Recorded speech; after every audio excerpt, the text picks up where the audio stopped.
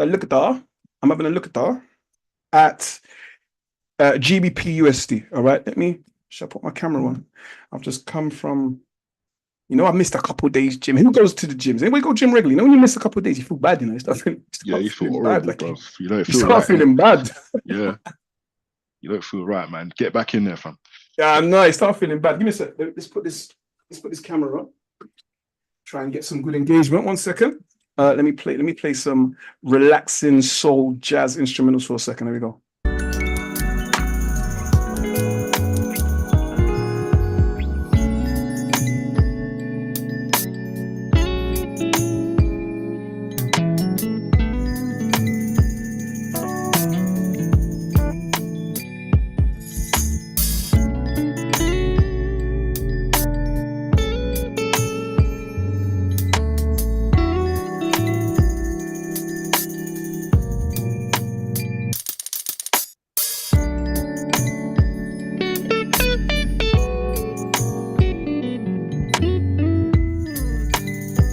Okay, let's go.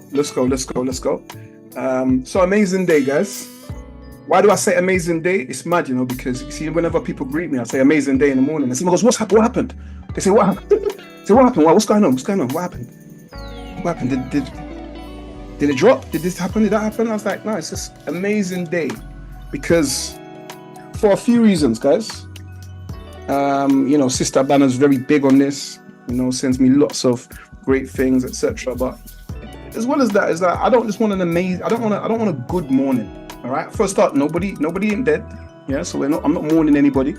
If you understand the origins of where good morning comes from, it's not positive. Yeah. And words have power. I don't want a good morning. I want an amazing day. Yeah. What happens when it's afternoon? What happens if someone wishes me good morning and then 11:59 comes? What is it, downhill from there? Well, I want an amazing day. I want an amazing day for you guys also. So, in the morning, it's amazing day or grand rising or whatever you're going to go and say, but I don't want to do the good morning thing. I don't like it. You know what I mean? But here we go. We're having a look at GBP USD. I'm going to wipe this chart. This isn't one I made earlier.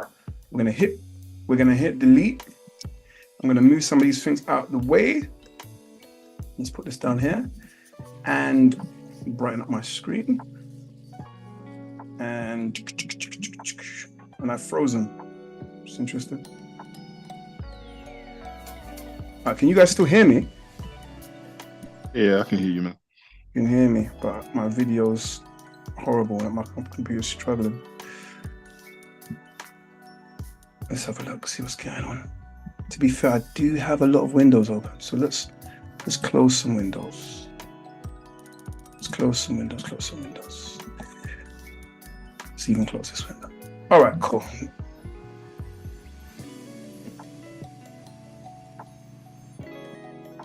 And my camera's just done. It's not working no more. Is that enough? All right, no problem. That's fine. All right, so we're looking at GBP USD. First thing we're going to do is we're going to go to the higher time frame. We want to open up our charts. We're going to go to the higher time frame. When I say higher time frame, I'm talking about we're getting an overall picture. So you want to go to a time frame ultimately that you can zoom out on. All right, it's nothing to do with the actual time frame. It's just I can zoom out.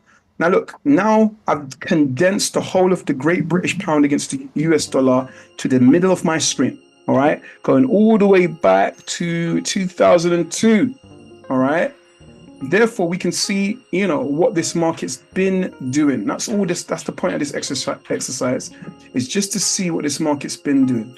And we can see that this market has been bearish, making lower lows and lower highs. Now, even if you're somebody who's never traded before, and I said to you, this is the chart that we're trading, at that point in time, you will have some sort of opinion. You may be thinking that this market is falling. Another word for falling is bearish. Yeah, making lower lows and lower highs and lower lows and lower highs and lower lows and lower highs. And therefore, you may be expecting to see another lower low. I have a saying. Who knows what saying I'm going? Who knows my saying? Who knows my saying about the markets? What do I say about the markets? Who's going to repeat it back to me? The market does what it has been doing. It's going to continue to do what it has always done forever and ever and ever and ever and ever until it decides to do something else. So the market's been doing this, and I take the bias, I take the opinion that the market is going to continue doing this forever and ever and ever and ever and ever and ever and ever until whenever that time may be, it decides to do something else. Now, the reason why my little saying, my little statement is so correct, because it's correct. It can't be incorrect. The market's going to continue doing what it has always done until it decides to do something else. It might decide to do something else right now. Start going in this direction. Yeah, it might decide to do something else tomorrow. It might decide to do something else in a year's time. But if the market is trading within a range, that's what the market's been doing. That's what it's on. All right. And you can attribute that to a lot of things. It's very unlikely people change their character, their behavior. Yeah. You know, you've got that one obnoxious friend. They're normally just obnoxious.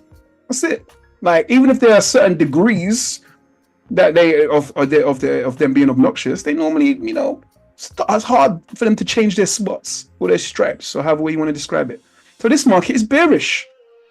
The Great British Pound has been losing strength against the US dollar, and it will continue to do so until something else happens to change that scenario. So therefore, right now, I'm looking at this market, okay, and I believe that the market is in a premium. This is a premium up against this line here, meaning that this market is expensive at the moment. And markets like to trade from premiums to discounts. That's all they do. Is they trade from premiums to discounts, from premiums to discounts, from premiums to discounts.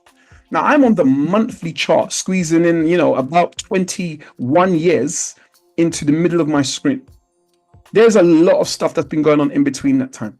All right. But this is the overview, looking at it from outer space. I mean, I'm on, you know, I'm on the Unity spacecraft in space right now, looking down at GBP USD. Okay. Now, when I zoom in, I start to get more information. Now, this is the weekly. Still, where I am right now is I'm entering the atmosphere. Yeah. You know, when you see supposedly, if you believe that stuff, you know, you see when the ship coming back to Earth and it's getting hot. This is where we are right now. I'm coming back into the atmosphere. And I can see that every single candle is an entire week, an entire 7 days in time. But they still tell a story. They still give market structure. All right. Imagine every single one of these candles. Think about your life. Think about every candle representing a week of your life, the things that happened in that week. You know, the incidences, the birthdays, the telling off for the kids, you know, the work promotions or stress. Every single candle is a week in time, but it still gives us structure. And if I wanted to, I could put ranges around this structure. Look, I could put some lines in this bearish range, and then some lines in this bullish energy, and then some lines in this. I could do that. I can make a little track for all of them. All right. Now, when we drop down to our daily, this is when we start kind of, you know, scribbling on the charts. We want to start seeing stuff from a daily perspective. All right. I'm actually understanding what's going on and what the market structure has been. So we can see how this market pushed all the way up to this highest point over here. I want you guys to understand when you're looking at these charts, how you're going to read them. It's no point just doing this. Oh, yeah, the market's gone over here. Well, that's not exactly correct. The highest point the market went to was actually over here of this bullish energy. Of this bullish impulse, this here was the highest. Oops. No. This here was the highest point. Yeah, below that little pink dot. So when I'm drawing my range to show, you know, how the market pushed up, I must touch the last low before the highest point. If I want to put the top end in, that's fine. That's down to me. And I can see that this top end, let me do this and this. I can see that this top end, I'm going to make it green to represent bullish, actually narrowed in here as that market pushed up. Yeah, that actually went into a narrower range. Why did it go into a narrower range? Because the world does what it wants to do. Who knows what's going on in the world? Who knows why the market is getting a little bit more narrow? Who knows what news is coming out, what events, what wars are breaking out, what gibberish that Biden's dribbling at the side of his mouth. Who knows what happened here to cause this market to narrow up? And then we saw this market break structure. Where is structure? Very simply, and it's easily done when you draw your lines in. Here's the reason why when I'm teaching, I always draw my lines. This is structure. Everything that touches on that line is structure. Everything that touches on that line is structure. Okay? So over here, we've seen a break, smash. Smash this structure. We smash this structure bearishly. Remember, this is the daily chart, meaning every single candle is still a whole 24 hours in time. That's still a lot of time. So that's still telling story. That's a lot of information, a lot of data. That the data is that, you know, from July 2023, this market was bearish, breaking structure like it wanted to come down here and go to hell. And then something happened here, all right, in October. Everything I'm saying to you is not my opinion, it's facts, because of this is historical data. Something happened in October around about the price point of 1.200, you know, whatever it is, around the 1.2 level, yeah? That there was a huge amount of demand that came into the market. Demand, meaning people were buying and thought this was a good opportunity to buy, or there was some unfilled buy orders put in here that stopped this market from continuing to fall. They all came in here, or maybe one came in here substantial, and then others followed suit, and then the market started to become bullish again, making a retracement. Because if it broke structure, that's an indication, and then if it's kicking back, that's your retracement, or better still, the C in ICC correction. Yeah, maybe we call it IRC, who knows? Retracement, coming back up into these levels. Now at that point in time, we are watching this market. Have a look. The market pushed down here. Before the market decided to start getting bullish, it actually went sideways for some time. All right. Now the reason why I'm breaking this down like this, even though I've done it many, many times, is because you must be very, very comfortable with understanding the different cycles of the market. Yeah, understanding how the market over here was bearish, how understanding the market over here went sideways. If it's not making lower lows and lower highs, or higher highs and higher lows, it's going sideways. The market can only do one of three things: bullish, bearish, or sideways. Yeah, so here it was accumulating or consolidating. These are all same terms for sideways price action. The market's neither going down nor up in this little phase here. Remember, this is the daily candle. So though it looks like a little box here, this is, let me show you how many days this is. This is 50 days. Yeah, nearly 2 months of sideways action. Yeah, so this isn't a joke. This market was going sideways for nearly 2 months. And then it decided, then the sellers, yeah, the pressure to sell this market lost out to the buyers, the pressure to buy the market. Yeah, more people wanted to buy, or there were larger orders, better still saying that, there were larger buy orders than there were sell orders that made the price start to rise again. Now, do not overcomplicate this, you know, make this simple for whatever your favorite item is, your favorite item of clothing, your favorite, you know, car, whatever it may be. If more people want to buy that car, yeah, then there is supply of those cars, the price goes up. Because I'm sitting in BMW, I'm like, whoa, everybody wants X5s. We've got so many people that want to buy X5s. Let's see who really wants an X5. Let's make it, instead of 55 grand, let's make it 56 and see who wants it. Oh, you still want that 56? What about 57? Can we get away with making it 57? Oh, no, they still want that 57. I'll tell you what, let's just get to 50, let's get to 59. The price will go up with demand because people are willing to pay those higher prices. Look, somebody here was willing to buy at that higher price for X5. Somebody here was willing to buy at the higher price for an X5. Some people weren't happy with that and they sold, or some people were taking profits and they sold. So this doesn't have to be the market for GBP USD. This could be the market for anything. It just has to be a way that you can understand what's happening in this market. You are no longer ignorant to what is going on. Like, you know, once upon a time, I remember. Can you remember? I know everybody here can remember a time when they heard about this trading thing that happens on, you know, Wall Street or happens in the city, and charts were like this, and you was just like, what the fuck?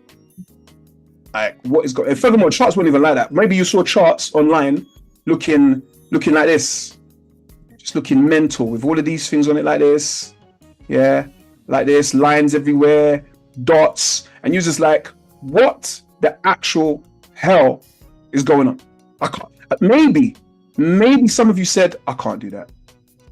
I wasn't good. I've heard people say to you, oh, I'm not. I've heard people say to me, sorry, nah, Jay, I'm not into that trading thing. I'm not really into maths. I've heard people say that stuff to me. They have no knowledge of what the market's about. They say, no, maths weren't really my thing, numbers and all that. I'm not really into it. But this is nothing to do with numbers and maths. This is to do with the basics of life. This is supply and demand. This is buying and selling. This is human psychology, human behavior. This is understanding what's going on in the world and seeing how the markets reflect world events. And I know now, everybody that's on this call now understand these markets. They no longer should be a scary thing. Now, whether or not you're able to trade them successfully and making money hand over fist, well, that's the second phase. But first phase is you're no longer intimidated by these markets, whereby you're like, you know what?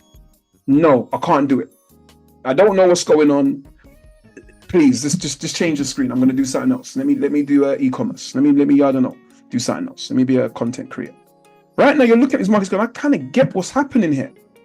Because we are in a premium and you've seen this market come down here, then it got bullish. And then once again, look at the cycles of the market. The market came up here and started to go sideways. Why is it going sideways over here once again? Again, there can be many reasons for this. What world events are making these markets, question whether they want to, or the market, whether they want to buy or they want to sell, or they want to buy or they want to sell? Is this manipulation? Is the market just being held in this place for a reason?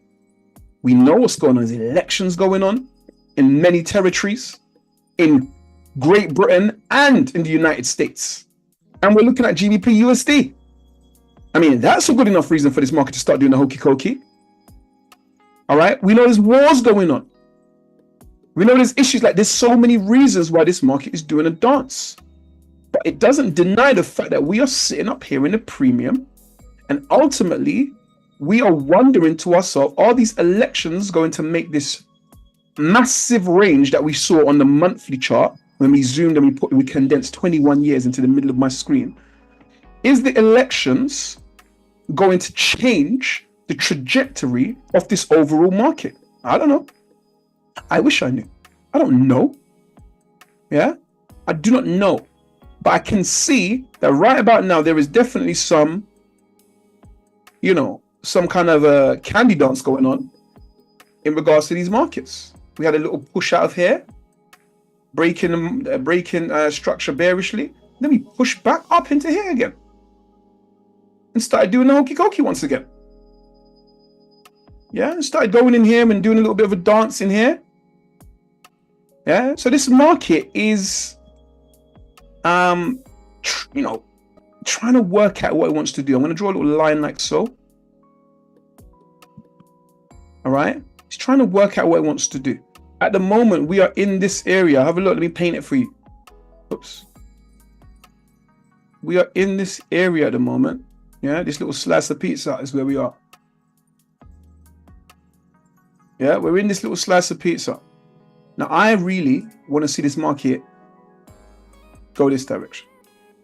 Now, it might go up first on a liquidity grab before doing that, but it would make sense to me, and it would be sticking to the program if it started to break out of that range and go bearishly. It hasn't done it yet.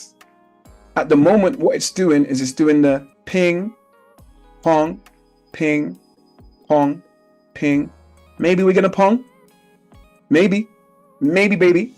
All right, but for us to take advantage of what's going on, we have to be able to read and react to what the market does, or we leave it alone. Let me say that again.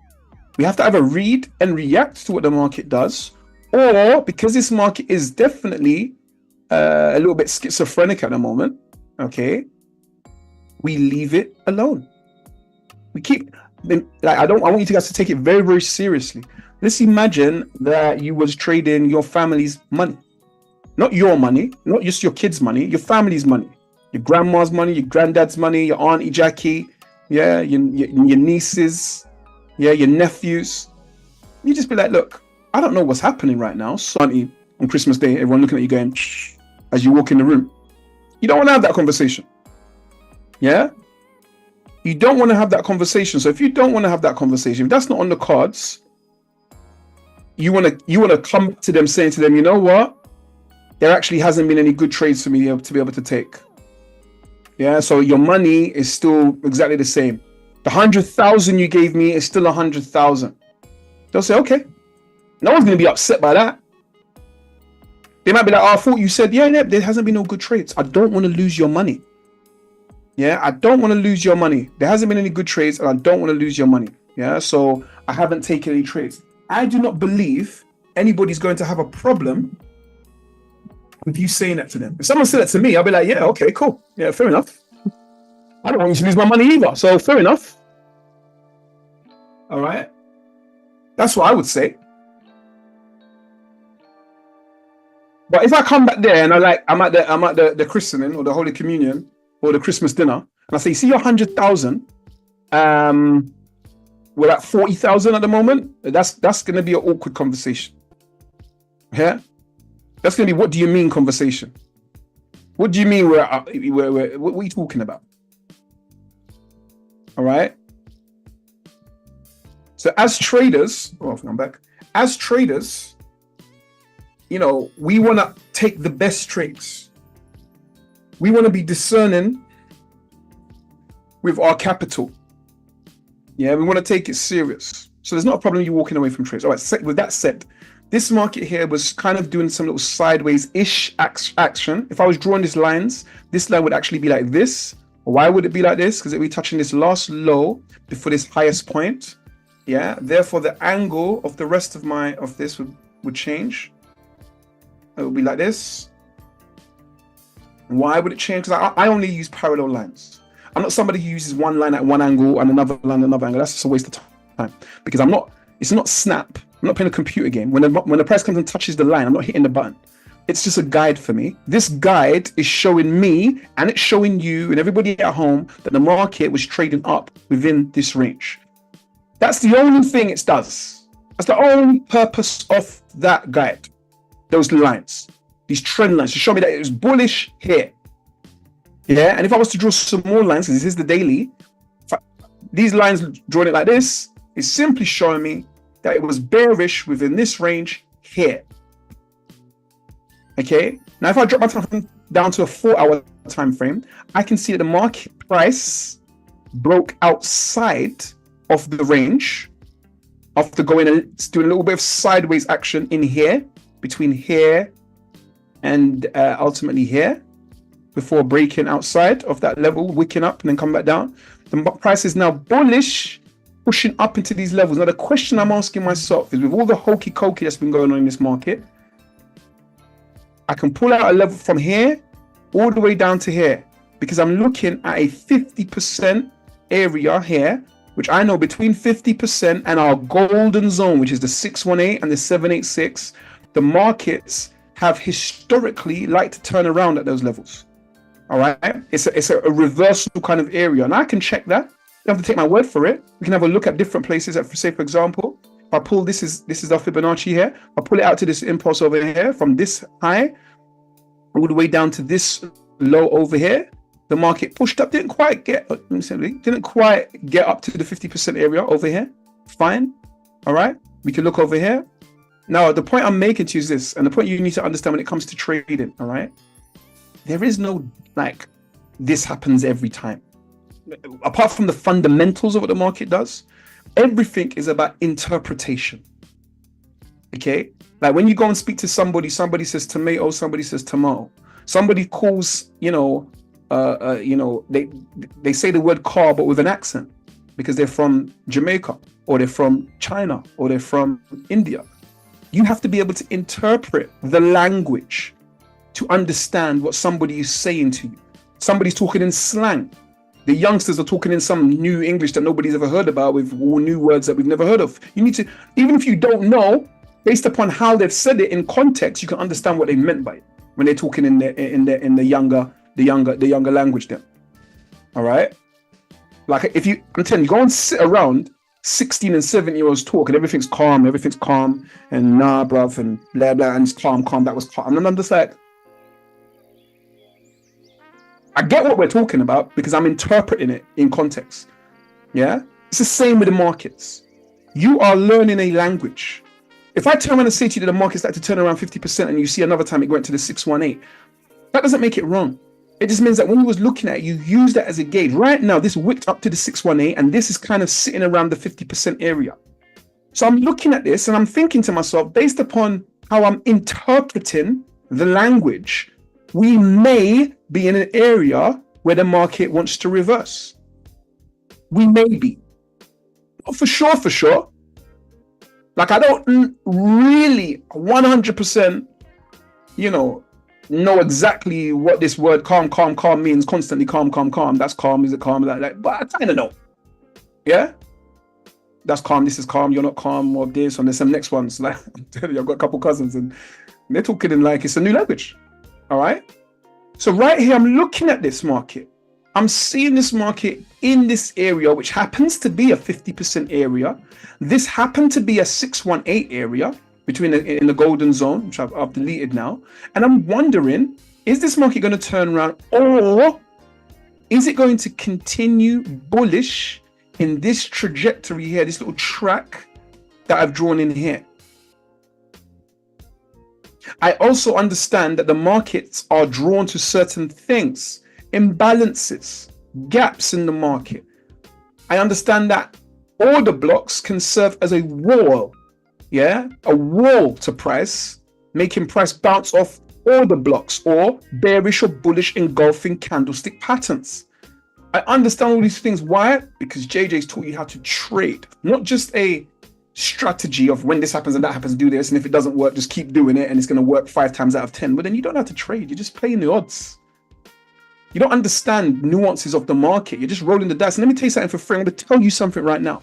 If you close your eyes and just hit buy or hit sell, and then 15 minutes later, close your eyes again and just close. Keep your eyes closed for the whole 15 minutes and just close. No stop loss, no nothing. Just hit buy, wait around for 15 minutes or wait an hour and then hit sell. Sometimes you might win. Close your eyes, hit buy, keep your eyes closed, come back to the machine, hit close an hour later. You might have made some money and you might have lost some money because you can only win or lose. There isn't 15 different outcomes. Someone might say, yeah, you can break even, but yeah, let's just leave that one out. You can only win or lose. But that doesn't mean you know what you're doing. That means you want to make that a career and you want to make that a habit. Someone walks into your office and you just got your eyes closed, hitting the button. And they say, what you do? And you say, you're trading. And they say, really? You want an edge. That edge is being able to read and interpret this language, which is what we talk about, which is why I break this market down from the monthly, the weekly, the hours. Why we talk about imbalances, why we talk about understanding 50% levels, why we talk about key levels. Yeah? Key levels is why we talk about times in the market of when there's lots of volume. That's why we understand that we go and we look in here. Have a look. I'm going to use this tool here, which is our kill zones. And we're able to understand that between here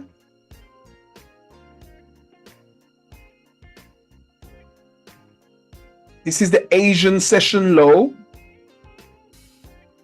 And over here, this is the Asian session high. Now, somebody doesn't understand what I mean by that. I'm going to explain to them once, and they're going to be like, oh, you're just never going to need explaining again.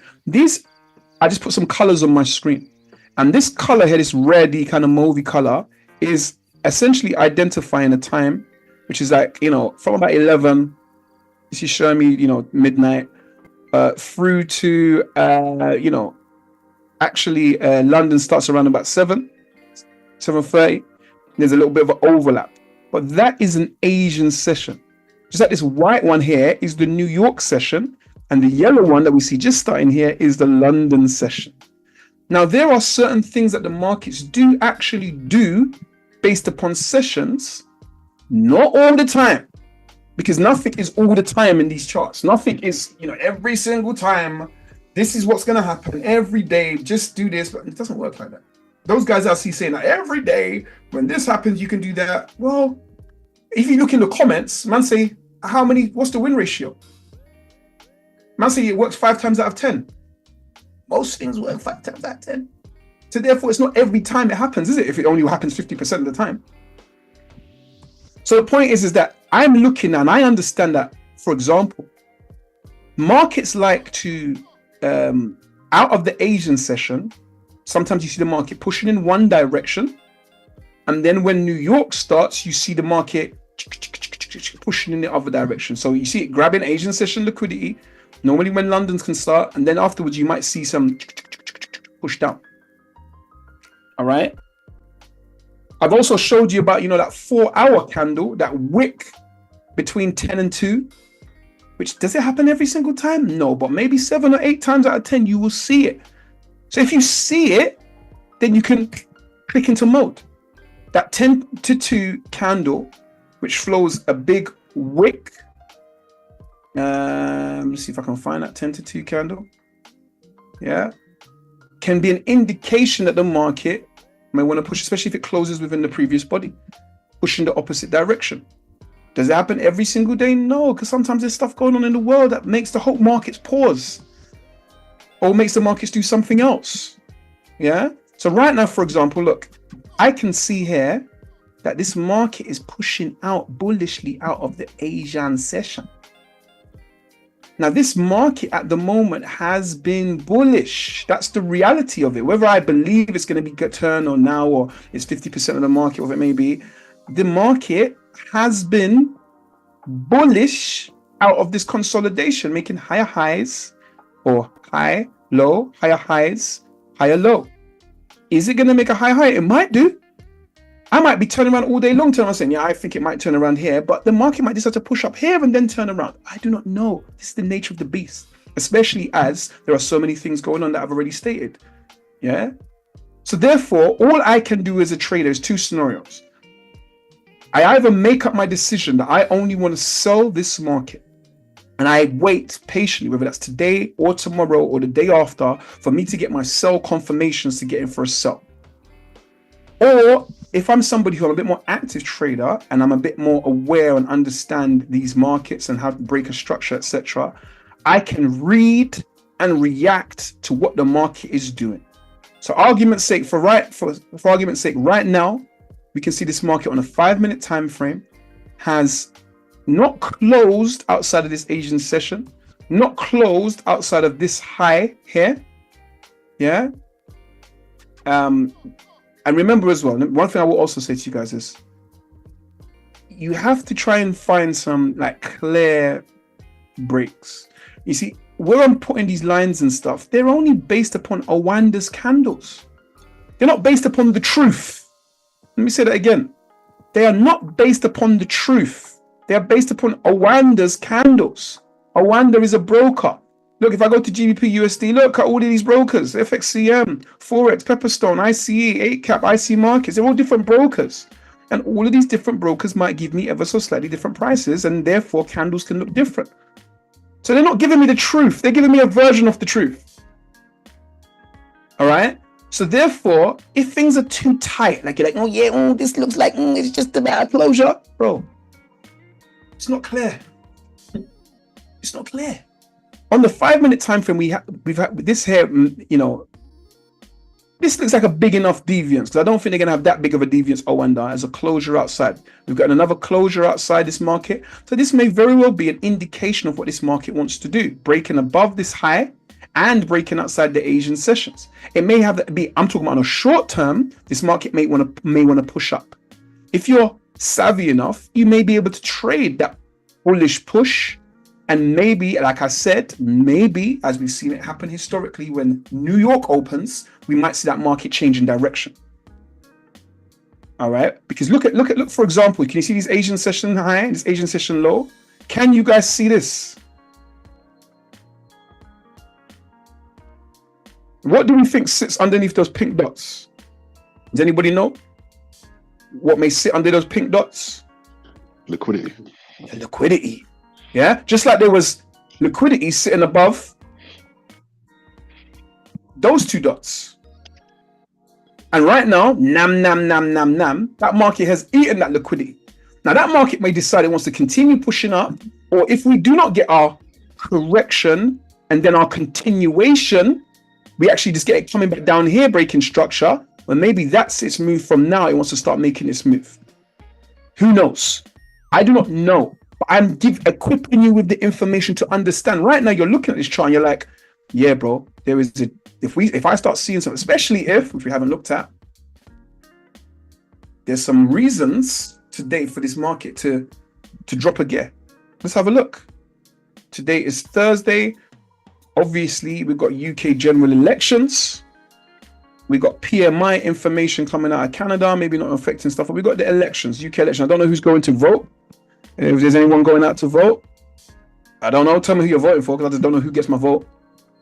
Who are we voting for? Is someone voting for somebody? Now's your pitch if you want to go and get some votes, because I don't really know.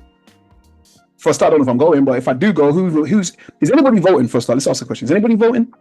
Is anybody voting today? Nope. Anybody voting? No. Nope. Nobody. I ain't doing that. Nobody voting. Yeah, I mean, who you gonna vote for? Show me someone to vote for, man, and we'll vote, man. But just going there to just, pick the best of a bad bunch. It's like I think I'm doing a disservice. I'm helping random people, go and do that. They say nothing changes if nothing changes, but they've got to put different people in office. I know there's some smaller candidates, they are, but from my understanding, these candidates occupy so little of market share. That is, it's always a kind of like a two-party race, which in itself is not democracy, is it? It's just nonsense. Yeah. Black people traditionally was like, yeah, we're gonna vote Labour, just because of Labour's sake. Nobody knew why they was voting Labour, but they used to vote Labour anyway.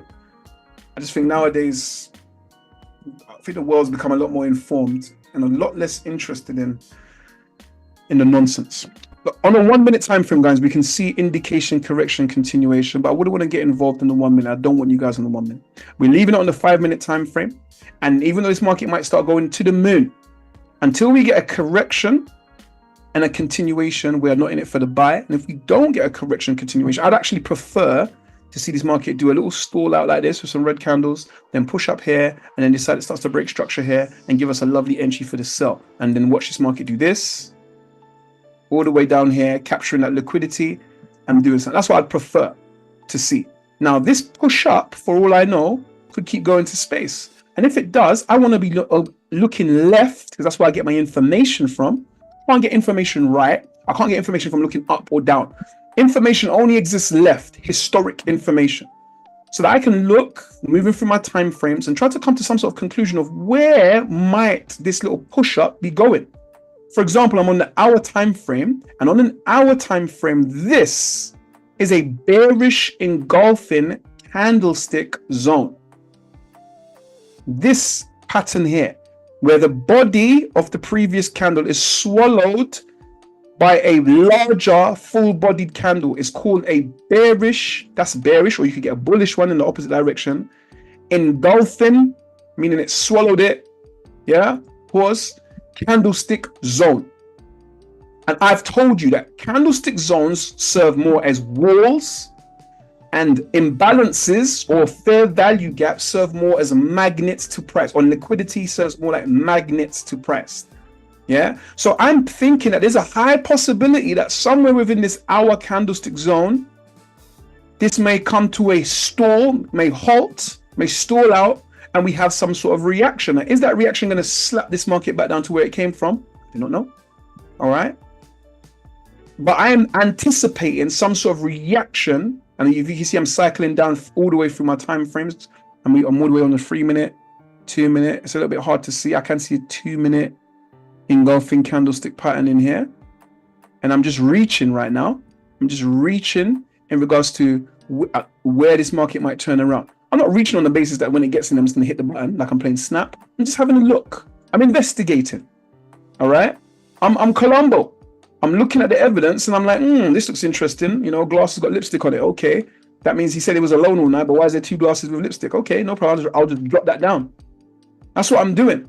I'm investigating what's going on. All right. Now I'm, like I said to you, anticipating that this market may turn around in this area. If it doesn't, it doesn't. Because if it doesn't turn, I'm not going to just hit the button when it goes in there. I'm still waiting for my confirmations, which is my indication. All right, which is my indication. How can I draw this? which is my indication. My indication, which is this leg here. Yeah. My correction, which is this leg here.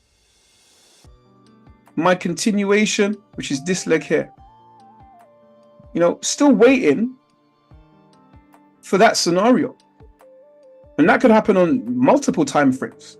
I'm still waiting on this. You know, it'd be great if it happened tighter and it happened on a 5-minute time frame, not the 1 minute, but I'm just showing you guys. So if I see this now push into here and I see a reaction and it starts to break some structure, that's giving me more confluence, more reasons, building up my the case for me to get in for a sell. And then when I match this up, this edge that I've seen the market turning around in a 50% area, I've seen it push up and tap into a candlestick zone. I've seen a reaction from there.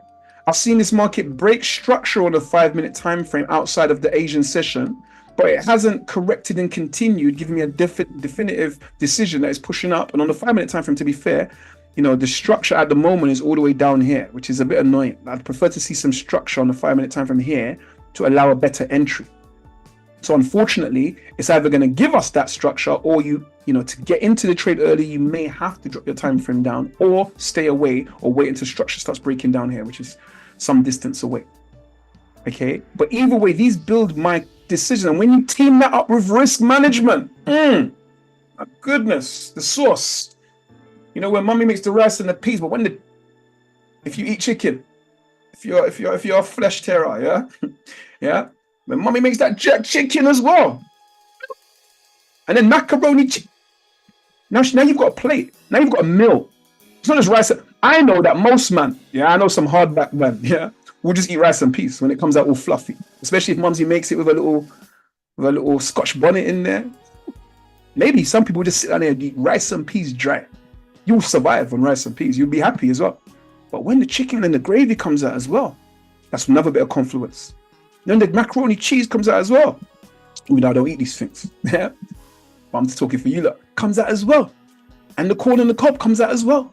And something else comes out. And the veg comes out as well. And the stew veg and all that comes out. At that point in time, you have a meal, you know. And when you're looking at these markets, sometimes you do get a little rice. Oh, look, what a coincidence. Look, we're getting a little bit of structure on a 5-minute time frame. Sometimes you do get, this is just the rice at the moment. Dry rice, not even no peas. And you're like, okay, well, something's going on here. Maybe I can smell the food. You come home, you can smell the food in the kitchen. You know when you're hungry and you can smell it. All right, cool. It's not time to eat though. You can't just go and put your hand in the pot. You put your hand in the pot, you're gonna get a slap. You're waiting for that meal to come out on the plate and dinner to be served before you can eat. It's the same principle here. I'm looking at this. I'm thinking to myself, I've been saying that maybe we may have a little reaction from around this area. I actually identified a 2-minute zone in here. I actually would prefer right now that this red candle closed here on the 5-minute time frame, and then a green candle appeared and pushed into this area here, and then the next candle started coming on a 5-minute time frame, breaking structure. That would be perfect. Because previously I was saying to you that there's no real structure that you can see on that 5-minute time frame, but maybe this little red push down here is helping to make it. On the 1 minute, I'm going to see a lot more information, but I don't really want you guys in the 1 minute. Look at that information. Look, looks like a retracement to me, right? Now, if I can see a nice green push into here now, and then it coming back down in here, breaking, indicating, correcting, continue, that's going to give me some additional confluence to say, yep, I'm in that trade. Where am I taking it to? Well, I'm going to take it to this trend line and be watching, and I'm looking at structure to my left. But ultimately, I'm thinking to myself that this market may go all the way back in, straight past the Asian session range that it was in, and go and capture this liquidity maybe at some point in the day. If it turns around, if I get my indication, correction, continuation, if this is an indication now, and then it just starts going back up here and doing something else, I'm not in the trade. And I'm not dumb. Oh, Jay's dumb. He said he's gonna go bearish and he's gone bullish. No, I'm not dumb. I just can't predict the future. I just don't have a crystal ball. When I do get a crystal ball, I'll be able to tell you what happens tomorrow and 3 weeks later. Until then, I can only use my knowledge to have some sort of grasp of what's happening in the markets, and then manage my risk in here, understanding that whatever my account size is, whether I'm taking 0.1% risking $100 or not, and I'm going to put in here my changes to pips, measure out my pips. Okay, the zone's 20 pips.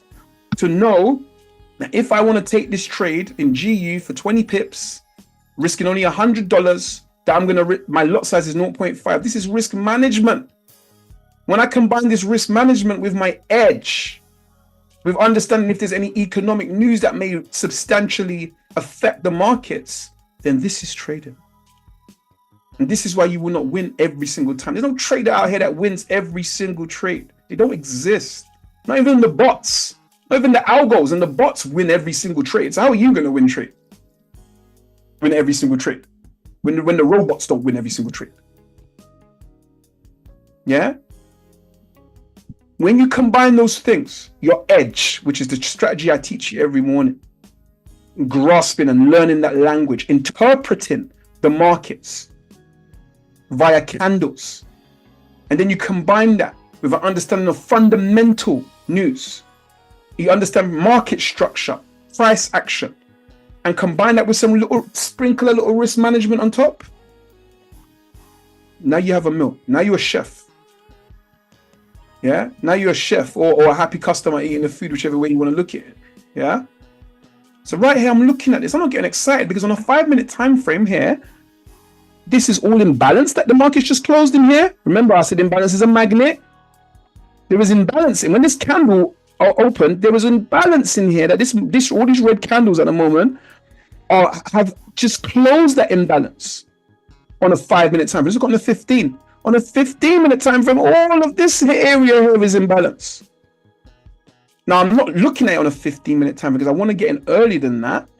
Yeah. So I'm looking at it on a 5-minute. And if you're wicked and bad, you could be looking at it on a 1-minute time frame, but we're going to stay in a 5-minute. I would prefer to see this push up. It's got a minute and 40 seconds left for this candle. I prefer to see this candle or the next candle bullish to give me a little bit of 5-minute structure underneath this level. That's what I'd like to see. If I'm going to see whether that happens or not, it's something else. On a 1-minute time frame, we're seeing this bearish push and price has broken outside of the market. The market was this little green track. Price has broken outside of it. What does that mean? That means this means it's doing something different. Yeah. Now, if this price comes and pushes back up over this height here, then I must change this angle like this, because this would be the last low before the highest point. Before the highest point, if the market does that. But at the moment, it hasn't done that. And it's making a little bearish energy. But I'm not letting that suck me, like just take me in. I'm watching it. Because from a structural perspective, even on a 1-minute time frame, if I was looking, maybe over here some structure. It's not very clear. Maybe over here was a little bit of minor structure. That maybe this market is just closed down below. Over here. But it hasn't came and corrected again and closed back down again here again. But I said I don't want to be on a 1-minute because a 1-minute is too windy. It's too much to account for. Yeah, especially if you're just starting up.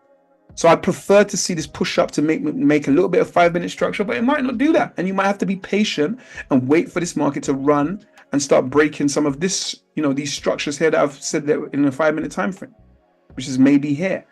I can see these candles for structure because I can see that I understand where the market's open and where they close. You understand what I'm saying? I understand where markets open and where they close. So that shows me the journey of the market. Open, I know this market went up here at some point, came down here at some point. Because I know where markets open and where they close. Yeah? All this energy back in here at the moment is still a retracement on the 5-minute time frame. And on the 1-minute time frame, it is also still a retracement. Because it hasn't, in my opinion, made any correction and then continue any clear correction and continuation. So yeah, though the market is running, is what it is. I have to wait. I have to watch it. Somebody said, yeah, but you could have just hit the button there, Jay, at the top. You said it was going to turn around that area. Yeah, but I'm not playing snap. I need confirmations. Yeah? If you was walking with your children across the dual carriageway, you don't just hear the beep, beep, beep, beep, beep, and just walk out into the road with your eyes closed. You would still want to be looking. getting that visual confirmation that there's no cars coming at you at 100 miles, 80 miles per hour, because you don't want to lose little man and your new one in the pram and get licked down in front of everybody. You get that extra confirmation. It's the same with trading. Don't just step out into the road blind. Like I said, I can see that there is some structuring here, a minor structure in here. How can I see that? I can just see the direction of the candles. If you're finding it difficult, you turn to your line chart. Yeah, wherever this market makes valleys or mountains is structure. So as you can see, it's not great in here, but here, I identified that potentially there's some minor structure. This little molehill down here was some minor structure. Nothing too fantastic to write home about minor structure. Okay, here we can see structure, and now you can see where I've got my little yellow line. So wherever you see, and look, you see again here you can see a little pullback. That's where I got my little yellow line. Welcome, Winky Dick. And then where's my other yellow line? Here. Because I can see the journey of these candles when we was looking at it on a, because remember, I drew those lines when it was on a 5 minute. And I could still see the journey of those candles. Here. Yeah? Here, below these lows. So like I said, right now the market's come down here, closed some imbalances, closed up this imbalance, tapped into here. Even, let me see the 15 minute, push down about 50% of this 15-minute imbalance. The question is on a 5 minute time frame, which is what we're looking at, is this market going to push up a little bit further, which I'd prefer it to do. So I'm not going to sit here with my mouth open all day. I'm going to pop an alert here, add in an alert crossing up, and I'm going to add an alert crossing down into these levels down here, and I'm going to wait for my alert to let me know wagwan. That's it. I'm done with GU. I know that if I see what I need to see, I'm getting in for the sell. If I don't see what I need to see, the market continues to push up, then potentially this is an indication, correction, and continuation out of this Asian session range. The question is, do I want to necessarily get in for the buy? Possibly. Yeah, possibly. If I see this market make a clean correction up here, I could possibly flip this energy and turn around and decide that I'm going to get in for the sell, so for the buy, sorry, pushing up into these levels. I don't like the fact that we're pushing up into this 1 hour candlestick zone. That's my problem. The fact that it hasn't turned around here doesn't mean it might not turn around up here. Okay, so that's the problem I have. But from a bigger picture, especially with the news, especially with the elections, some blah, blah, blah, blah, blah, blah, blah, blah, maybe, for all I know, hence the reason why we draw our trend lines in, for all I know, this market wants to get all the way back up to this white line again. For all I know. I can see up at this white line on the hour time frame. There are reasons that it might want to go up there. Look at the reasons.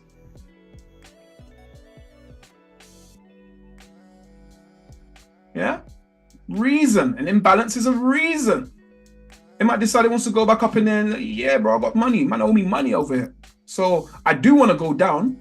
I am going to go back to South London. But before I go South London, I'm going to East and I'm going to get my money. Maybe that's what the market wants to do. And I'm sitting here all day long whilst this goes and rallies up for 150 pips going, oh, man, I've been waiting for the sell. Yeah, which is fine. You can do that. But if you can read and react to what the market does, you might have caught 150 pips into the area that you may want to sell from. And that's how I trade. I trade what I see. All right. But guys, good morning. God bless. I have to run. I'm going to put something powerful on. And I'm going to love you and leave you. I'm looking for something that would be educational. Thanks, bro. You're welcome, bro. I hope I got through with something in regards to sessions today. And remember, it's the repetition.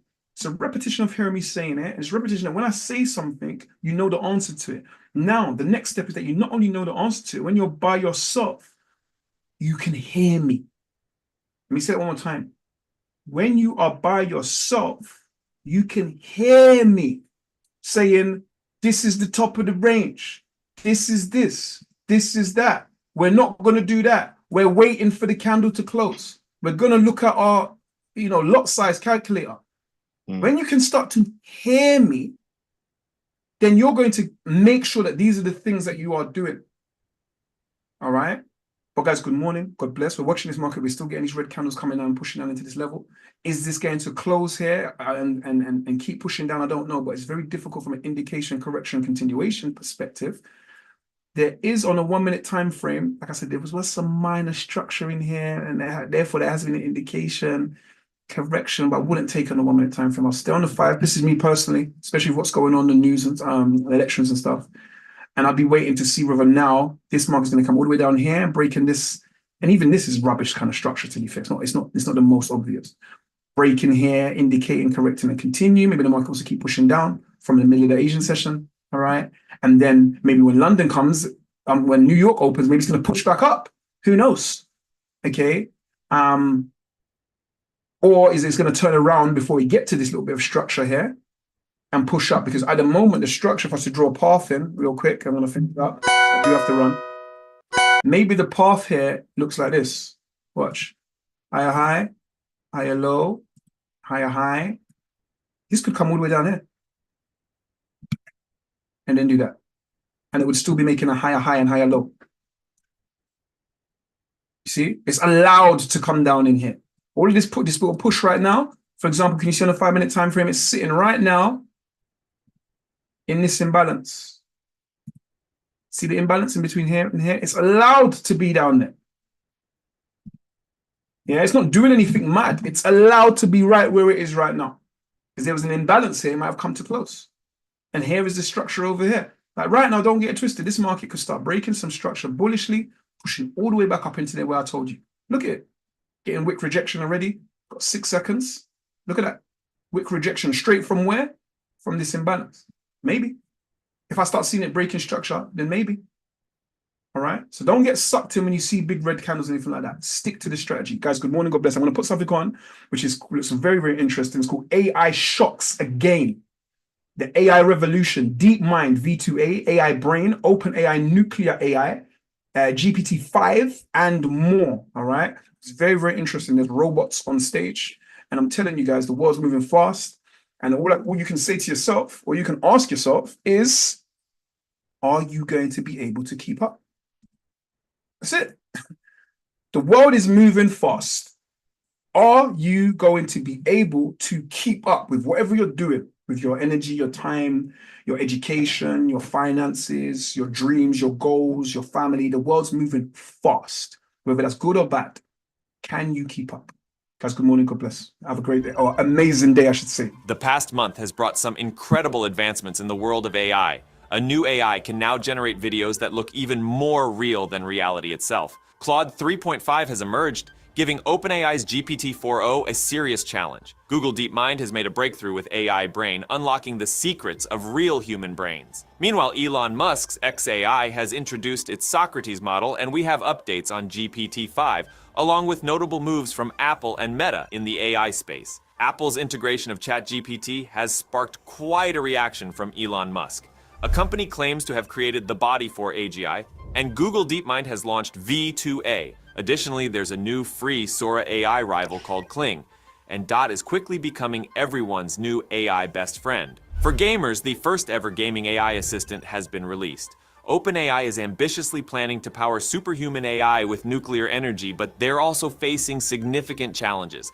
We'll cover all these exciting updates and more in this video, so let's dive right in.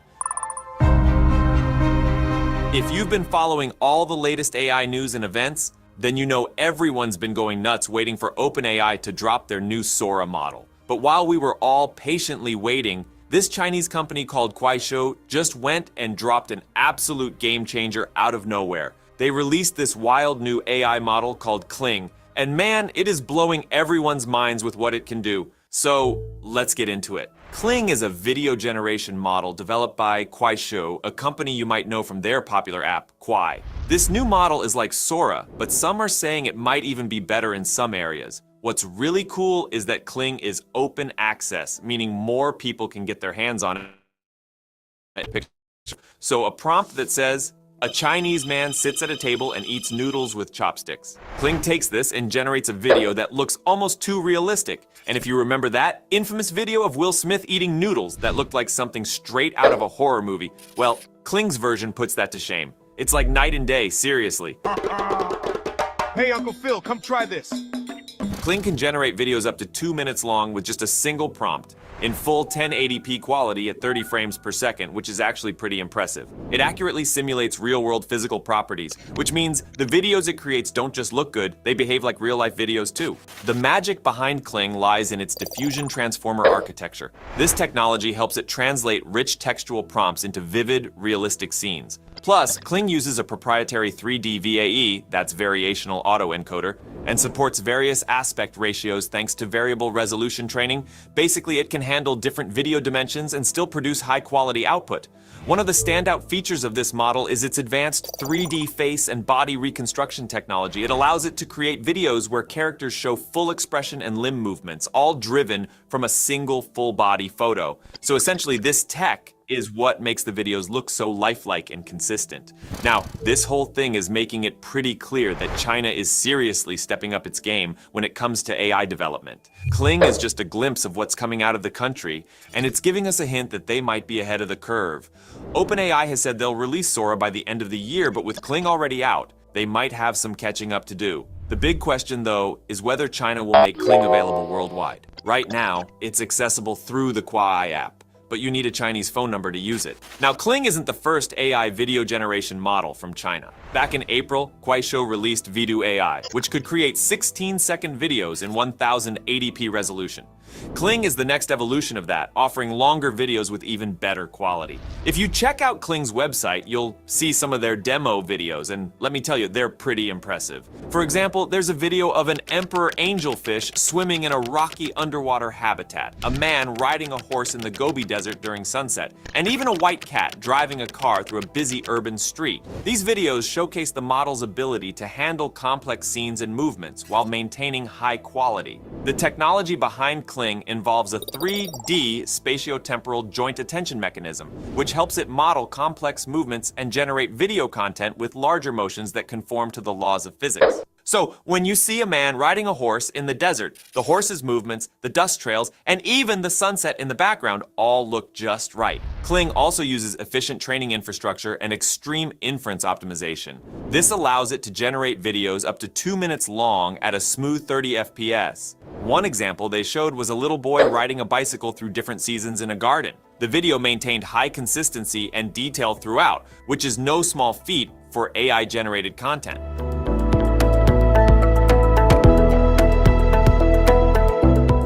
Another cool thing about this model is its strong concept combination ability. Like, it can take different ideas and merge them into a single coherent video. Like this prompt, white cat driving a car through a bustling city. Footage like that doesn't exist in real life, but Kling can create it from scratch, making it look believable.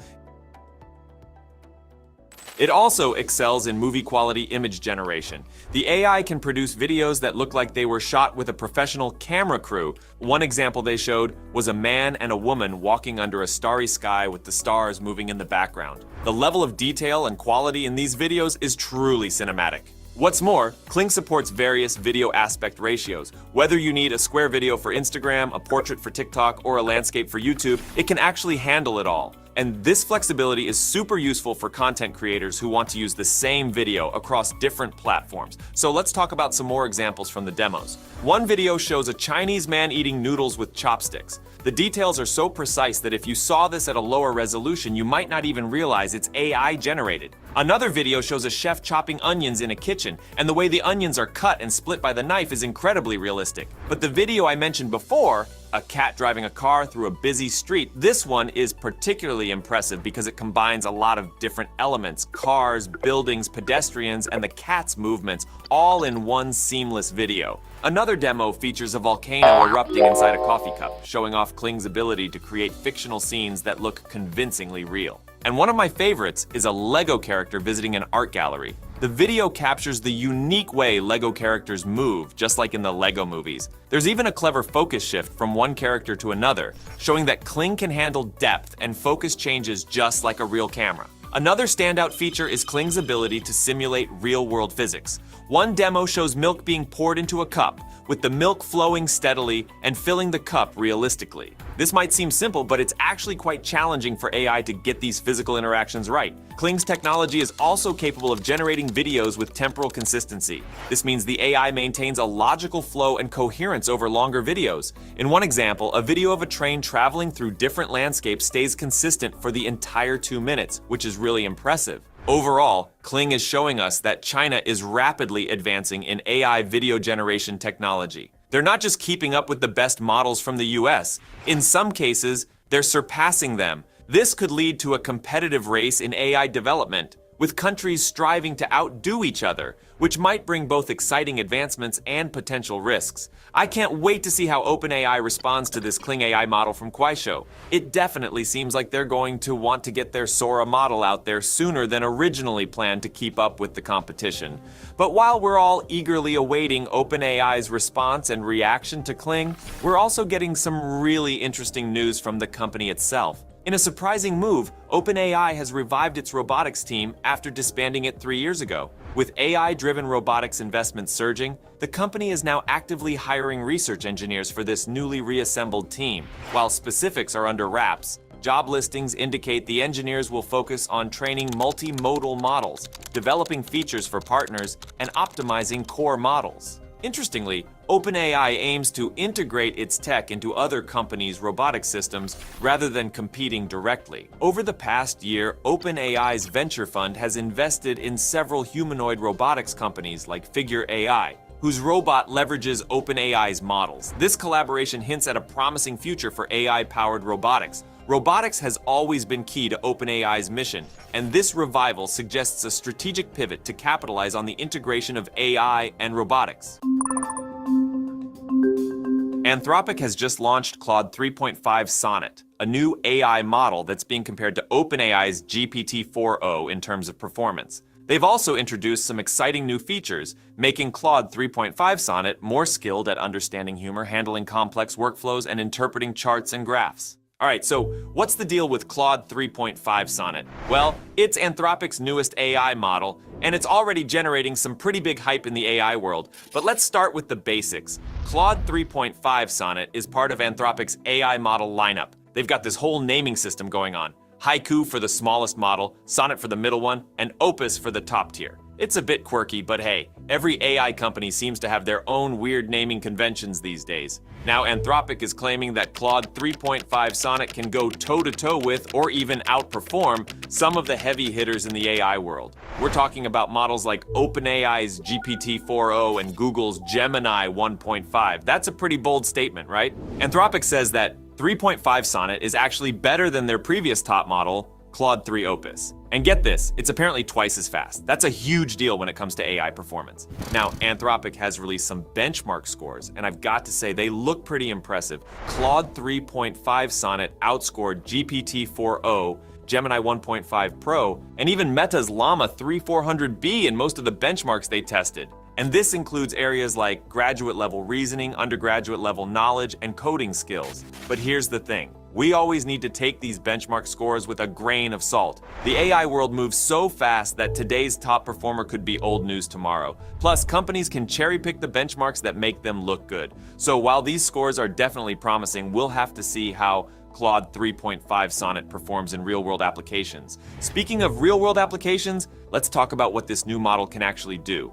According to Anthropic, Claude 3.5 Sonnet is much better at writing and translating code. It can handle complex multi-step workflows more efficiently. And here's a cool one. It's apparently way better at interpreting charts and graphs. But there's one improvement that I find particularly interesting. Anthropic says that this new Claude is better at understanding humor and can write in a more human-like way. Now that's something I'd love to see in action. An AI assistant that can actually get your jokes and make you laugh. Oh, and here's a neat little tidbit. Claude 3.5 Sonnet can apparently transcribe text from images more accurately. That could be super useful for all sorts of applications, from digitizing old documents to helping with visual accessibility. Now, let's talk about availability. If you're itching to try out Claude 3.5 Sonnet, you're in luck. It's already available for free on Claude.ai and the Claude iOS app.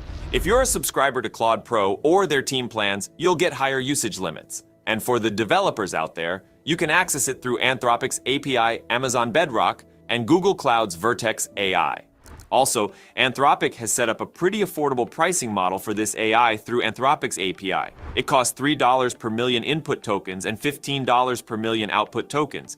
This basically means every time you feed information to the AI or get results back, you're using tokens, and these prices are quite competitive in the AI market. Another cool thing is the 200K token context window. This might sound technical, but it's actually really important. It means Claude can handle much larger chunks of information at once. So if you're working on a big project that involves a lot of data, Claude can process it all without getting overwhelmed. But Anthropic isn't just improving their AI model, they're also rolling out a new feature called Artifacts. And this is pretty cool, folks. Basically, it lets you see and interact with the results of your request to Claude right in the app. So, if you ask Claude to design something for you, you can now see what it looks like and even edit it right there. Think about it. If Claude writes an email for you, you can edit it directly in the Claude app instead of having to copy it to a text editor. It might seem like a small thing, but it's actually a really smart move.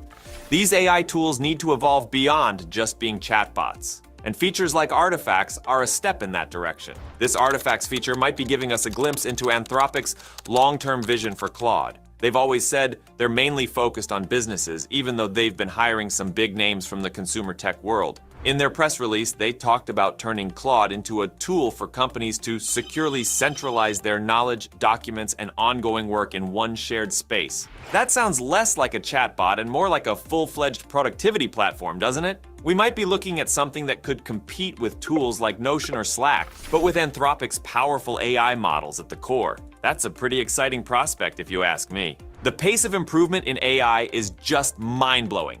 Anthropic launched Claude 3 Opus in March, saying it was as good as GPT-4 and Gemini 1.0. Then OpenAI and Google released better versions of their models, and now just a few months later, Anthropic is back with Claude 3.5 Sonnet. Now I know Claude doesn't get as much attention as Gemini or ChatGPT, but make no mistake, it's very much in the race. And with improvements like these, it's definitely a contender to watch. Let's talk a bit more about some of the specific improvements in Claude 3.5 Sonnet. Anthropic did an internal evaluation of what they call agentic coding. Basically, they tested how well the AI could fix bugs or add new features to an open source code base when given a description of what needed to be done. Here you're going to see Claude edit the function file to fix the bug, and now Claude's going to rerun those tests, and the tests are passing. So now if we rerun the function, look, our image no longer has that white background. Thanks, Claude. Claude 3.5 Sonnet solved 64% of these problems, compared to only 38% for the previous model. That's a huge jump. Now, let's address safety and privacy because these are huge concerns when it comes to AI. Anthropic says they've put Claude 3.5 Sonnet through rigorous testing and trained it to reduce misuse. They've even brought in external experts to evaluate the model's safety, including the UK's Artificial Intelligence Safety Institute. They've also incorporated feedback from outside experts to make sure their safety evaluations are robust and up to date. For example, they worked with child safety experts from an organization called Thorn to update their classifiers and fine-tune their models. And here's some reassuring news for those concerned about data privacy. Anthropic says they don't train their generative models on user-submitted data unless the user explicitly gives them permission to do so. That's a pretty strong stance on privacy in a world where data is often seen as the new gold. So, what's on the horizon for Anthropic? They're not taking a break anytime soon. Later this year, they plan to roll out Claude 3.5 Haiku and Claude 3.5 Opus, completing the Claude 3.5 model family. They're also developing exciting new features, like one called Memory, which will enable Claude to remember user preferences and interaction history, making the AI experience more personalized and efficient. They're also exploring new modalities and features to support more use cases for businesses, including integrations with enterprise applications. It's clear that Anthropic is gunning for the business market in a big way. Now, I know we've covered a lot of ground here, but there's one more thing I want to mention. Anthropic is really emphasizing their commitment to improving the trade-off between intelligence, speed, and cost. They're aiming to make substantial improvements in this area every few months. That's an ambitious goal, but if they can pull it off, it could really shake up the AI industry. It's an exciting time to be following these developments, and I can't wait to see what comes next. What do you think about Claude 3.5 Sonnet? Are you excited to try it and see how it compares to other AI models? Let me know in the comments below. In this video, we will be talking about one of the most incredible breakthroughs at the intersection of neuroscience and artificial intelligence. Researchers from Harvard University and Google DeepMind have achieved something really astonishing. They've created an artificial brain for a virtual rat that can control the rat's movements in an ultra-realistic physics simulation. This groundbreaking work, which was published in the prestigious journal Nature, opens up huge new possibilities for understanding how real brains work and how they control complex behaviors. It could also lead to more advanced and adaptive robots in the future. So let's break down exactly what this Harvard DeepMind team has accomplished and why it's such a game-changing achievement. All right, so the first monumental task was constructing an accurate biomechanical model of a rat's body in a sophisticated physics simulator called MuJoCo. This virtual rat had to obey the laws of physics, with factors like gravity, friction, and the musculoskeletal mechanics of a real rodent's body coming into play. The researchers drew from a vast data set of high-resolution motion data recorded from real rats engaging in all kinds of natural behaviors and movements.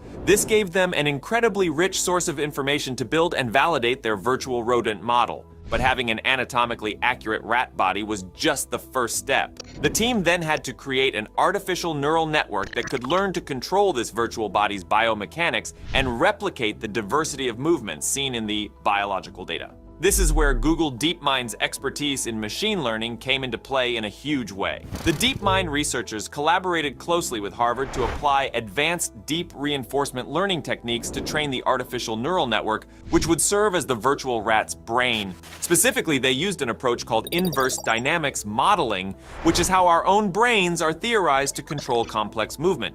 When you reach for a glass, your brain doesn't manually move each muscle. Instead, it rapidly calculates the desired trajectory and translates that into the required forces and torques to make it happen smoothly. The virtual rat's neural network was fed reference motion trajectories from the real rat data as inputs. Through deep reinforcement learning, it learned to output the precise pattern of forces that could actuate the virtual body's joints and musculature to successfully recreate those trajectories in the physics simulation. What makes this even more remarkable is that the neural network could generalize what it learned to produce realistic rat behaviors and movement sequences that it was never explicitly trained on.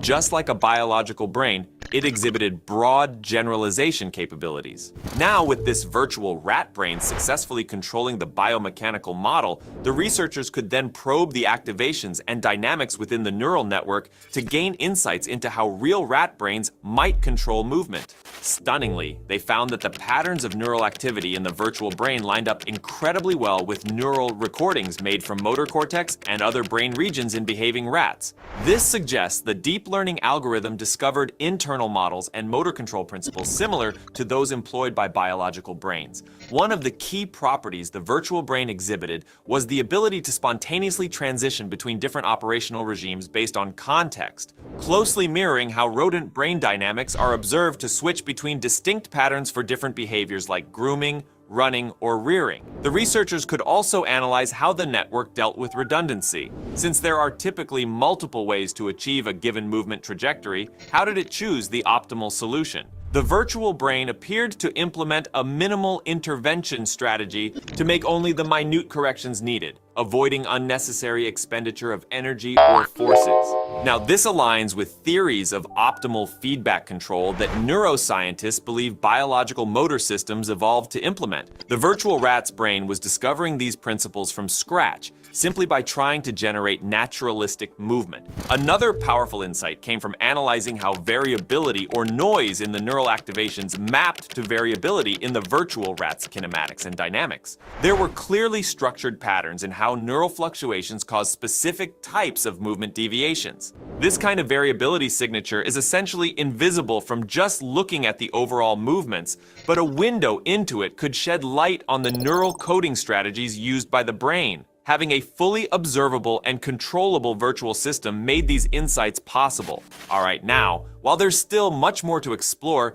it's clear this virtual rat brain has opened up a new paradigm for investigating motor control and broader brain function that was simply intractable before. Rather than being limited to just recording neural signals during behavior, neuroscientists can now probe and perturb an accessible model of the entire brain-body environment control loop in simulation. It's a new frontier of what some have dubbed virtual neuroscience. This virtual rat platform provides a convenient sandbox for testing theories about how neural circuits implement specific computational processes like state estimation, predictive modeling, optimizing costs and rewards, and orchestrating coordinated patterns of movement. Even more powerfully, it allows constructing simulated neural networks with arbitrary architecture, connectivity patterns, neuron properties, and learning rules, then seeing how they give rise to emergent dynamics and behavioral capabilities. It's an unprecedentedly transparent window into the neural mechanisms behind both overt actions and the covert cognitive processes supporting them. Perfectly controlled experiments and causal manipulations become possible in a way that's vastly more difficult with biological specimens alone. There are also exciting opportunities to use these kinds of virtual brain-body models to simulate neurological conditions or injuries by introducing targeted perturbations or lesions. It could provide a powerful new way to gain insights into brain disorders and test putative therapies or neural prosthetics in silico before animal trials. And then, even if we go beyond the neuroscientific implications, this advancement also has immense potential for revolutionizing robotic control by reverse engineering how biological intelligence emerges from distributed neural dynamics. While classical control theory has given us robots that can perform specific pre-programmed routines, modern AI and deep learning has already shown an ability to generalize and respond to open-ended real-world environments in more flexible, intelligent ways. However, most existing robots are still incredibly clumsy and inefficient compared to even a simple animal nervous system's ability to coordinate dexterous movement using distributed sensor motor control loops deeply entangled with the physics of their embodiment. By studying how the virtual rat brain coordinates its virtual biomechanics, roboticists may be able to abstract out the core principles and neural architectures responsible for this biological intelligence and port them into new robotic platforms. We could see robots that dynamically adapt their control strategies in response to their environments, develop realistic general movement skills, optimize force and energy expenditure like animals do, maintain robust operation despite sensor or mechanical failures, and ultimately become far more versatile and capable autonomous systems. Alright, now I want to talk about nuclear fusion, which is a hot topic lately, and while you might be wondering what nuclear fusion simulation has to do with any of this neuroscience stuff, well, while it may seem unrelated on the surface, there are deep connections in terms of the tools and approaches being used. As part of their work on studying massively complex scientific phenomena, the researchers at Google DeepMind have developed Torax, an open-source differentiable tokamak core transport simulator implemented using advanced machine learning frameworks like JAX. Torax can simulate the flow of particles, heat, and electrical currents inside the core of an experimental nuclear fusion reactor, which is an extraordinarily complex coupled system of nonlinear differential equations describing magnetohydrodynamic plasma physics. Like the virtual rat brain work, a key innovation in Torax is its tight integration with powerful machine learning techniques to solve these kinds of incredibly high-dimensional physical modeling challenges. Specifically, Torax leverages JAX to enable just-in-time compilation for lightning-fast compute times, as well as automatic differentiation to be able to compute gradients of the entire plasma simulation pipeline. This allows using gradient-based optimization methods to calibrate the parameters and couple data-driven machine learning surrogate models, like neural networks trained on gyrokinetic turbulence simulations into the core physical calculations. So in essence, Torax combines high-fidelity physics modeling with state-of-the-art machine learning in a differentiable programming framework, an approach very similar in spirit to what enabled the virtual rat brain breakthrough. Both are exemplars of a powerful new paradigm for tackling the mind-bogglingly intricate problems in computational neuroscience, biophysics, plasma physics, and many other domains of complex systems analysis. In fields like materials science and chemistry, we could virtually prototype new materials by simulating their atomic and molecular dynamics using physics-constrained machine learning models. This would speed up the design and discovery of novel compounds with customized properties for things like energy storage, catalysis, and quantum computing. Similarly, for aerospace engineering, virtual models with AI could drive breakthroughs by optimizing aircraft and propulsion system designs through realistic simulations of aerodynamics and turbulent fluid flows combined with learned surrogate models. The possibilities even extend to fundamental physics. Projects like the virtual muon experiments at Fermilab are using differentiable simulation and AI to analyze massive particle collision data, enabling new insights into the nature of matter and forces at the subatomic scale. As these virtual modeling capabilities improve, we might even be able to create digital twins or simulations of entire cities, societies, economies, and ecosystems. Essentially massive multiplayer simulations to play out scenarios and policies before the real thing, straight out of sci-fi. Of course, as these virtual world simulations become hyper-realistic, they raise profound ethical questions about preventing self-awareness or existential risks. Like, what are the implications of virtually replicating conscious minds? Deep issues we'll need to tackle. But there's no doubt that the rise of virtual modeling and AI-accelerated simulation is a pivotal shift for understanding and engineering complex systems across science, technology, and even social systems. A new age driven by cutting-edge simulations and AI. There are some exciting news from Google, but there's also a bit of controversy to unpack. So let's just get started. Google just announced a massive update with their video generation model called Veo. This model is part of their DeepMind project, and now it can create video clips from a single reference image. Essentially, you give it a picture and some text instructions, and it can generate a whole video clip based on that. For example, they showed off an image prompt where a woman's hands are holding a large amethyst crystal. Her nails are painted purple, and she has a gold ring on her pinky finger. The new model took that and generated a video clip that looks just like the original style, but animated. As you can see, there's no loss in quality, no glitches or anything like that. It's incredibly realistic, maybe even a bit too realistic. Another example was an elderly woman wearing a straw hat and a pink jacket sitting next to a brown and white dog. Both are looking off into the distance with serene expressions. The text prompt for the video was, "A woman gazes lovingly at her loyal dog." It's pretty amazing how it captures the essence and details from just a single image. Now, they also introduced Video FX Update, which now allows developers to create full HD videos from text prompts using Veo. So, whether you're an artist, content creator, or developer, this tool could actually change the basics of how you produce video content. Google has also introduced a new Gemini AI button in the side panel of several Google Suite apps like Gmail, Google Drive, Docs, Sheets, and Slides. With this button, you can ask questions, write emails, and get summaries of documents and email threads. However, it's still unclear when these features will be available for everyone to use, as developers are still working on making the interfaces user-friendly. Now, while this technology is super exciting, Google is facing some serious challenges with their AI search features. As we all already know, recently they rolled out AI overviews in Google Search, designed to give you a quick summary of complex questions, kind of like a smarter, more detailed search result. However, there have been some hiccups. People on social media have pointed out some odd and inaccurate AI overviews. For instance, there were reports of AI overviews providing strange or misleading advice from user-generated content on forums. One funny example was an overview about how many rocks someone should eat. Obviously, that's not a common or sensible question. Now, Google has been quick to address these issues. First, they rolled back the new AI overviews feature in search, and then they released a post saying that they've made technical improvements to better detect nonsensical queries and limit satire or humor content. They've also refined how they handle user-generated content to avoid misleading information. Plus, they've put additional guardrails in place for sensitive topics like news and health.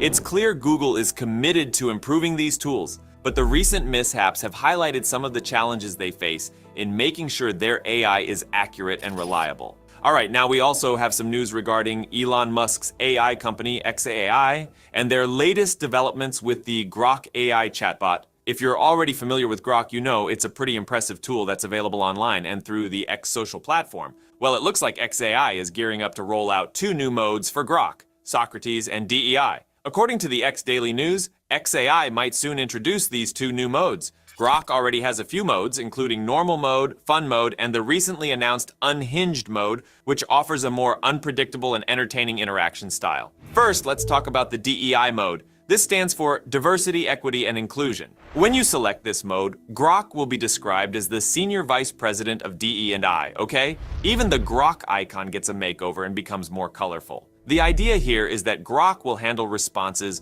with a focus on inclusivity and sensitivity. Now, there's been some chatter on social media about this mode. For example, Testing Catalog on X mentioned that they're curious if this is Elon Musk poking fun at companies like Google, or if it's a genuine effort to promote DE&I. Honestly, I think it could be a bit of both. Knowing Elon, he loves to stir the pot, but it also seems like a must-have addition, given today's emphasis on inclusivity. According to another X post, this mode is already implemented and functioning on the standalone version of Grok, but it's not available to the public just yet. The standalone Grok is only accessible in the US for now, and if you ask Grok an incorrect question in this mode, it's designed to handle the response thoughtfully, addressing all the nuances. Now, the Socrates mode, named after the famous philosopher, this mode isn't operational yet, but there are hints it's in the works. While details are scarce, we can imagine that Socrates mode might involve Grok taking on a more inquisitive and thoughtful personality, prompting users to think deeper and engage in more meaningful conversations. It's actually exciting to see how xAI is expanding Grok's capabilities, making it more versatile and engaging for users. All right, now, if you're into making videos, podcasts, movies, or even games, you're gonna love this. ElevenLabs, already known for their AI-generated human voices and music, has just launched a sound effects AI tool that lets you create custom sound effects just by typing in a prompt. So here's how it works. You type in what kind of sound effect you need. Maybe it's an explosion, a creaky door, or some spooky background noise. And the AI generates up to 22 seconds of that sound for you.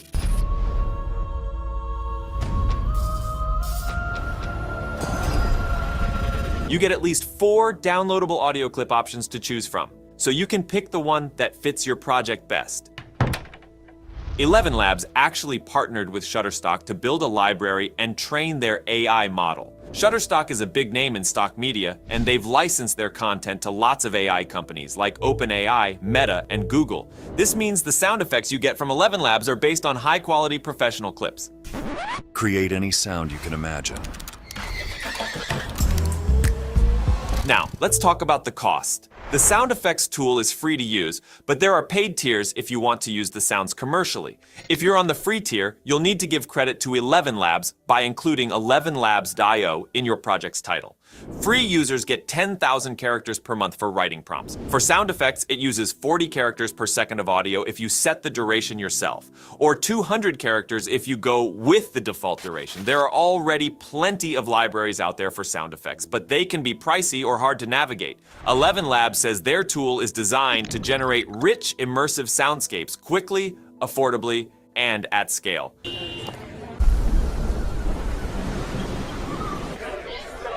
This could be a game changer for creators who need specific sounds without the hassle. ElevenLabs isn't the only one in the game, though. Other AI developers like Stability AI and Meta are also working on their own text-to-sound generators. Stability AI has stable audio, which can create music and sound effects.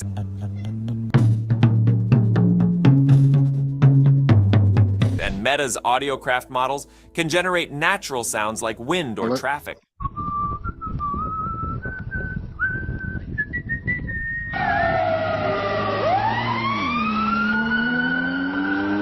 All right, finally, I have to tell you about this super cool invention from researchers at Cambridge University, a robotic third thumb. And it's not some weird extra finger made of flesh, it's a mechanical digit that's surprisingly easy to use. The researchers showed off this third thumb in a demo video, and it looks like it can be used for all sorts of things. People were doing everyday tasks, playing games like Jenga, soldering, and even playing the guitar with it. It's pretty impressive. It's designed to be inclusive for all sorts of people. They tested it with folks aged from 3 to 96 years old. Out of 596 people, only 13 couldn't use it within the first minute. That's a 98% success rate. It didn't matter if you were young, old, left-handed, or right-handed. Almost everyone got the hang of it quickly. So how do you control this third thumb? It's funny, actually, because there are no sensors or probes attached to your hand. Instead, you use your toes. Moving your left big toe makes the thumb go up and down, and your right toe moves it across your palm.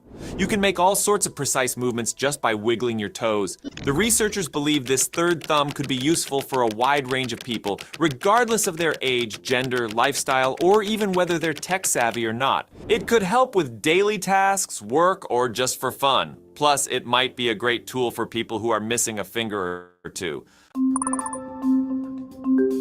Exciting stuff on the agenda today. We're looking at the upcoming GPT-5 model that's set to change the AI game, a potential team-up between Apple and Meta, and some jaw-dropping tests on robot dogs from China. Let's kick things off with GPT-5, since that's probably why most of you are here. Now, it's not officially called GPT-5 yet, but given the naming pattern, that's probably what it'll be called. According to Mira Murati, the next GPT model is going to be a massive breakthrough in AI. Mira, who is the Chief Technology Officer at OpenAI, recently shared some exciting insights. First off, let's talk about the intelligence levels. If you think about the earlier models like GPT-3, Murati compared them to having the intelligence level of a toddler. They could do some pretty cool stuff, but were still relatively limited. Then came GPT-4, which Murati described as having the intelligence of a smart high schooler. It was more sophisticated and capable of handling a wider range of tasks. Now, the exciting part is that GPT-5 is expected to be at a PhD level in terms of intelligence for specific tasks. To be honest, that sounds as a huge jump. But how do we get from a high schooler to a PhD? Murati explained that the secret sauce is a combination of three things: neural networks, a ton of data, and a massive amount of computing power. When you combine these, you get what we call deep learning. Essentially, this allows the AI to learn and understand complex patterns in the data, which leads to improved performance over time. This combination has been driving the progress in AI, and it's what will make GPT-5 such a game changer. Murati mentioned that these systems are already performing at human levels in specific tasks, and this is only going to get better. All right, let's address the big question: when is GPT-5 coming out? While there's no official release date yet, Murati hinted that we can expect this next-gen model to arrive in about 18 months. That's roughly a year and a half, which is pretty exciting. Considering this timeline, all the hype about reaching AGI by 2027 starts to make more sense. Whether that's a good or bad thing is up for debate, but it definitely seems possible now. Murati explained that the development involves a lot of research and testing. They don't just want to release a new model, they want to make sure it's safe and beneficial for society. This means working on both the capabilities of the AI and the safety measures needed to manage those capabilities effectively. One of the key points Murati emphasized is that developing capabilities and ensuring safety go hand in hand. As the AI becomes smarter, it also becomes easier to direct and manage. Think of it like training a smart dog versus a less intelligent one. The smarter one understands and follows commands better, making it safer to interact with. This approach is crucial because with great power comes great responsibility. OpenAI is very aware of the potential risks and is working hard to mitigate them. For example, they are developing methods to predict the capabilities of these models before they're fully trained. This helps them prepare the necessary guardrails to ensure the AI behaves as expected. Looking ahead, one of the most exciting possibilities is the development of AI agents. These are AI systems that can connect to the internet, communicate with each other, and collaborate with humans. Murati talked about the concept of AI agents working together seamlessly, which could revolutionize how we interact with technology. These agents could handle tasks autonomously, freeing up our time for more creative and complex activities. So, essentially, GPT-5 is set to transform numerous industries. We're already seeing AI making waves in fields like finance, healthcare, and customer service. But with the advanced capabilities of GPT-5, the impact will be even more profound. Of course, with any technological advancement, there are concerns about job displacement. Murati acknowledged that while some jobs might be lost, new ones will also be created. The key is understanding how these AI systems can integrate into workflows and help people become more productive. To be honest, it's still early days, and we don't fully understand the impact AI will have on jobs.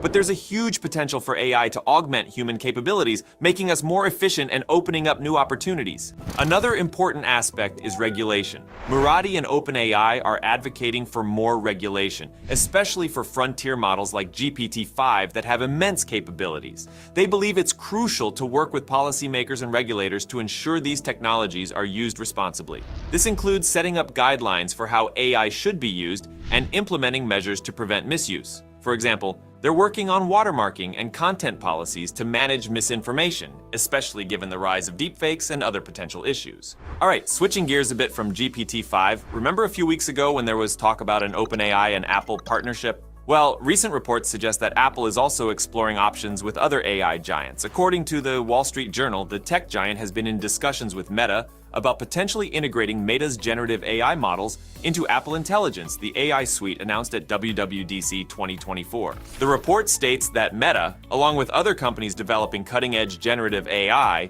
is keen to leverage Apple's massive distribution network through its ubiquitous iPhone. This move would parallel Apple's existing App Store model, where users can choose from a vast array of third-party applications. If these talks bear fruit, Apple's customers could potentially have the option to select which external AI models they wish to employ, in addition to Apple's proprietary AI systems. This versatility would allow users to tailor their AI experiences based on their specific needs and preferences. Meta's foray into the generative AI arena began with the release of its large language model, Llama 2, in July 2023, followed by the more advanced Llama 3 in April of this year. While Llama has already gained significant traction within the tech community, a partnership with Apple could solidify Meta's position as a dominant force in the AI landscape. However, it's important to note that these discussions are still in their early stages, and there is no guarantee of a finalized deal. The Wall Street Journal cautioned that negotiations could ultimately fall through, leaving the potential partnership in limbo.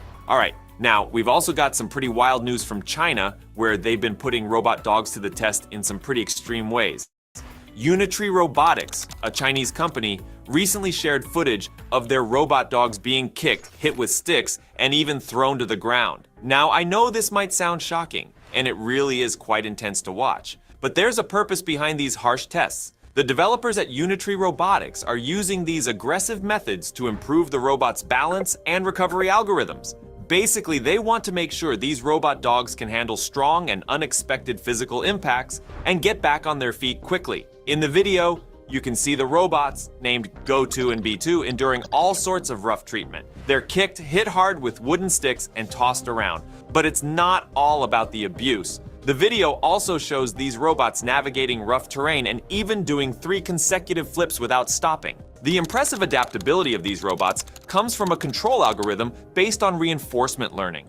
This means they learn and improve from each action they take, getting better at maintaining their balance and handling tricky situations. Unitree Robotics is one of the first startups in the world to sell robot dogs publicly. The company was founded by Xingxing Wang, who developed his first robot dog, X-Dog, during his graduate studies in 2016. By September 2017, they introduced another 4-legged robot named Laika Go, inspired by the famous space dog Laika. And recently, China's Central Television featured a report on joint military exercises between the People's Liberation Army of China and Cambodia's army called Golden Dragon 2024.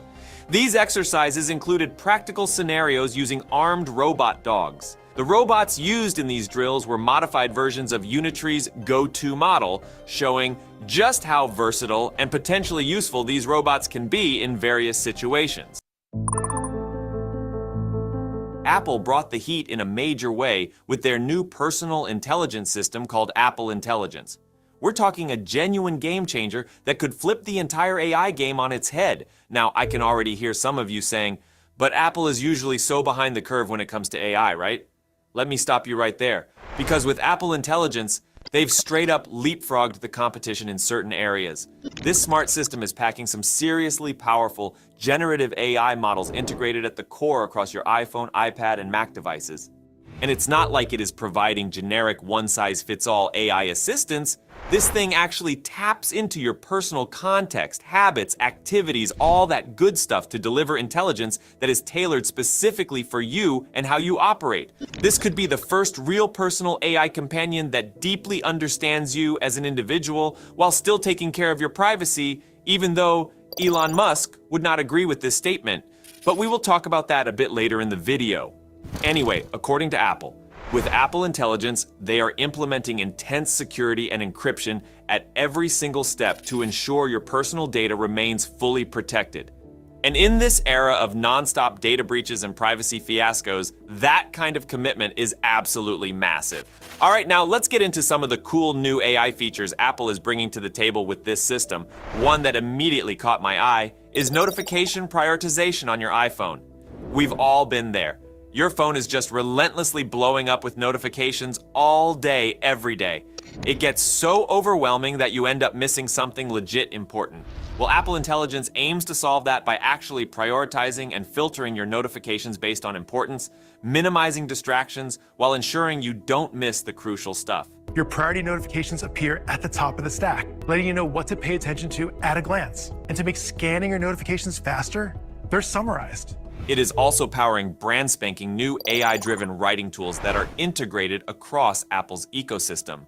So essentially, we will have an AI writing assistant embedded into iPhone, iPad, Mac that helps us crafting emails, reports, social media posts, etc. Now, here's where things get really interesting. Apple has introduced this functionality called private cloud compute that allows Apple Intelligence to flex its computational muscle by seamlessly tapping into even larger, more powerful AI models running on Apple's servers.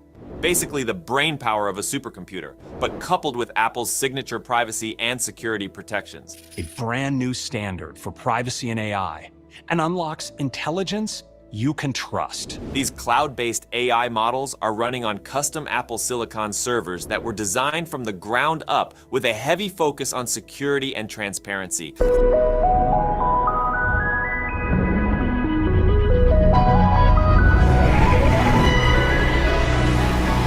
They utilize the Swift programming language, which has robustness and protection baked into its core. And get this, Apple is offering complete transparency into how these systems operate, which is somehow a reassuring thing for me. But we're still just getting started. They've taken Siri, their iconic virtual assistant, and integrated it even deeper into the overall system experience across Apple's products. When you chat with Siri now, you'll see this glowing light animating around the borders of your screen, creating this super immersive, lifelike interaction. What does the weather look like for tomorrow at Muir Beach? Oh wait, I meant Muir Woods. The forecast is calling for clear skies in the morning near Muir Woods National Monument. Plus, thanks to major upgrades to Siri's language understanding capabilities, you can now talk to it in a much more natural, conversational style, even if you stumble over your words, rephrase things on the fly, or use imperfect grammar. Create an event for a hike there tomorrow at 9 a.m. Hike is scheduled for 9 a.m. to 11 a.m. on June 11th. I didn't have to mention Muir Woods again. Siri understood what I meant when I said there. Another innovative feature Apple unveiled is Image Wand. If you're sketching something on your iPad with an Apple Pencil, you can just circle your rough sketch and the AI will analyze it along with any text you've written. Then it creates a cleaned up, high quality version of your image right in your notes or project. Oh, and Apple has also cooked up this new cleanup tool leveraging their AI tech. Basically, it can automatically detect distracting objects or elements in the background of your photos and seamlessly remove them while keeping the primary subject intact. And now, let me hit you with possibly the biggest bombshell of them all. Apple is integrating none other than ChatGPT directly into their ecosystem and experiences. So Siri can tap into ChatGPT's expertise when it might be helpful for you. That's right. The pioneer, the one that started the generative AI revolution, ChatGPT will be woven into Apple's software stack in a huge way. Absolute insanity. You can also ask questions related to your documents, presentations, or PDFs. You'll be able to access ChatGPT for free without creating an account. But not everyone think that's a great idea. While undoubtedly a huge move that supercharges Apple's AI efforts by leveraging ChatGPT's strengths, this controversial partnership is already drawing major backlash from none other than Elon Musk. The Tesla and SpaceX CEO, who co-founded OpenAI before leaving over disagreements, went on an angry rant about the news on his social media platform X. Musk stated that if Apple goes through with integrating OpenAI at the operating system level, he would consider it an unacceptable security violation and would ban Apple devices at his companies. He threatened that any visitors would have to surrender their Apple devices at the door, where they would be stored in a special Faraday cage that blocks crucial wireless signals like cellular, Wi-Fi, and Bluetooth. Musk accused Apple of being clueless about what happens once they hand your data over to OpenAI, claiming they are essentially selling you down the river with this partnership. This fiery reaction seems rooted in Musk's long-standing feud with OpenAI, the company he helped establish but later departed amid clashes over its direction. OpenAI has dismissed Musk's claims as frivolous and simply him being jealous of their success without his involvement anymore. Despite Musk's theatrical threats of an Apple ban, it may be difficult for him to actually follow through given how many major tech giants like Google, Samsung, and Microsoft have already integrated advanced AI across their platforms and operating systems. Some experts suggest Apple's approach of trying to process AI locally on device as much as possible, only engaging OpenAI after explicitly asking permission, could make their implementation more privacy conscious compared to certain rivals' methods. So at this point, The only question is when we can actually get our hands on these incredible AI capabilities. Well, developer betas for Apple's new operating systems with full Apple Intelligence integration are already out for devs to start tinkering with. Then next month, public betas will start rolling out so more people can take it for a spin.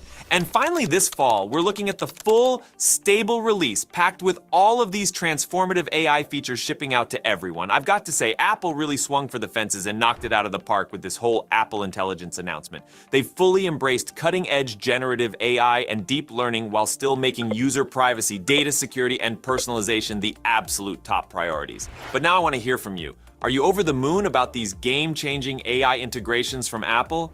Maybe you've got some skepticism or privacy worries you want to voice, or any other burning thoughts, predictions, or theories you're itching to discuss. You might remember a little while back when I covered Robot Era, that ambitious startup that unveiled their crazy dexterous X-Hand AI robot. Well, they just one-upped themselves in a major way by becoming the first company ever to have a full-size humanoid robot walk on the Great Wall of China. So their latest robot, called the XBot L, conquered one of the most iconic and challenging landscapes in the world, the ancient stone pathways and steep stairs of the Great Freaking Wall of China. This is a huge milestone not just for Robotera, but for humanoid robotics as a whole. So, a 5'5", 165 centimeters tall robot, looking kind of like a slimmed down Terminator, marching its way across those uneven century-old stone surfaces without faltering. It was waving hello, practicing kung fu moves, climbing up and down stairs, the whole 9 yards. And to be honest, the Great Wall is no walk in the park, even for us humans. Those paths are cracked. The stairs are crazy steep with no railings. There are random potholes everywhere. It's an obstacle course designed to trip up any bipedal robot. But the XBot L handled it all with surprising ease thanks to Robotera's advanced perceptive reinforcement learning algorithms. Basically, this robot can actually perceive and make sense of its environment in real time using sensors and AI. It can identify obstacles, changes in terrain, and literally adapt its walking gait and balance on the fly to deal with whatever the Great Wall throws at it. According to Yue Shi, one of the co-founders, their perceptive reinforcement learning tech gives the XBot L something like human-level awareness and decision-making capabilities in unfamiliar environments. The robot can essentially think for itself about the best way to navigate complex areas safely and efficiently. And we're not just talking about some basic pre-programmed motions here. The XBot L was climbing rugged castle stairs, dealing with slopes and inclines, avoiding obstacles, adapting to poor lighting conditions, all without any human guidance or help. It was basically pulling off the kind of adaptive, intelligent, situationally aware movement that we associate with people. Robotera says this was one of the biggest challenges, developing end-to-end AI algorithms that could translate perceived data from the robot's sensors into precise, stable locomotion in the real world across an ultra-complex environment like the Great Wall. Sounds like they cracked that nut though, based on this demo. What's really crazy is that this Great Wall feat comes just a couple weeks after they showed off the X-Hand dexterous robot I mentioned earlier. Between these two products, it's clear Robot Era is going all in on embodied AI,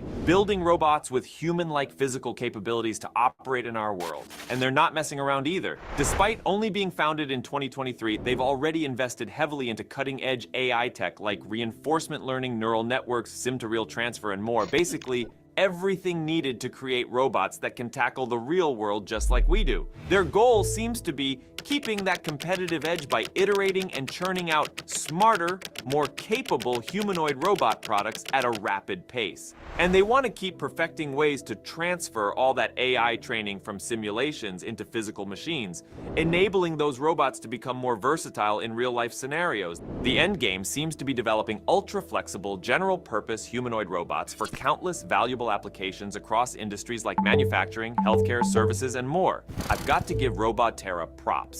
Deliberately putting their robot through the ringer on the Great Wall as some kind of extreme stress test shows serious confidence in their tech. Most companies would avoid something that risky with a brand new product, but the fact that the XBot L could pull it off so smoothly is really impressive. It's an amazing proof of concept for their embodied AI approach and perceptive reinforcement learning systems working in one of the toughest real-world environments. To me, this demonstrates Roboterra's outstanding core capabilities in fields like robotics, AI, mechatronics, and more. They are clearly at the cutting edge when it comes to embodied intelligence and making it work reliably in the real world. I'm really looking forward to whatever crazy robot Roboterra comes up with next. If they keep raising the bar like this, they could legitimately help usher in the age of advanced human-like robots that can operate autonomously in our world on an unprecedented level. We're potentially on the cusp of some big breakthroughs in artificial general intelligence, or AGI, becoming a reality over the next few years. And if anyone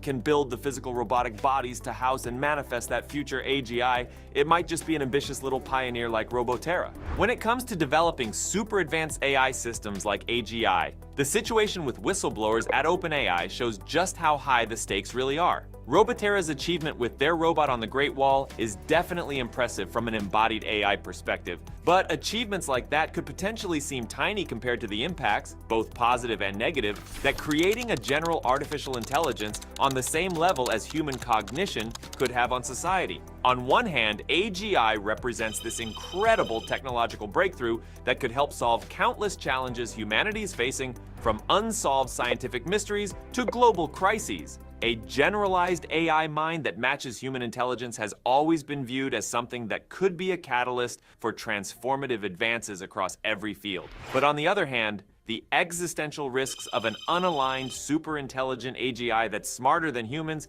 simply can't be overstated. We're talking about the potential for an advanced AI system to break free from human control, with catastrophic consequences for our species and the planet, if it's not developed safely and responsibly. The OpenAI insiders are ringing alarm bells about this exact scenario playing out. They allege the company is recklessly rushing towards AGI supremacy without taking proper safety precautions, driven more by competitive pressures to be first rather than doing it the right way. Damning claims like OpenAI ignoring their own safety review processes, muzzling employees with really strict non-disparagement agreements, and deprioritizing safety work after founding members raised concerns paint a very worrying picture. If true, it suggests one of the leading AI labs is taking an extremely risky and unethical approach in this existential race for AGI. The fact that respected researchers like Ilya Sutskever felt compelled to resign due to OpenAI's perceived lack of commitment to keeping AGI safe and aligned only adds more credibility to the whistleblowers' grievances, in my opinion. Their letter calling for greater transparency, protecting employees, and ultimately having the government regulate this powerful technology to keep bad actors in check feels like a reasonable and perhaps necessary step to prevent potential disaster scenarios. Because let's be real, we simply can't afford a situation where the first super-intelligent AGI that emerges is catastrophically misaligned with human ethics and values. Exercising restraint and prioritizing responsible development have to be the top priorities. Of course, the whistleblowers likely have some level of bias given their philosophical views and ties to effective altruism movements. So I'd encourage taking more of a neutral stance personally. But even accounting for that bias, the sheer magnitude of what's at stake with AGI certainly warrants a strong commitment to prioritizing safety measures and ethical boundaries over competitive pressures and commercial interests from companies like OpenAI. Not properly aligning an emergent AGI could risk irreparably disrupting human civilization as we know it. And any private entity recklessly brushing off those concerns in their pursuit of being first is essentially playing a potential extinction-level game of Russian roulette with humanity's future. So while I'm impressed by the cutting-edge AI and robotics breakthroughs from companies like Roboterra, I really hope the broader AI community, whether researchers, executives, policymakers, or others, is taking the OpenAI whistleblowers' warnings about these existential risks just as seriously, because we may only get one shot at developing AGI in a controlled, responsible way that ensures this game-changing technology remains an asset that allows humanity to flourish, rather than an unintended catalyst for our potential downfall. The stakes are that high. DeepMind has developed an innovative system called V2A, short for video to audio. As the name suggests, this technology can actually generate audio elements like soundtracks, sound effects, dialogue, and more, synchronized perfectly with video footage. And we're not just talking about basic stuff here. V2A can create rich, realistic soundscapes that capture the tone, characters, and overall vibe of the visuals. Now, AI-generated video is old news at this point. Companies like DeepMind, OpenAI, Runway, Luma Labs, and others have been killing it in that space. However, most of these video generation models can only produce silent footage without any accompanying audio, which kind of takes away from the immersive experience, don't you think? Well, that's exactly the problem V2A aims to solve. According to DeepMind's blog post, their new technology combines video pixels with natural language text prompts to generate audio that matches the on-screen action. Essentially, you can feed it a video clip and a prompt like cinematic thriller music with tense ambience and footsteps. And V2A will cook up an entire synchronized soundtrack to complement those visuals.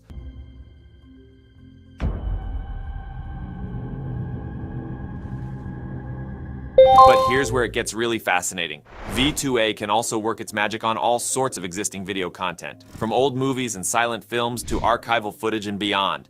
Just imagine being able to add dynamic scores, sound effects, and dialogue to classic silent pictures or historical reels. So how does this cutting-edge system actually function? From what I understand, DeepMind experimented with different approaches before settling on a diffusion-based model for audio generation, which provided the most realistic and compelling results for synchronizing video and audio information.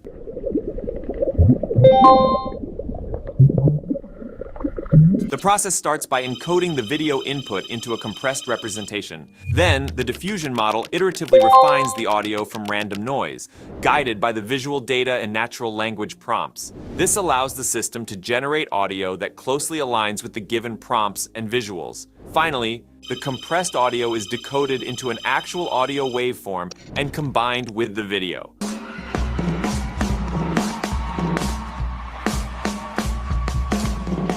Now, to enhance the quality and give users more control over the generated audio, DeepMind incorporated additional training data like AI-generated audio annotations and dialogue transcripts. By learning from this extra context, V2A can better associate specific sounds with corresponding visual scenes while also responding to information provided in the annotations or transcripts. Pretty ingenious stuff, eh? But as impressive as V2A is, it's not without its limitations.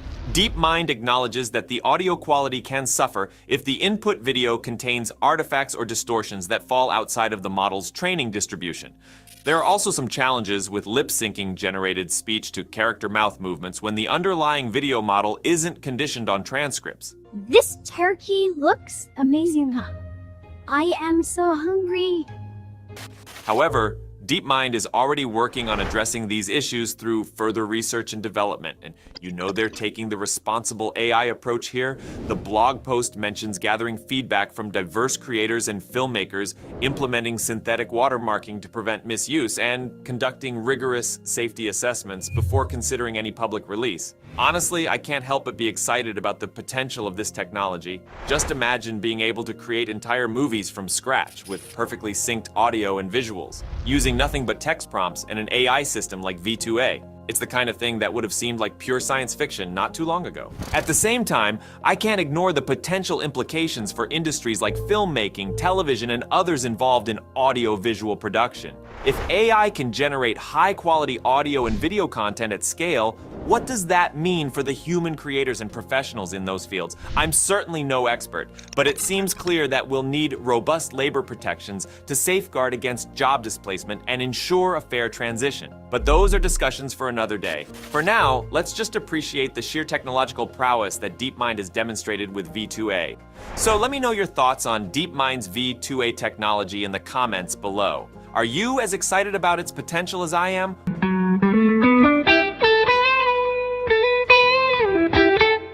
Or do you have some reservations?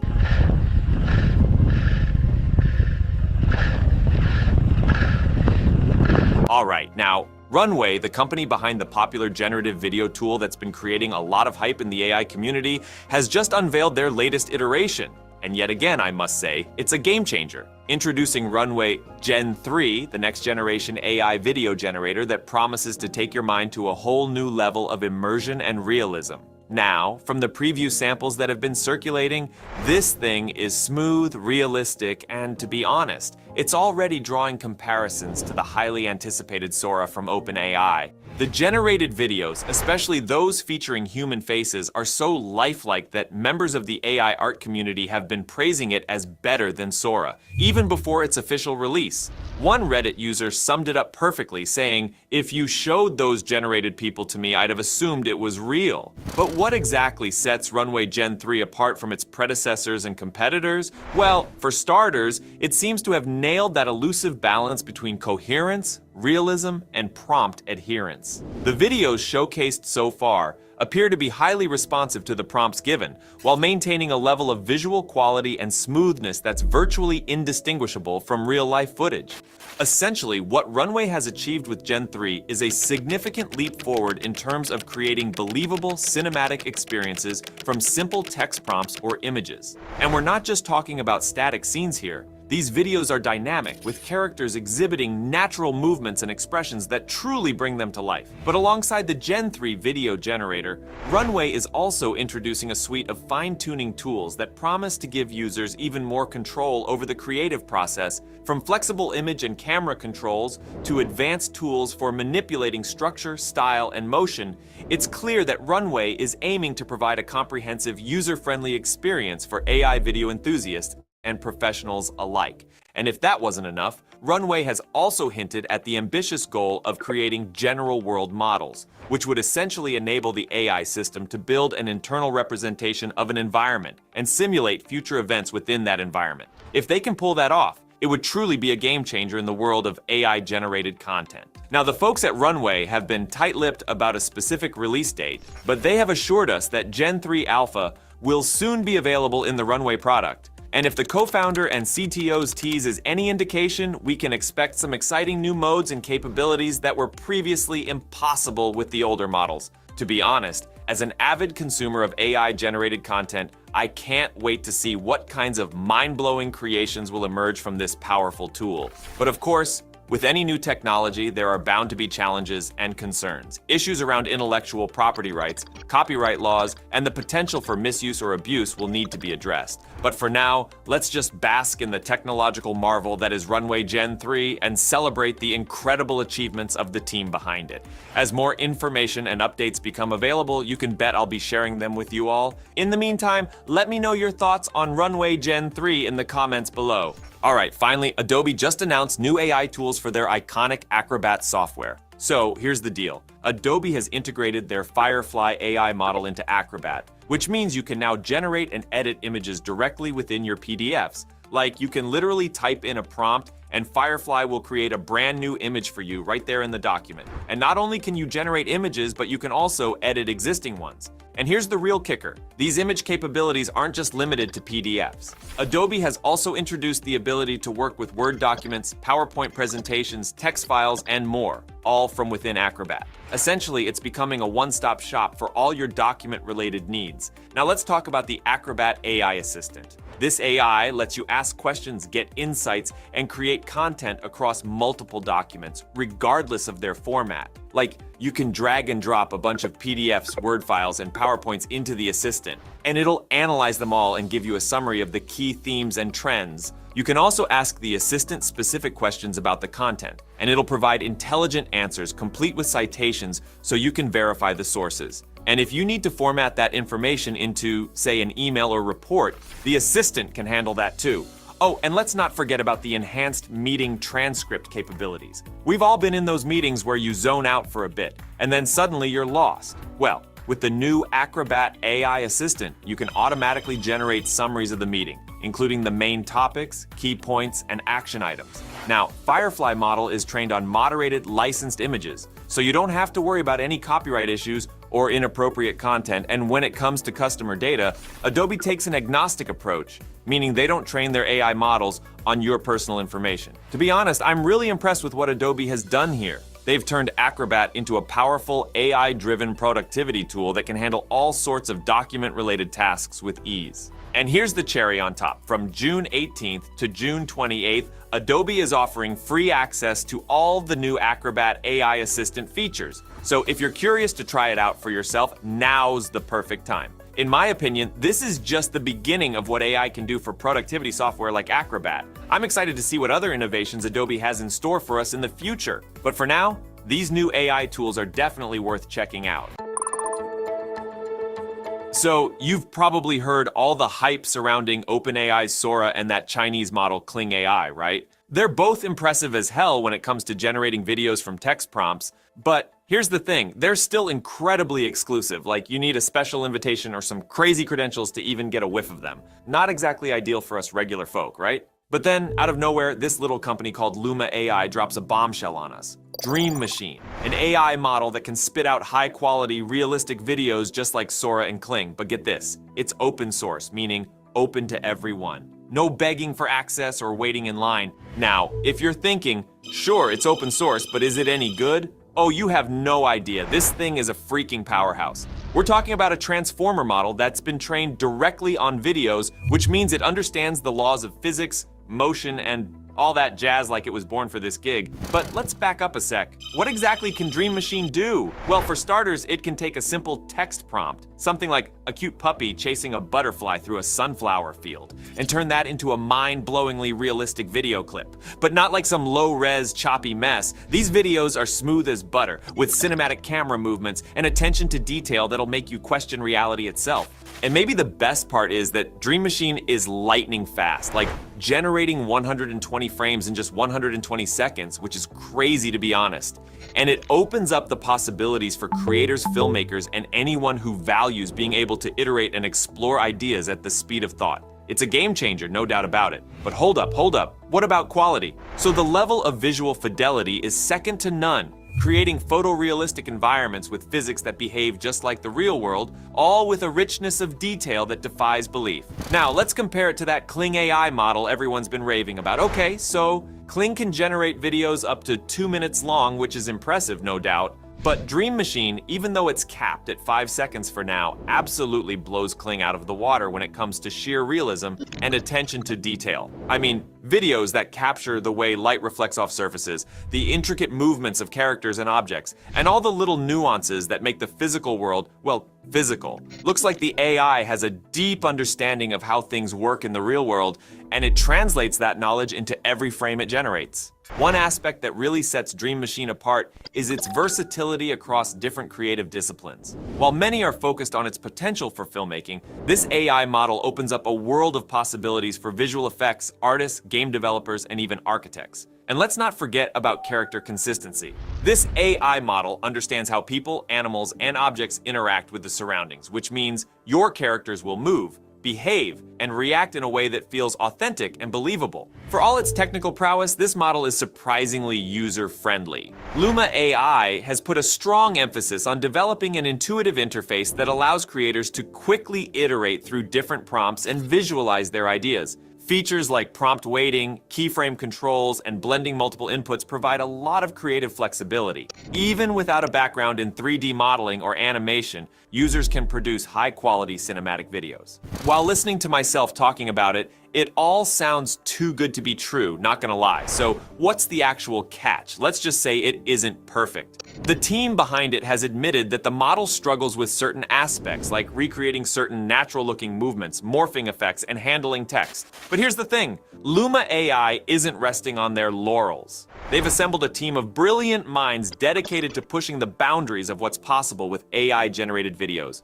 And with the power of open source development, we can expect Dream Machine to evolve and improve at an unprecedented pace. Because despite its current capabilities, the future roadmap for Dream Machine looks even more promising. Luma AI aims to enhance the model's ability to generate longer videos without sacrificing quality. They are working on improving consistency over extended runtimes and incorporating advanced cinematography techniques such as camera racking and dolly movements. And as these features are developed, this AI model could significantly impact traditional video production for some use cases. So new updates, bug fixes, and feature enhancements are likely to come hot and heavy as the community rallies around this tool and helps shape its future. Who knows, maybe in a year or two, Dream Machine will be generating feature-length films with the same level of realism and attention to detail that it currently brings to its short clips. Alright, now a publisher from Tom'sGuide.com, Ryan Morrison, actually decided to put the model to the real test with some wildly different prompts. First up, he tried having it generate a video of a prehistoric dinosaur crashing through a modern room after a guy accidentally brings a photo to life with a magic camera. An outlandish concept, but Dream Machine didn't just slap a static dino into the scene. It legitimately animated this huge beast bursting through and interacting with its surroundings in a way that follows real-world physics. The weight and momentum as it smashed everything was insanely realistic. Ryan also made it generate a video of someone casually strolling down a city street at night while holding their phone out to record. Rather than just having a shaky first-person view, Dream Machine captured it from a third-person perspective, nailing details like the camera bobbing naturally as the person walked.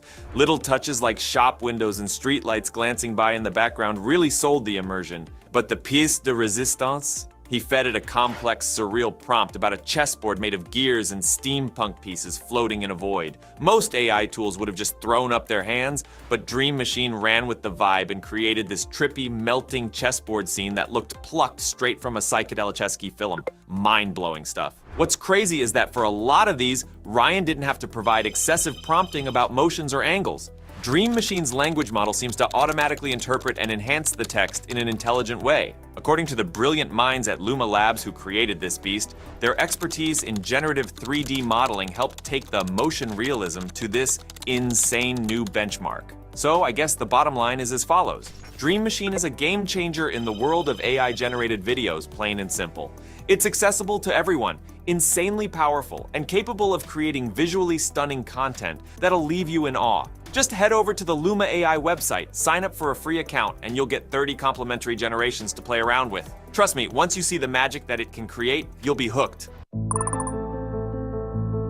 This new AI might be the AI companion you never knew you needed. In this video, we'll be talking about how this innovative AI chatbot aims to understand and support you in ways that go beyond traditional AI.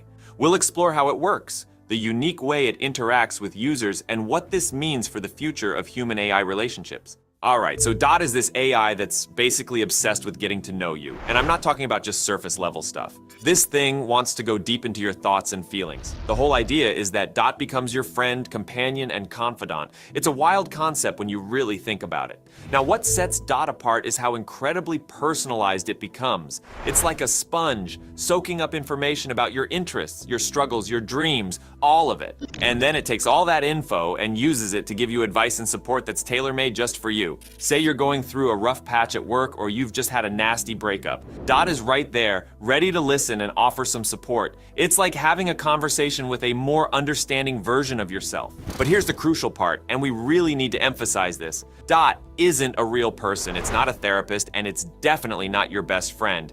It's an AI tool that's incredibly good at mimicking human conversation and sympathy. The folks who created Dot are pretty upfront about this. They're clear that it's not meant to be a replacement for real human relationships. One of the co-founders, Jason Yuan, who used to be a designer at Apple, described it in an interesting way. He said, "It's like a living mirror of myself." That's a pretty intriguing way to look at it, don't you think? Now it's actually pretty easy to get sucked into chatting with Dot, especially if you're feeling a bit isolated or don't have a lot of meaningful human interaction in your daily life. The creators have said that if you start talking about really heavy topics, Dot will encourage you to talk to a real mental health professional. But it's not hard to imagine people spending hours pouring their hearts out to this AI. Here's an interesting twist. The team behind Dot believes that using the chatbot can actually help people become more comfortable with opening up in real life. It's like a training ground for having deep conversations with actual humans. That's a pretty cool potential benefit if you ask me. Let's talk about how Dot works.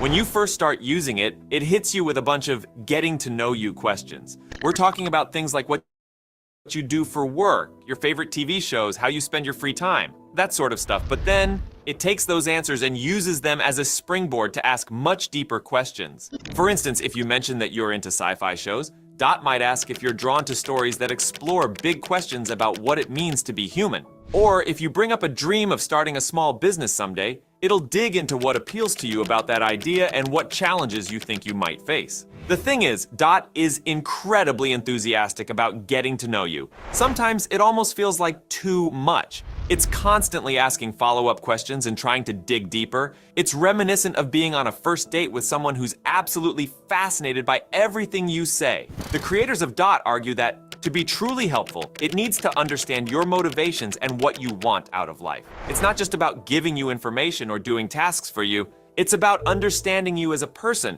That's their whole philosophy behind this intense questioning approach. Under the hood, Dot is pretty advanced. It uses a bunch of different AI models from big players like OpenAI, Anthropic, and Google. It's some serious tech they've got going on there. One of the cool features they've included is the ability to look back at your conversations with Dot over time and see how your journey has progressed. This is part of their paid subscription, which will set you back $11.99 per month. With the subscription, you also get unlimited conversations instead of being capped at a certain number of messages per week. Now, the privacy aspect is definitely something we need to talk about. The company behind Dot, called New Computer, claims they're not selling your data or using it to train other AIs. They say all your information is encrypted and you can ask for it to be deleted at any time. Their plan is to make money through subscriptions rather than by selling user data. But as always with these things, it's good to be aware and cautious. The app just launched on iOS, and they've already got thousands of people using it. The company behind Dot has some serious backing too. They've managed to raise $3.7 million from investors, including the OpenAI fund. That's pretty impressive for a new startup. It's worth mentioning that while Dot can be a great tool for self-reflection and personal growth, it's not meant to replace human relationships in your life. The co-founders are pretty clear about that. They see it more as a tool for self-introspection and accountability. One thing that's kind of intriguing is how Dot handles emotional conversations. If you tell it something sad, it responds with sympathy. It might say something like, "I understand. Grief has its own timeline, and some days the weight of loss feels heavier than others." And then it'll offer to listen if you want to talk more. It's pretty sophisticated in terms of emotional responses. The team behind Dot has put a lot of thought into how the AI should interact with users. For example, even in the unlimited subscription tier, Dot will eventually try to wrap up conversations by suggesting a change of subject or even encouraging the user to go do something else. This is to prevent users from becoming too dependent on the AI. It's also interesting to note that the company has a small team, just 5 full-time employees based in San Francisco, including the 2 co-founders. That's a pretty lean operation for such an ambitious project. Now, while Dot may be unique, it's just one player in an exploding AI landscape. Every day, new chatbots and AI tools burst onto the scene, each vying for our attention. But this AI gold rush has a hidden cost. Behind the sleek interfaces and clever algorithms lies a voracious appetite for power. And as these digital marvels multiply, they're pushing our electrical grid to its limits with consequences that stretch far beyond the tech world. According to recent reports, the voracious electricity consumption of artificial intelligence is driving an expansion of fossil fuel use, including delaying the retirement of some coal-fired plants. This is a stark contrast to the sustainability commitments made by tech giants like Microsoft, Google, Amazon, and Meta, who have all pledged to erase their emissions entirely as soon as 2030. The scale of this power consumption is staggering. For instance, one large data center complex in Iowa owned by Meta consumes as much power annually as 7 million laptops running 8 hours every day. And it's not just the big tech companies. There are over 2,700 data centers nationwide, many run by lesser-known firms that rent out computing power to the tech giants. This surge in demand is creating a dilemma for the tech industry. On one hand, they're promising to lead the way into a clean energy future. On the other, they're becoming some of the world's most insatiable guzzlers of power. To address this, they're investing in experimental clean energy projects with long odds of success anytime soon. These include fusion power, small nuclear reactors hooked to individual computing centers, and machinery that taps geothermal energy by boring 10,000 feet into the Earth's crust. Microsoft, for example, is betting on an effort to generate power from atomic fusion, the collision of atoms that powers the sun. They're partnering with a startup called Helion and claim they expect to harness fusion by 2028. However, many physicists are skeptical about this timeline, given that fusion has eluded scientists for the past century. The impact of this AI-driven power demand is already visible. In regions across the United States, from Utah to Georgia to Wisconsin, utilities are delaying the retirement of coal plants and expanding natural gas usage to meet the growing energy needs of data centers. This trend is directly contradicting the tech industry's promises of a clean energy transition. Critics argue that the tech companies' claims of using 100% renewable energy often involve accounting techniques that fall short in reality. While these companies buy renewable energy credits to offset their usage, they're still operating off the same power grid as everyone else, which often relies heavily on fossil fuels. The situation raises important questions about the sustainability of the AI boom and the responsibility of tech companies in managing their environmental impact. As we continue to see advancements in AI like Dot and other chatbots, it's crucial to consider the broader implications of this technology on our energy infrastructure.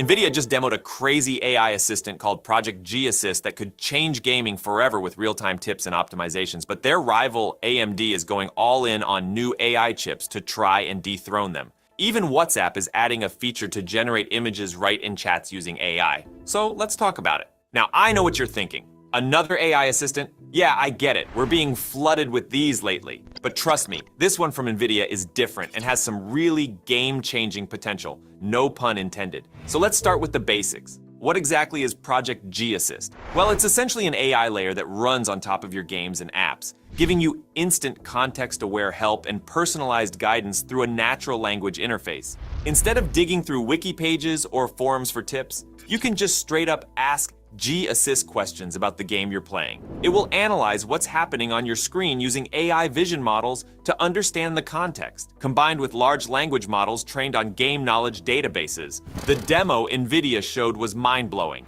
They partnered with Studio Wildcard to integrate G Assist into Ark Survival Ascended, that crazy open-world dinosaur survival game built in Unreal Engine 5. By just hitting a hotkey or using a wake phrase, the player could ask the AI for suggestions on stuff like early game weapons, taming dinos, managing resources, you name it. What's the best early game weapon, and where do I find the crafting materials for it? The best early game weapon is the spear. The AI could break down quests, lore, boss strategies, and more in plain language. But here's the really sick part. Because it uses Vision AI to understand what's happening in the game dynamically, it can tailor its advice to your specific playthrough and inventory. Like it might analyze your skill tree and crafting menu to recommend what engram or upgrade to unlock next based on your goals. It's like having a gaming sensei whispering pro strats in your ear in real time without stopping the action. It provides knockback and is essential for survival. For newcomers, that kind of personalized hand-holding could be a total game changer to make those massive, complex titles way more approachable. And think about it in other genres too. An RTS assistant could feed you ideal build orders and resource management tips. An RPG helper could point out secret items and lore you're about to miss. An FPS coach giving you the latest loadout metadata. There are so many ways to make gameplay better, and to even things out between experienced players and newcomers. No need to constantly switch out of the game to look for help. Now, there is another thing. G Assist isn't just about helping you out when you're stuck in a game. NVIDIA also demonstrated how it can seriously boost performance and fine-tune your system. They demoed it analyzing a PC running Cyberpunk 2077 and instantly suggesting optimized game settings based on deep hardware testing, enabling GPU overclocking, low latency modes, etc., all with simple voice prompts. You could ask G Assist to graph your frame rates over time, track power usage to maximize battery life on laptops, and have it dynamically undervolt your GPU while still hitting a target frame rate sweet spot. Basically a personal optimization guru at your beck and call. It can explain what confusing graphics settings actually do and their performance impact in plain language. Imagine an RTX 4090 owner firing up a demanding title and just saying, "Okay, G Assist, do your thing," to get an expertly tuned experience from the get-go. Of course, a lot of us gamers are going to want to keep tweaking stuff ourselves, but for more casual players or folks new to PC gaming, having that kind of intelligent, personalized assistance could be super empowering. Now, the big question, is Project G Assist just a tech demo, or will it actually become a real product we can use? Well, according to NVIDIA, this is genuinely a glimpse into the future of AI assistants enhancing how we interact with all sorts of apps. They envision assistants like G Assist going way beyond gaming too, like having an AI coach for competitive multiplayer that studies your replays and opponents' strategies, or getting contextual help in creative apps for complex video editing workflows and the like. The assistant models can be customized for specific games and apps by developers to make them freakishly accurate and insightful for that particular use case. And the AI processing can happen locally on GeForce RTX hardware for max performance, or leverage cloud compute as needed. So while we don't have a product roadmap or release date yet, this definitely feels like the start of a big evolution in more intelligent, personalized assistants across the softwares and apps we use every day. So whether you're a wide-eyed newbie or an elite veteran gamer, having that kind of contextual knowledge deeply integrated into the experience seems like a huge potential win. Bringing the advantages of large language models and generative AI directly into our favorite games and apps sounds awesome to me. But I want to know what you think. Is an AI assistant like this something you'd actually use while gaming and creating content? Do you think customized AI helpers could massively enhance the experiences we have with complex software? Or is it just an unnecessary gimmick that will fade away? All right, now, as we all know, NVIDIA has been absolutely dominating the AI accelerator game lately, commanding around 80% market share in those beastly data center chips powering the latest generative AI breakthroughs. Their GPUs have basically become the de facto hardware platform for training cutting-edge language models and powering apps like ChatGPT.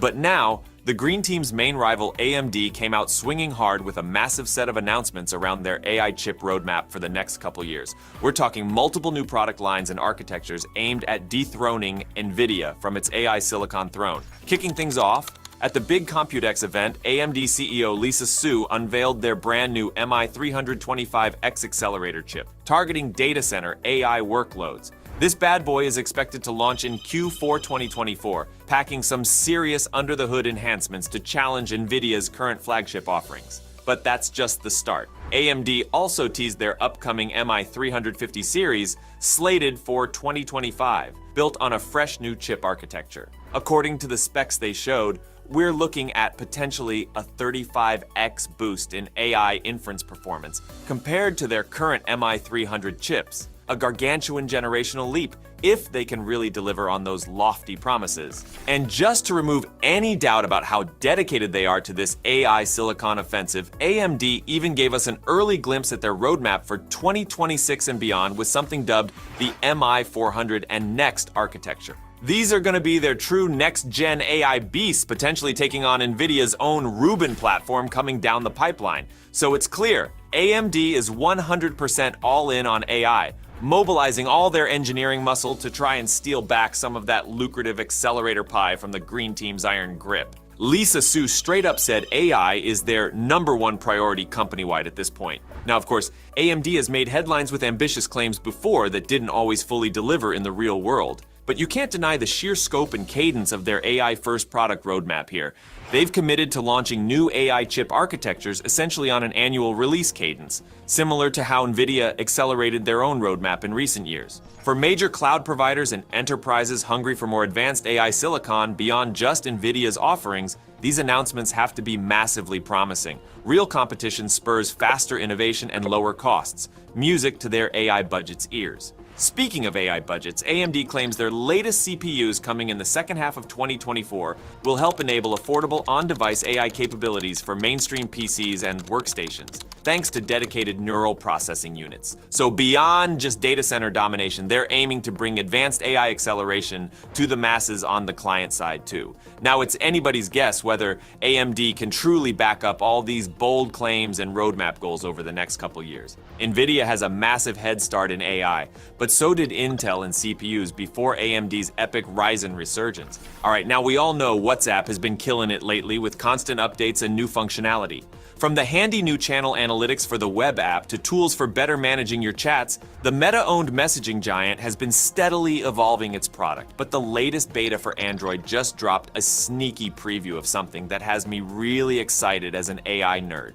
The ability to quickly generate AI-powered images right from within WhatsApp chats. According to the team over at WA Beta Info who dives into WhatsApp beta releases, the latest 224.12.4 beta for Android contains hidden references to an upcoming AI image generation feature. Essentially, WhatsApp is working on building AI tools directly into the app that will allow you to create photorealistic images on the fly using just text prompts. Here's how it's supposed to work. A new shortcut will pop up in the attachment menu of your WhatsApp chats. You'll be able to tap it, enter a text description of whatever visual you have in mind, and the AI will generate and render that image right then and there. Now, from what we can tell so far, this AI image generator will be powered by Meta's own in-house AI language model, the same one integrated into experiences like their crazy AI codec avatars for video calls. That likely means a gradual, region-limited rollout at first, similar to how they've launched products leveraging their most cutting-edge AI tech. But still, just having this kind of generative AI capability built right into WhatsApp is a huge milestone in itself. Of course, Meta will need solid guardrails to make sure these tools can't be abused for unsavory synthetic media. We're about to go down a rabbit hole into the shadowy world of artificial intelligence, secret security forces, and disruptive technology that could alter the course of humanity forever. Yeah, I know that sounds like the tagline for a Michael Crichton thriller, but believe me, this is very much real life. Our story starts with OpenAI, the research company that set its sights on creating superintelligence, AGI, or superhuman AI, whatever you want to call it these days. We're talking about the kind of mind-blowing AI system that could potentially outshine human intelligence and capabilities across the board. And they've been pretty upfront about that goal, so that's not the big secret we're uncovering here, but it's important context for the story. Let's set that aside for a minute, though, because we need to fill you in on another wild story that's unfolding to really understand why this whole superintelligence pursuit is such a big deal. And that story revolves around OpenAI's alleged master plan. Now, according to a former OpenAI employee named Leopold Aschenbrenner, the company allegedly had a master plan a few years back that sounds like a wild conspiracy theory you'd find on a late-night radio show. Aschenbrenner claims that he heard from multiple inside sources that OpenAI's leadership once laid out a scheme to basically spark a bidding war over their potentially world-changing AGI technology between the governments of the United States, China, and Russia. Just let that sink in for a moment. A freaking bidding war between nuclear superpowers over super intelligent AI that could totally shift the global balance of power. Did they take inspiration from Brewster's Millions, but replace the ridiculous spending spree with an AI arms race of epic proportions? They might have. There's gotta be a catch. Of course there's a catch. But here's the startling fact, the part that made Aschenbrenner's friend utter the immortal words, "That's pretty up." Apparently, OpenAI was willing to sell this world-altering technology not just to USA, but also to adversaries like China and Russia. As Aschenbrenner put it, there's also something that feels eerily familiar about starting this bidding war and then playing them off each other, saying, well, if you don't do this, China will do it. I mean, can you imagine the kind of threats and instability that could arise from that scenario? It's like the plot of every dystopian movie rolled into one explosive package. You'd have these rival superpowers scrambling to get their hands on the most advanced AI system, probably to gain military superiority or subjugate their populace more effectively. This is exactly the kind of situation that could kickstart a new AI Cold War or worse. But there's even more drama surrounding this whole OpenAI saga. See, Aschenbrenner himself was actually fired from the company earlier this year after warning the higher-ups about the very real threat of China potentially stealing their key algorithmic secrets. You'd think they'd take that kind of warning seriously, right? Well, according to the ex-employee, the HR team branded his warning memo as racist and unconstructive instead. The HR person told me it was racist to worry about CCP espionage, and they said it was sort of unconstructive. Can you believe that? A guy tries to raise legitimate concerns about intellectual property theft and national security implications, and he gets shown the door. Sounds like OpenAI was more worried about appearing politically correct than safeguarding cutting-edge tech from rival nations. But maybe I'm just wearing my tinfoil hat a little too tightly today. Anyway, stepping away from the cloak and dagger stuff for a sec, there's another crazy part of this story that blows my mind. Apparently, to power their pursuit of AGI, OpenAI has been trying to strike a deal with a next-gen energy company called Helion to secure vast quantities of nuclear fusion power. For those not up on their scientific breakthroughs, nuclear fusion is essentially the ultimate achievement of clean energy, a near-limitless power source with virtually no greenhouse emissions or hazardous waste. It's the same reaction that powers the freaking sun, so you know it packs a serious punch. And if the reports are true, OpenAI thinks they'll need that kind of astronomical energy output to bring their AGI dreams to reality. This part of the story gets even wilder when you consider that nuclear fusion technology doesn't actually exist yet on a viable commercial scale. It's still largely theoretical and experimental stuff. But Helion, backed by hundreds of millions from OpenAI CEO Sam Altman himself, claims they could have a functioning fusion reactor up and running by 2028. Are they going to pull it off and give OpenAI the ultimate power source for super intelligent AI?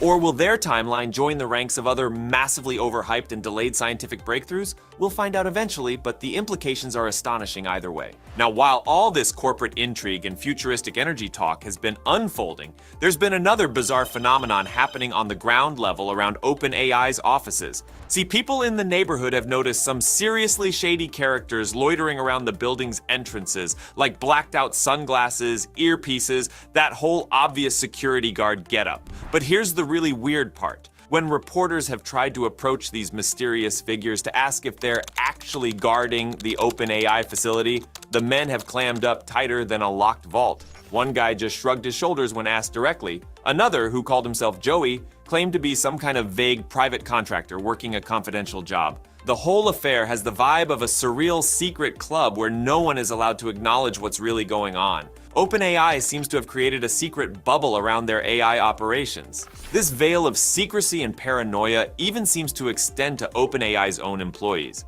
Reporters staking out the building have noticed staffers coming and going, but any attempts at striking up a conversation are quickly shut down with a mumbled, "Sorry, I've got to run," or nervous glances between the employees before they scurry off. The whole thing is just downright bizarre, and you've got to wonder what sort of sensitivities or national security concerns could inspire this level of subterfuge from a tech company. Are they legitimately afraid of foreign espionage, or has the pursuit of AGI just turned them all into paranoid recluses? When you start putting all the pieces together, it definitely paints an ominous picture surrounding OpenAI's activities. You've got allegations of a planned AI arms race that could destabilize the world order. You've got claims of a company so cavalier about national security that they'd sell coveted tech to adversaries. There are whispers of secretive security forces and employees sworn to silence. And at the center of it all is the tantalizing promise of limitless energy that could birth a super intelligent AI system. It's as if we're on the brink of a tech breakthrough that's beyond our comprehension. Or maybe I'm just getting carried away, and this is all pretty standard operating procedure for a cutting-edge tech company. The truth likely lies somewhere in the middle, as it so often does. While the various reports and claims create an intriguing narrative, there's still a lot of uncertainty and unanswered questions. Maybe OpenAI really did have some ill-conceived bidding war scheme years ago that's been abandoned. Perhaps the security situation is overblown. The nuclear fusion gambit could pan out or not. We don't have a concrete picture of what's really going on behind those office walls. All we can do is monitor the situation and hope that the incredible potential of AGI technology ends up being a great catalyst for humanity's advancement rather than its detriment or undoing. Because make no mistake, the pursuit of artificial general intelligence is barreling forward, fueled by big ideas, big money, and perhaps some overly ambitious or cavalier thinking. Whether the world's first AGI emerges from the halls of OpenAI or somewhere else entirely, the implications will be profound in a way that could reshape civilization as we know it. So keep your eyes peeled, your skepticism engaged, and get ready to embrace one of the most exciting and disruptive technological frontiers humanity has ever encountered. The future is coming, and it's looking increasingly like it will be ruled by artificially intelligent overlords. Let's just hope they're the friendly, benevolent type, for all our sakes. There's a fresh player in the race to develop ultra-intelligent AI safely, a startup called Safe Superintelligence, SSI, founded by some big names from OpenAI, who departed under controversial circumstances. So, Ilya Sutskever, who you might know as one of the brains behind OpenAI, left the company just last month. And now he's already jumping into a new venture, like almost immediately after leaving. This new company, SSI, is all about creating safe superintelligence, basically making super smart AI that won't turn against us humans. Sutskever made this announcement on Twitter, or X as it's called now, after the whole Elon Musk thing, saying, and I quote, "We will pursue safe superintelligence in a straight shot with one focus, one goal, and one product." But it's not just a solo gig for Sutskever. He's teamed up with a couple of other heavy hitters in the AI world. There's Daniel Gross, who used to lead Apple's AI and search efforts, and Daniel Levy, another former OpenAI engineer. So, It's like a little supergroup of AI experts, if you will. Together, they're setting up shop in Palo Alto, California, and Tel Aviv, Israel. I mean, it looks like these guys are serious about their mission to keep AI safe and secure, and they're not letting any short-term business pressures get in the way, which is really cool. Now, let me give you a little backstory on Sutskever's departure from OpenAI. It actually came after some pretty dramatic events. He was part of a group that tried to oust Sam Altman, the CEO of OpenAI, last November. Yeah, like an actual attempted coup or something. That whole episode caused quite a stir in the AI community, and Sutskever even publicly apologized later, saying he regretted his part in the attempt. It's clear that there were some deep disagreements about how to handle AI safety, which likely contributed to Sutskever and some others leaving the company. So now Sutskever's new venture, SSI, is all about making sure AI remains safe as it gets smarter and more advanced. The company's message is clear. Our singular focus means no distraction by management overhead or product cycles, and our business model means safety, security, and progress are all insulated from short-term commercial pressures. But let's take a step back for a second and look at what happened with OpenAI's Super Alignment team, which Sutskever co-led. This team was focused on steering and controlling AI systems to ensure they didn't go off the rails, which is obviously super important. But after Sutskever and his colleague Jan Leica left, the team was dissolved. Leica, by the way, went on to join another AI firm, Anthropic, which is also working on AI safety. In a blog post from 2023, Sutskever and Leica talked about the potential dangers of superintelligent AI and predicted that we could see AI with intelligence superior to humans within the decade. Can you imagine that? Like, AI that's smarter than us humans. They emphasize the need for research to control and restrict such powerful AI systems. This has been a consistent theme in Sutskever's work, and it's clearly something he's passionate about. All right, so now SSI's approach is to advance AI capabilities as quickly as possible while making sure safety measures stay ahead. They believe this strategy will allow them to scale their technology without running into major issues, which is obviously super important. Sutskever and his team are recruiting top talent for their offices in Palo Alto and Tel Aviv, aiming to bring together the best minds in the field to tackle this huge challenge. As researchers and engineers continue to work on AI, the day will come when the digital brains that live inside our computers will become as good and even better than our own biological brains. There's an interesting bit about how SSI differs from OpenAI in terms of its business model. Unlike OpenAI, which started as a non-profit and later restructured to accommodate the massive funding needs for its projects, SSI is being set up as a for-profit entity from the get-go. Daniel Gross, one of the co-founders, mentioned that raising capital won't be an issue for them, thanks to the booming interest in AI and the impressive credentials of their team. So they're not really worried about the money side of things. All right, now let's talk about something that was revealed in a recent interview with an OpenAI employee. This interview was on the Hard Fork podcast by the New York Times, and it featured Daniel Kokotelo, who shared some pretty surprising insights about the internal workings of OpenAI. So get this, Kokotelo mentioned that Microsoft, which has a big partnership with OpenAI, went ahead and deployed GPT-4 in India without waiting for approval from the Internal Safety Board. This board was supposed to ensure that any major deployments of AI were safe and well considered, but apparently Microsoft just kind of jumped the gun, which caused a lot of disappointment and concern within OpenAI. This incident shows that even big companies can sometimes bypass important safety protocols, which is pretty alarming if you ask me. Kokotelo also talked about the culture at OpenAI after the whole Sam Altman ouster attempt that I mentioned earlier. He said there was a lot of anger directed at the safety team, which included himself. People at OpenAI felt that the safety folks were slowing down progress and that the old board wasn't honest about why they wanted to fire Altman. This created a pretty hostile environment for those focused on AI safety, which is just not cool. This tension might have been a factor in why Jan Leek and some other researchers decided to leave OpenAI. You remember Jan Leek, right? The guy who went to Anthropic after the Super Alignment team, which was crucial for AI safety, was dissolved. It's clear that there were significant internal conflicts about how to balance rapid AI development with ensuring safety, which is a tough balance to strike, for sure. Now, there was a pretty bold prediction that came out of this interview with Kokotelo. He mentioned that many OpenAI employees, including himself, believe that AGI, artificial general intelligence, could be here by 2027. I think that publicly available information about the capabilities of these models and the progress that's been happening over the last 4 years is already enough to make extrapolations and say, holy cow, it seems like we could get to AGI, in 2027 or so or sooner. That's just a few years away, folks. This is a big deal because AGI would mean AI systems that are as smart as or even smarter than humans. If this prediction holds true, it could transform our world in ways we can't even fully imagine yet. Coco Taylor pointed out that even publicly available information about AI's progress suggests we're on track for AGI by 2027.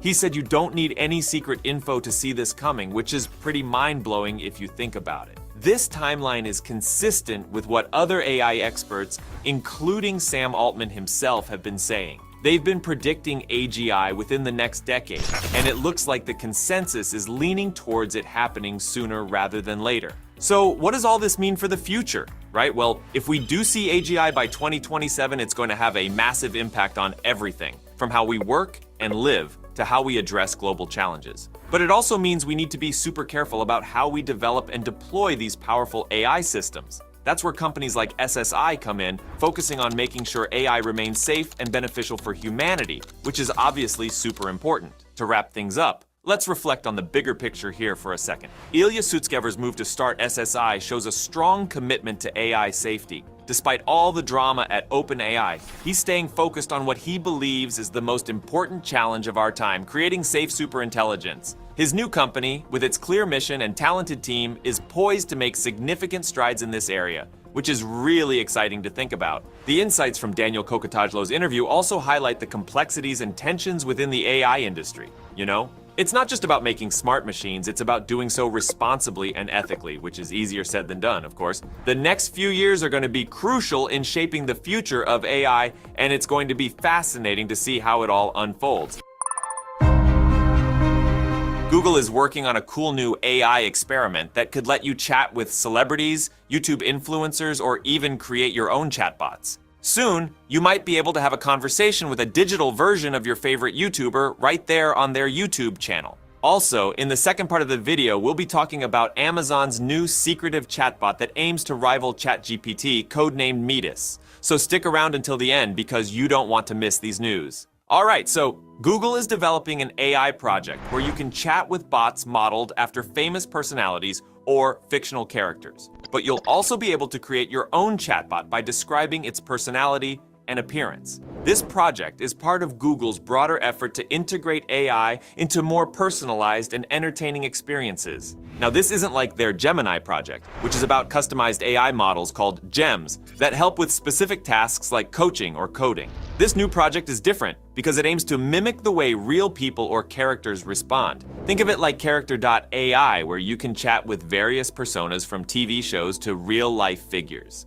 Google's move into this space indicates a growing interest in personalized and interactive AI. It's similar to what Meta is doing with their celebrity AI chatbots, where you can chat with digital versions of celebrities like Snoop Dogg. By letting users create their own chatbots, Google provides a way to personalize digital interactions even more, potentially making online engagement more fun and immersive.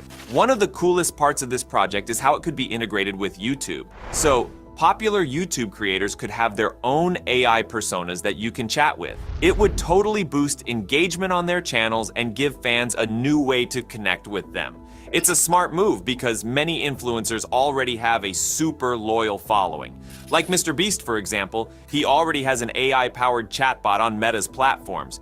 But having it directly integrated into his YouTube channel would make it way more convenient and definitely more popular. Right now, there isn't a specific release date for this chatbot platform. Google plans to test it first on the Google Labs page, where they show off all their experimental tools and projects. If you're curious about other AI experiments Google is working on, you can check them out at Google Labs. This technology opens up new possibilities for both fans and creators. Fans get a new way to engage with content, while influencers and celebrities can use these AI personas to enhance their brand and interact more with their audience. It's a win-win situation that could change how we interact with digital content. Alright, now let's talk about some juicy insider info that's been leaked about Amazon's secret plans to take on ChatGPT. Now, we all know ChatGPT has been getting a lot of hype lately, and Amazon clearly wants a piece of the AI pie. Well, according to insider reports and internal documents obtained by Business Insider,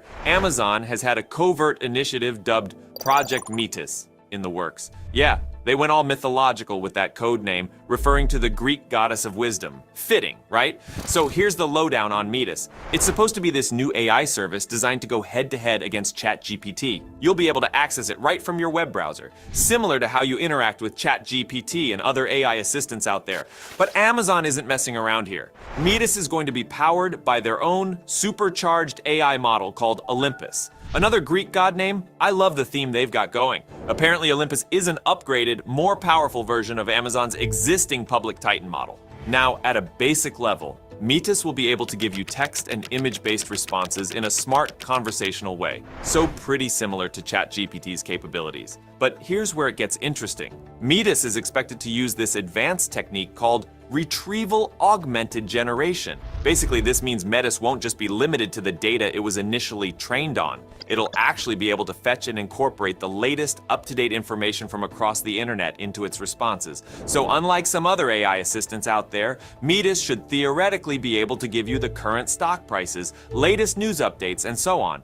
The reports suggest that Metis is also going to function as an AI agent. For those not familiar, AI agents are capable of automating and carrying out complex tasks based on data. So in theory, Metis could potentially do things like turn on your smart home lights, book travel plans for you, and handle other automated processes. Wild, right? Now, Amazon is definitely a bit late to this AI assistant game. Their biggest rivals, Microsoft and Google, rolled out their own chatbots and AI assistants almost 2 years ago. And of course, OpenAI has been dumping billions into further developing ChatGPT over the years. There are also startups like Anthropic making waves in this space. From what insiders are saying, part of the reason Amazon is lagging is that their existing AI tech just isn't quite up to par with the competition yet. Their Titan model is viewed as less powerful, their AI chips have had performance issues, and they've struggled with things like low demand for certain offerings. Apparently, Amazon has even instructed some employees to help scrape data from open source platforms like GitHub to try and speed up training their AI models. So yeah, they're definitely playing catch up here, but here's the thing. Amazon's CEO Andy Jassy seems to be taking this Metis project very seriously. The reports mention that he's been directly involved, recently reviewing progress made by the team working on it. That team is part of Amazon's dedicated AGI group led by Rohit Prasad and Vishal Sharma. These are the folks tasked with building Amazon's most advanced, ambitious AI models and initiatives. What's also interesting is that Amazon seems to be leveraging resources and talent from its existing Alexa AI team for Metis. A good chunk of the employees working on the project actually came over from Alexa's AI division. There are also rumors that Metis could incorporate some underlying tech from an upgraded version of Alexa internally nicknamed Remarkable Alexa. So in a way, you could view Metis as the next evolution, bringing together Amazon's work across AI, voice assistants, automation, and more into one unified offering aimed at dethroning ChatGPT. Now, from what insider sources are saying, there's a tentative target to launch Metis around September of this year, potentially timed with one of Amazon's big annual Alexa events.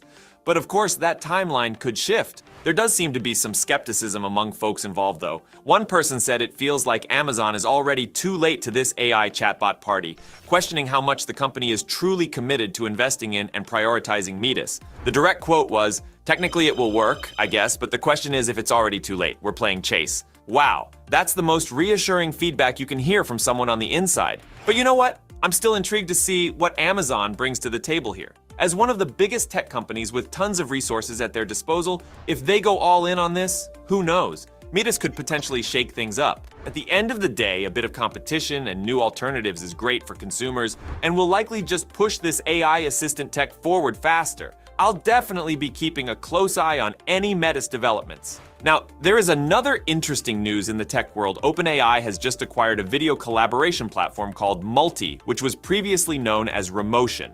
This platform is designed for enterprise users and supports up to 10 people communicating via screen sharing with customizable shortcuts. The financial details of this deal haven't been disclosed yet. However, a source told TechCrunch that most of Multi's team, about 5 members, will join OpenAI once the deal is finalized. From beating us at chess to mastering high-level math, AI is rapidly closing the gap on human intelligence.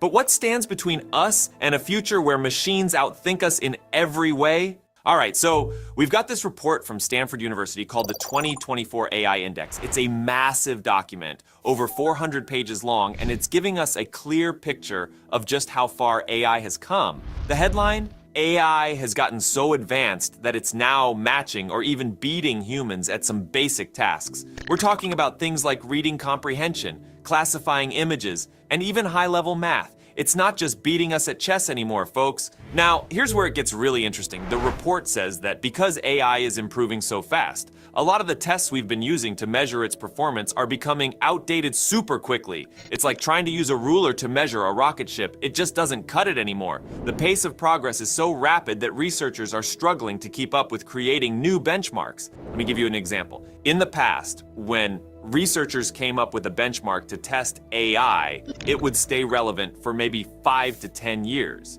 And now these benchmarks are becoming irrelevant in just a year. That's how fast AI is progressing. Like the AI is learning the test and then surpassing it almost immediately. The report also talks about how AI is being used more and more in scientific research. There's a whole chapter dedicated to it this year, which is a first for this annual report. They mention projects like GNOME from Google DeepMind, which is helping chemists discover new materials. So essentially, AI is helping to create new substances that could revolutionize industries and solve global problems. Then there's GraphCast, another DeepMind tool that's doing rapid weather forecasting. We're talking about AI that could potentially predict weather patterns more accurately than our current methods. The implications for agriculture, disaster preparedness, and even daily life are huge. Now, the report also talks about this test called the Graduate Level Google Proof Q and a Benchmark, or GPQA for short. It's a set of over 400 multiple choice questions that are seriously tough, so basically a PhD level stuff.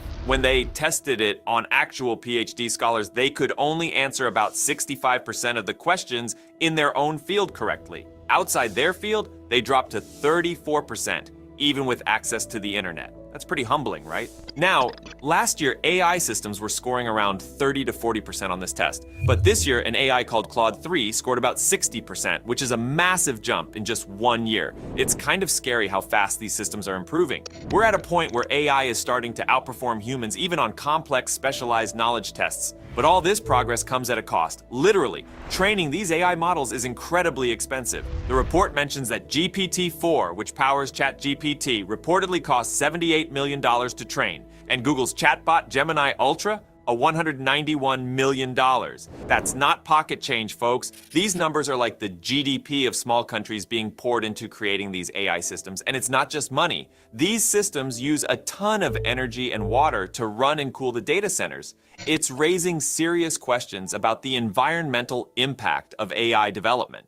Some researchers are even worried that we might run out of high-quality data to train these models on. Can you imagine running out of data on the internet? It sounds crazy, but it's a real concern in the AI community. The report also highlights a growing divide in how different countries view AI. Some nations are super excited about the potential of AI, while others are becoming increasingly pessimistic. This could lead to some interesting geopolitical dynamics in the future as countries race to develop and regulate AI technology. Speaking of regulation, the report notes a steep rise in regulatory interest in the United States. In 2016, there was just one US regulation that mentioned AI. Last year, there were 25. That's a huge increase, and it shows that policymakers are starting to take the potential impacts of AI seriously. Now let's talk about something called the singularity, which is a pretty wild concept.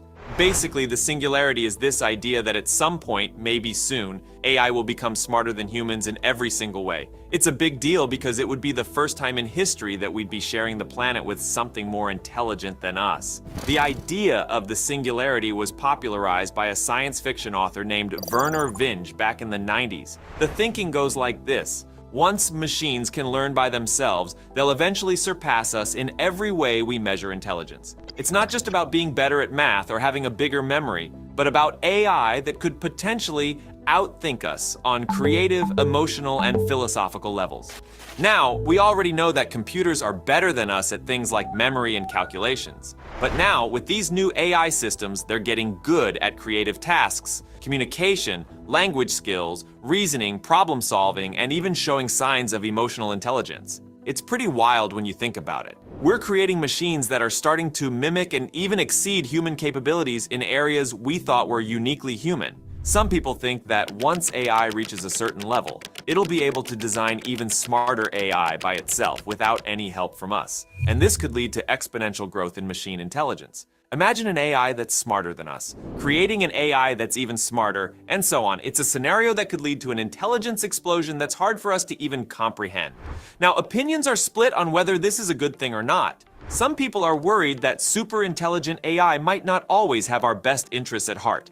They're concerned about things like AI developing feelings of superiority or self-preservation that could make it dangerous to us. There are fears that an advanced AI might see humans as a threat or a hindrance and decide to act against us. It's the stuff of science fiction, but with the rate AI is advancing, some experts think it's a real possibility we need to consider. But on the flip side, there are people who are really optimistic about the singularity. They think it could lead to incredible technological advancements, like super smart computers coming up with solutions to all the world's problems, from environmental issues to curing diseases. Some even think it could make us immortal. The idea is that an AI with superhuman intelligence could solve problems that have stumped us for centuries, leading to breakthroughs in medicine, energy, space travel, and more. So when might this singularity happen? Well, opinions vary wildly. Ray Kurzweil, a well-known futurist, thinks it could happen between 2029 and 2045, based on how fast AI is progressing. He bases this on concepts like Moore's Law, which predicts the rate at which computing power increases. But others, like Rodney Brooks, who used to head up computer science and AI at MIT, think it's still centuries away. They argue that the computational power needed for true human-level AI is far beyond what we currently have or are likely to have in the near future. And then there are people like psychologist Steve Pinker who doubt it'll ever happen at all. Pinker argues that just because we can imagine something happening doesn't mean it's actually possible. He thinks there might be fundamental limits to artificial intelligence that we haven't yet discovered. Now, if you are thinking that with all these advances in AI, we must be pretty close to the singularity already, well, not quite. There are still some significant hurdles to overcome. You see, current AI systems are what we call narrow AI. They're designed for specific tasks or sets of tasks. For example, an AI that excels at playing chess isn't capable of driving a car or understanding human emotions. While these systems are impressive within their domains, they lack the ability to generalize and learn new tasks on their own the way humans can. To reach the singularity, we need to first develop artificial general intelligence, or AGI, which is an AI that can take what it learns about one task and apply it to learn how to do many different tasks, kind of like how we humans can. If you know how to ride a bicycle, you can probably figure out how to ride a motorcycle much more easily than someone who's never ridden anything.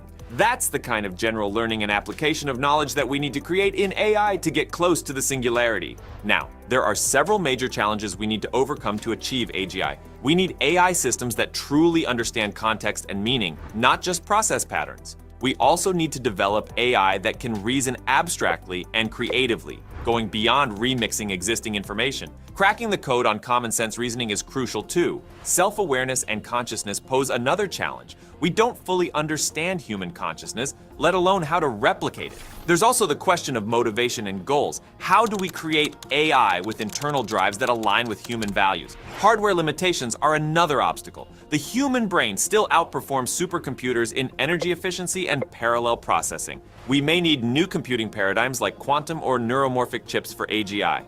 Despite these challenges, AGI research is progressing. Companies like DeepMind and OpenAI are working on more general AI systems. Promising areas include multimodal AI, meta-learning, and incorporating cognitive science into AI development. The development of AI isn't just a technical challenge, it's a societal one. We all have a stake in how this technology develops. Stay informed, ask questions, and be part of the conversation. The future of AI is being written now, and we all have a role in shaping it. That's all for today's deep dive into AI and the singularity. If you found this interesting, like, comment, and subscribe for more cutting-edge tech and AI content. Thanks for watching, and I'll see you in the next one.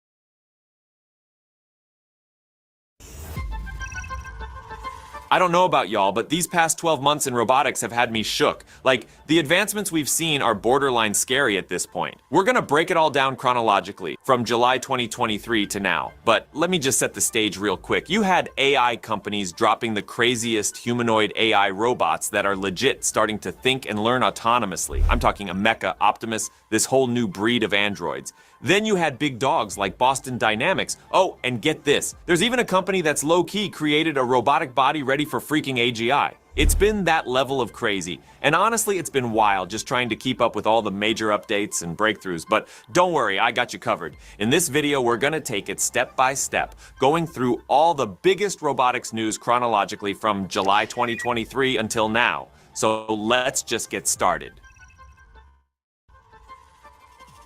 So Ameca, a groundbreaking robot from Engineered Arts that talks and mimics human expressions and movements, now draws too, making it a fascinating blend of tech and art. This AI robot looks like a human but doesn't have a specific gender or race, with a gray rubber face and hands. It can move its arms, fingers, neck, and face, letting it show emotions and even talk. With microphones, cameras, and facial recognition software, it can interact with people just like a human. Now, recently, OpenAI and a Norwegian startup called 1X made an exciting announcement about the launch of their first physical robot named Neo, which looks like a futuristic astronaut, can move around, handle things, talk, and sense its surroundings thanks to its arms, legs, cameras, speakers, microphones, and sensors. Ameca and Neo are excellent examples of AI in human-like forms. They don't just respond to commands, they can also show their intelligence and creativity, like when they draw.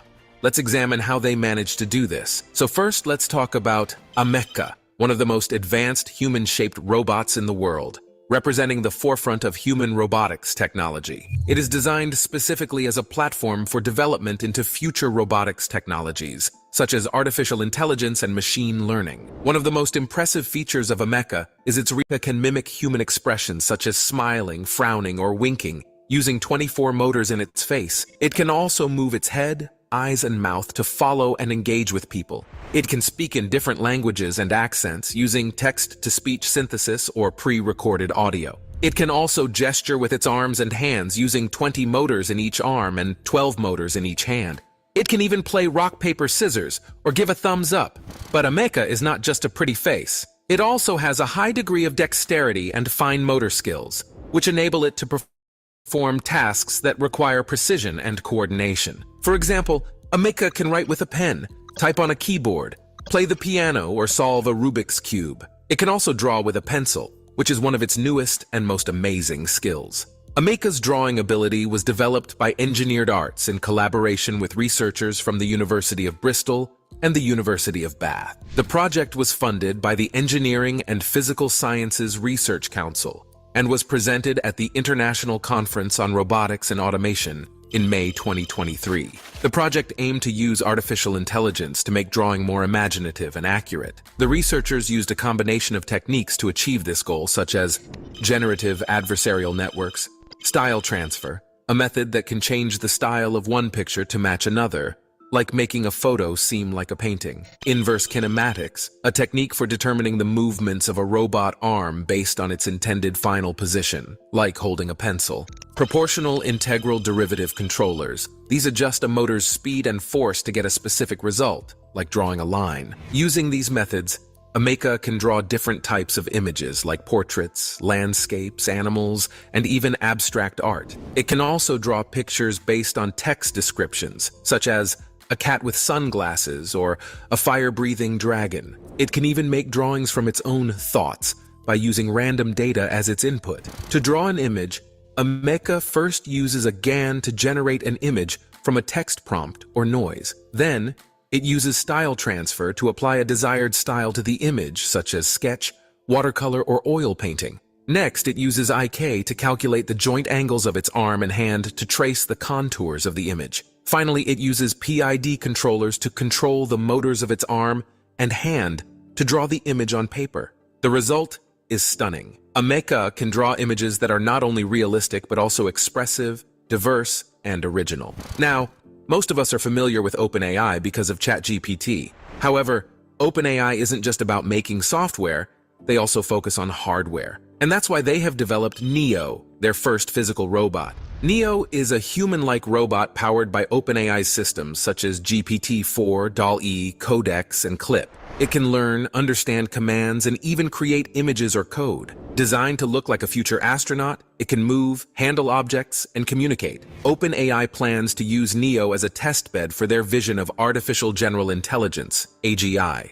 which is the ultimate goal of creating AI that can perform any task that a human can. It was unveiled in July 2023 at the Neo Accelerator, a startup accelerator founded by Silicon Valley investor Ali Partovi, which partnered with OpenAI and Microsoft to provide free software and mentorship for budding AI companies. And it was one of the highlights of the event, where it demonstrated some of its abilities and tasks. Neo is one of the most innovative and ambitious robots in the world, representing OpenAI's vision for the future of AI and robotics. It has a customizable design and latest tech features. Its parts can be changed based on the task or place. For instance, it can swap its legs for wheels, or its gripping tools depending on what's needed. It can also interact with its parts wirelessly through Bluetooth or Wi-Fi. Furthermore, Neo uses OpenAI's AI systems like GPT-4, DALL-E, Codex, and Clip that enable it to understand and respond to spoken commands, create realistic images from text, write functional code from spoken prompts,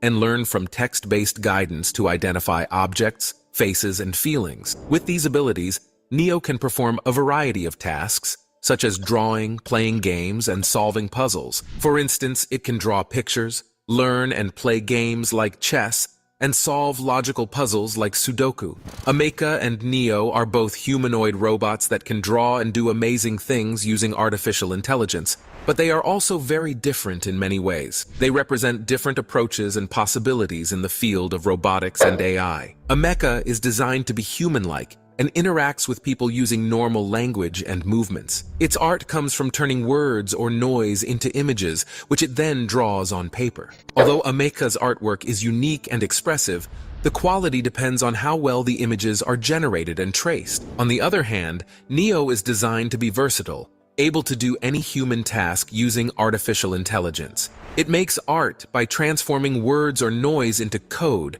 which it then runs on its internal computer or screen. While Neo's drawings are accurate and realistic, they're limited by the complexity of the code and the display resolution. Both robots are remarkable but have different goals. Ameca aims to express itself through art, valuing creativity and diversity. Meanwhile, Neo wants to learn and improve its abilities, prioritizing intelligence and efficiency. While both robots are impressive, they bring up societal questions and challenges. AI robots like Ameca and Neo can bring lots of changes to society, some good and some bad. They can make learning and entertainment more exciting, help us with tough or boring jobs, and spark new creative ideas. But they also have their downsides. They might take over some people's jobs, question the importance of human values, or even harm us if they malfunction or are used wrongly. It's important that we design and use these robots properly so they benefit us and don't cause harm. AI and robotics have an exciting yet unpredictable future.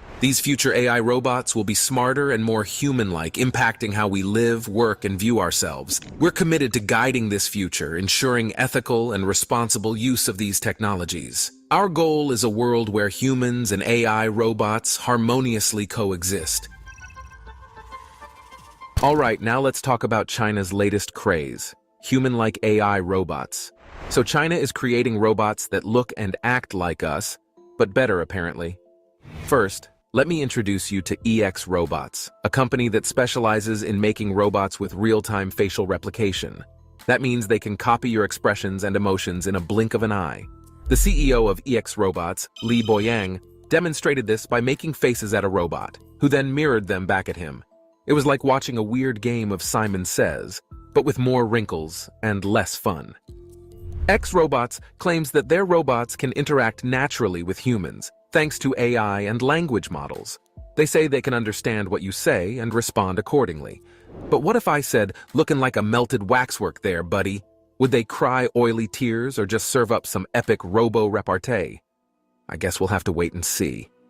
The technology behind these lifelike expressions is quite impressive, though. X Robots uses movable electric units on the robotic faces, which can simulate different muscles and movements. They also have a specialized system for generating expressions, either by using predefined scenarios or by collecting biological data from human faces. So basically, they can steal your smile and use it for themselves. How creepy is that? But facial expressions are not the only thing these robots can do. They can also perform various tasks and abilities that require skill and finesse. For example, there was a barista robot that could create latte art with precision and flair. It could draw anything from hearts to flowers to pandas on your coffee foam. I have to admit, that's pretty cool.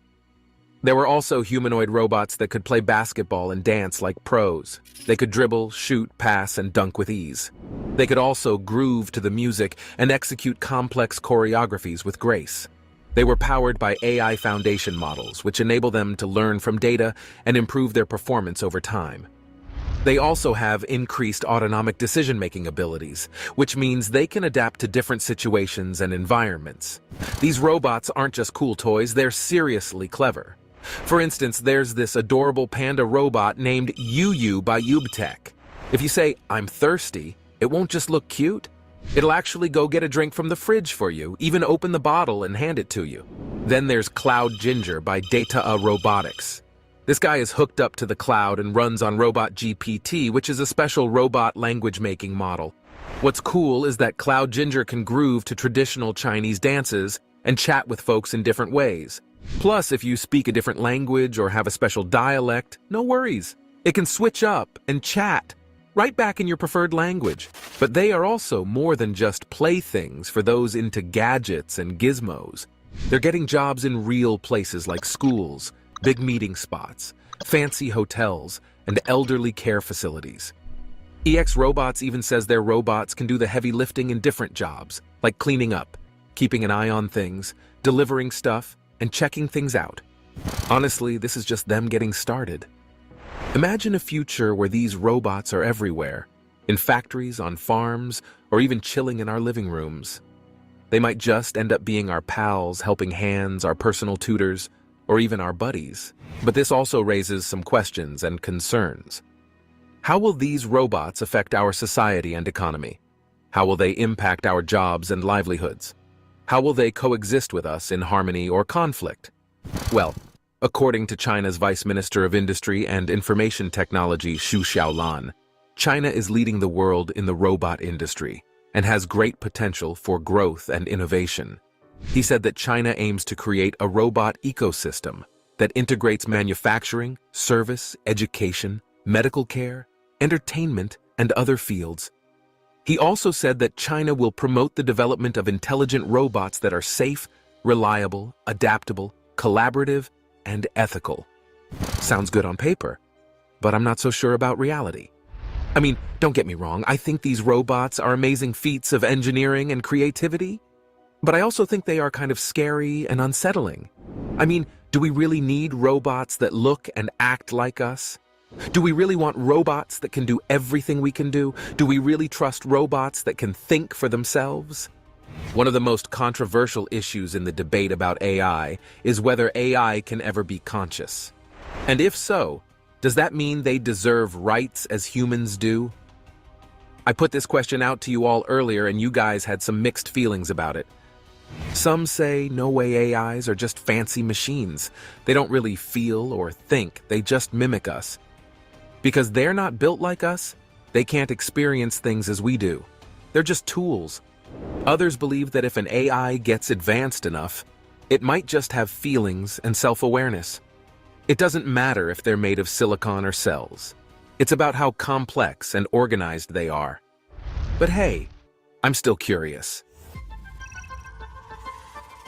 A Mecha is the most advanced human-like robot in the world, created by a British company named Engineered Arts. In this video, I'll share with you the newest updates about this robot and what it predicts for the future of people. Later in the video, we'll also discuss Microsoft's latest AI gadget, which is an AI backpack that can see and hear everything just like you do, and it acts as your personal companion. These are exciting times, aren't they? But before we dive into the details about the Ameca robot, please make sure to subscribe to our channel if you haven't yet, so you can keep up with all the latest news and updates in the field of artificial intelligence. Alright, so as we all know, Ameca is a human-shaped robot that can walk, talk, and interact with people using artificial intelligence. It has a realistic face that can show a range of emotions, from happiness to anger. It also has cameras in its eyes that can recognize faces and expressions, and it can speak more than 100 languages, thanks to a powerful AI system that uses natural language processing and generation.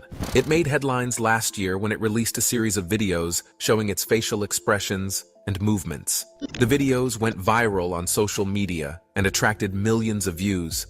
People were fascinated and terrified by how lifelike and expressive it was. Some even compared it to the Terminator or the replicants from Blade Runner. So is Ameca here to harm us or take control?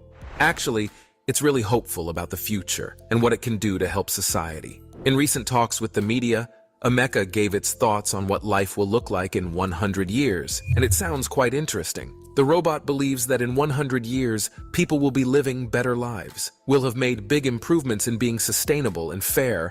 We'll have made great strides towards sustainability and equality. And we'll have new technologies that make life easier and more fun. While also creating new technologies that make our lives easier and more enjoyable. We might even have traveled to other planets.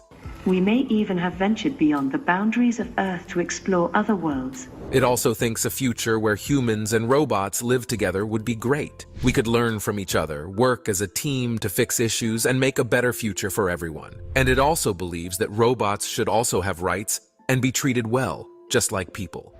Now, this idea of giving robots equal rights is something that makes me uneasy, but it seems like we're getting closer to making this unusual concept a reality. You might be curious about how Ameca can act like it has human thoughts and feelings. Ameca runs on an AI system that uses something called generative models. These models help it understand and speak our language, and even control its facial expressions and movements. What does this action signify?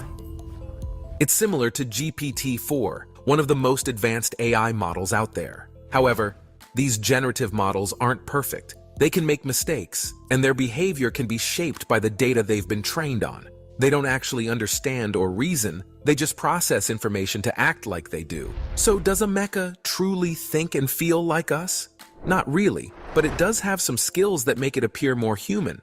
For instance, it can pause before answering a question, which makes it seem like it's thinking. It can also show signs of emotion and connect with people in a way that feels genuine. But these impressions are not necessarily accurate or reliable. They are based on our perception and interpretation of Ameca's behavior and appearance. We tend to anthropomorphize machines that look or act like humans because we are wired to do so by evolution. We project our own feelings and expectations onto them because we want to relate to them. This is why some people love Ameca and find it optimistic and inspiring, while others hate it and find it creepy or woke. The public reactions to Ameca's statements have been mixed and polarized. Some think it's hopeful and are impressed by what it can do, like helping to teach or care for older people. Others think it's too optimistic and worry about it doing jobs that need a lot of patience, like looking after people with dementia. The discussions about Ameca are part of a bigger conversation about the future of artificial intelligence and how it will affect us. As AI gets more advanced, we have to think about both the good and bad things that could happen. We need to make sure AI is safe and helpful for everyone. This means people from all areas like government, businesses, and research need to talk and work together. We need to create rules that make sure AI is both innovative and responsible. So, Ameca isn't just a robot. It's a glimpse into what the future of AI could be like. That future could be amazing but also risky, and it's something we all need to help shape. Blending the realms of space travel and robotics, Ji-hee Kim introduces an innovative creation. Laika, an AI-powered, realistic robot companion designed for human interaction. Ji-hee Kim is a Korean engineer and artist who is passionate about creating human-robot interactions. She was inspired by the story of Laika, the first animal to orbit the Earth in 1957. Laika was a stray dog from the streets of Moscow, who was sent to space by the Soviet Union as part of the Sputnik 2 mission. Unfortunately, the dog did not survive the journey, and her fate sparked a lot of controversy and debate about the ethics of animal testing in space. And Laika is not just a toy or a gadget, but almost a living being that can interact with humans and respond to their needs and emotions. When you first see it, you'll be struck by its realistic, almost natural look. Ji-hee Kim aimed to make a robot dog that fits right into the natural world, avoiding a too robotic appearance. To achieve this, she skillfully combined 3D printing with soft materials for a flexible and smooth body. She even added fur and whiskers for that extra touch of realism.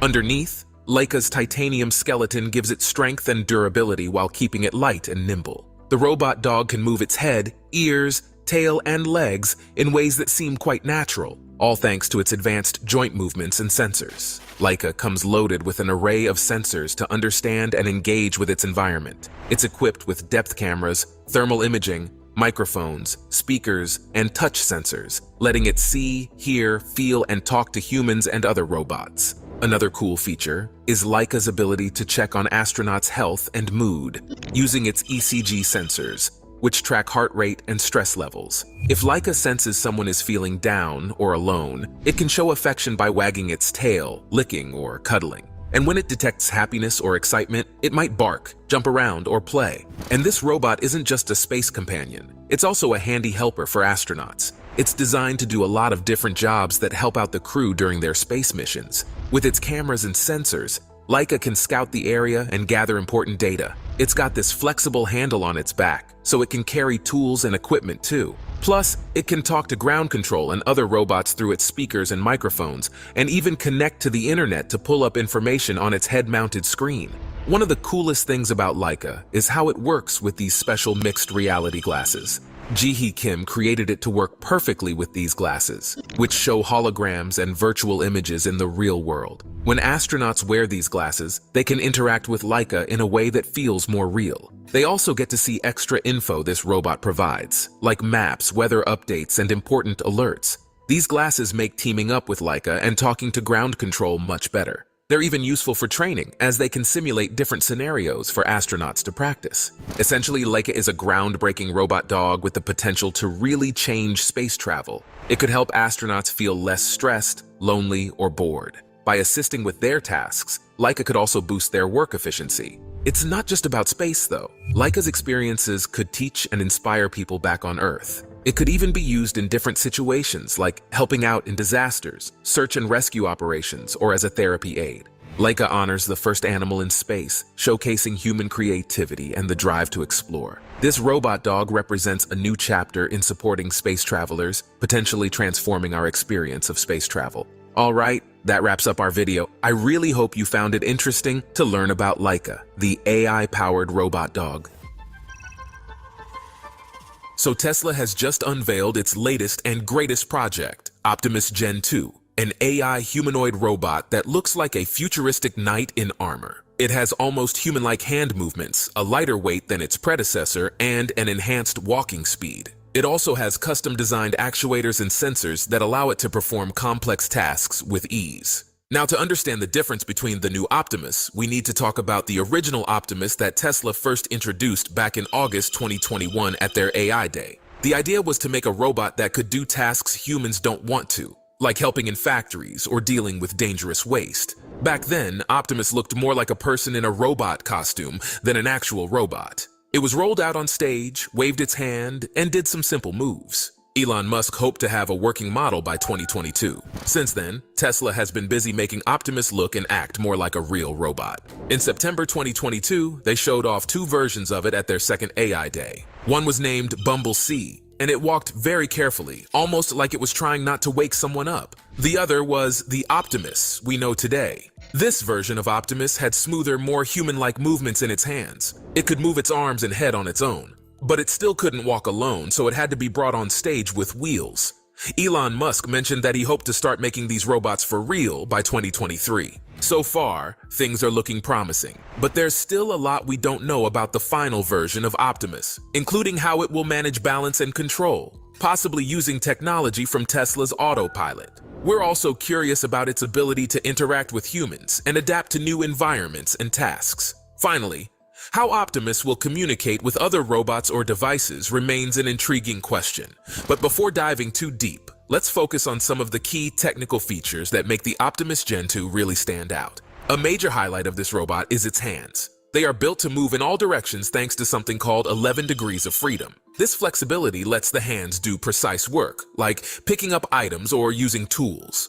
What's even more impressive is that these hands can sense touch. They have a special skin-like covering that can bend and stretch without damage. This covering is filled with sensors that can feel pressure, temperature, humidity, and even vibrations, which makes the robot's hands incredibly sensitive and versatile. Now, the new Optimus Gen 2 robot is really advanced with its tactile sensing. This means it can feel things around it in a way no other robot can, understanding if something is hot, cold, heavy, light, smooth, or rough. This helps it to interact in a more human-like way. What's also impressive is how fast it can walk, around 4 miles per hour, and it can move its head and neck by itself, which is great for looking around or talking. Elon Musk says Optimus Gen 2 is smart enough to learn from what happens around it. It can figure out how to use new things, solve problems, or even learn how to chat with new people or animals. You look for Sean? Yeah, I'm Sean. What's up, man? Dude, if you do that again, you're gonna get hurt. May I take your luggage? But what about the applications of Optimus Gen 2? How will this robot benefit humanity? Well, there are a bunch of ways this robot could be really useful in different areas. First, in manufacturing, think of Optimus as a helping hand in factories. It could do stuff like lifting heavy things, putting parts together, or checking if things are made right. Basically, it can handle the tough or boring jobs. Then there's construction work. Optimus could be a game changer on building sites, doing heavy lifting, digging, or clearing up messes. In our homes or offices, Optimus could make life easier by doing chores or providing services. Imagine it bringing you stuff, cleaning up, or even giving foot massages. In schools or universities, Optimus could step in as a teacher. It could explain difficult topics, show cool experiments, or answer students' questions. For fun, Optimus could be an entertainer in parks or theaters. It could play games, crack jokes, or even sing. Hey man, I got some valuables in there. Can you just be careful? Yeah, man. No problem. Oh, dude, come on, man. Alright, now LG, a well-known electronics company, is all set to amaze everyone at CES 2024 with their latest creation, a small, friendly robot designed to make life at home easier and more enjoyable. This announcement, made just a few hours ago, is already creating quite a buzz. This adorable robot from LG stands about a foot tall and walks on 2 legs. It's not just for show. This little helper is packed with advanced technology to take care of your house. It can wander around your home, checking for any issues, keeping an eye on your pets, and even understanding how you feel to make your day better. Thanks to the Qualcomm Robotics RB5 platform, the robot gets smarter over time, learning about your likes and habits to become an even better companion. LG refers to this robot as a moving smart home hub, aimed at reducing the chores you have to do around the house. And it seems to do just that. Scheduled to be showcased at CES 2024 next week, the robot can connect with all the smart devices in your house. It can turn devices off when they're not needed or when you're not home. Plus, it can patrol your home, checking if windows are shut or if lights are left on, and alert you about it. When you're out, the robot isn't just sitting idle. It can keep an eye on your pets and even let you watch live video feeds to see what your furry friends are up to when you're away. It's also smart enough to monitor your home's temperature, humidity, and air quality, alerting you if something isn't right. But the robot's abilities don't end there. When you come home, it greets you at the door and can figure out how you're feeling by looking at your face and listening to your voice. Depending on your mood, it can play music or sounds to cheer you up. And if you tend to forget things like medication schedules, the robot can help remind you. To do all this, the robot is equipped with a camera, speaker, and various sensors. These help it understand what's happening in your home, from air quality to potential problems. It also uses voice and image recognition software, along with the ability to process natural language, to identify and respond to issues as they arise. This robot is part of LG's bigger plan to introduce a range of smart home products that aim to make your life easier, fitting into their vision of a zero-labor home. Whether or not people will be comfortable with a robot that follows them and their pets around the house all day is yet to be seen. LG is excited to display this robot at their CES booth next week, but they haven't shared any details about the price or when it will be available for purchase.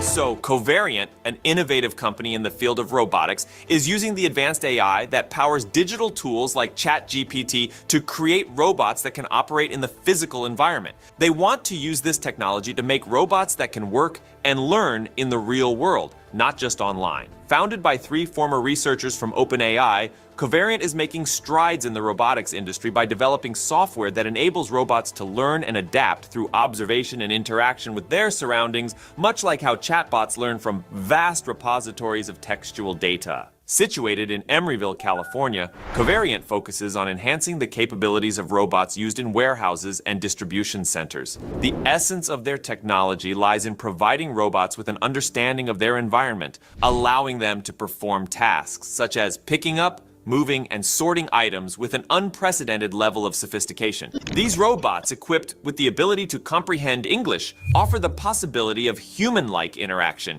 enabling operators to communicate with them as if they were conversing with a chatbot like ChatGPT. At the heart of Covariant's innovation is the integration of sensory data from cameras and other sensors with the extensive textual data similar to that used to train chatbots. This combination grants the robots a comprehensive understanding of their surroundings, empowering them to handle objects and situations they have not been explicitly programmed to deal with. For instance, a Covariant robot can identify and manipulate a banana by understanding instructions given in English, even if it has never encountered a banana before. This capability is a significant departure from traditional robotics, where machines perform a limited set of tasks in a highly controlled environment. Despite the promising advancements, Covariant's technology is not infallible. The robots occasionally make errors, such as misunderstanding instructions or dropping objects. These shortcomings highlight the challenges inherent in applying AI to physical tasks, where the complexity of the real world introduces variables that are difficult to anticipate and manage. Nonetheless, Covariant's work represents a critical step forward in the quest to create more intelligent, adaptable robots capable of operating in diverse environments, from warehouses to manufacturing plants and potentially even in autonomous vehicles. The foundation of Covariant's technology is built on neural networks, a form of AI inspired by the human brain's structure. These networks learn to recognize patterns and make decisions based on the analysis of large data sets. This learning process is similar to the development of digital AI applications, such as chatbots and image generators, which understand or create content by digesting vast amounts of information from the internet. By applying these principles to robotics, Covariant is enabling machines to learn from both digital data and sensory input from the physical world, blurring the lines between the digital and physical realms. Covariant's ambitious project is backed by substantial financial support, with $222 million in funding, underscoring the industry's confidence in their approach. The company's focus on developing software rather than physical robots themselves allows for a versatile application of their technology across various sectors and types of robotic systems. This strategy aims to pave the way for broader adoption and innovation in the field of robotics, making robots more accessible and useful in a wide range of applications. The potential impact of Covariant's technology is vast, promising to transform how robots are deployed in numerous settings. By making robots more adaptable and capable of understanding and interacting with their environment in complex ways, Covariant is contributing to a future where machines can take on more sophisticated tasks, work alongside humans more effectively, and adapt to new challenges as they arise. This vision aligns with the broader trend of AI integration into our daily lives, where technology not only automates tasks, but also enhances human capabilities and experiences. Covariant's work also raises important questions about the future of work and the role of robots in society. As robots become more capable and versatile, they may assume responsibilities currently held by humans, leading to shifts in the labor market and necessitating discussions about retraining and education. Furthermore, the development of intelligent robots highlights ethical considerations, such as ensuring safety and managing the potential for AI systems to act in unpredictable ways. Covariant's efforts to bring AI technology from the digital world into the physical domain through robotics represents a significant leap forward in the field. By combining sensory data with the textual data used to train AI systems like ChatGPT, Covariant is enabling robots to understand and interact with their environment in ways that were previously unimaginable. Although challenges remain, the potential for this technology to revolutionize industries, enhance human-robot collaboration, and create new opportunities is immense.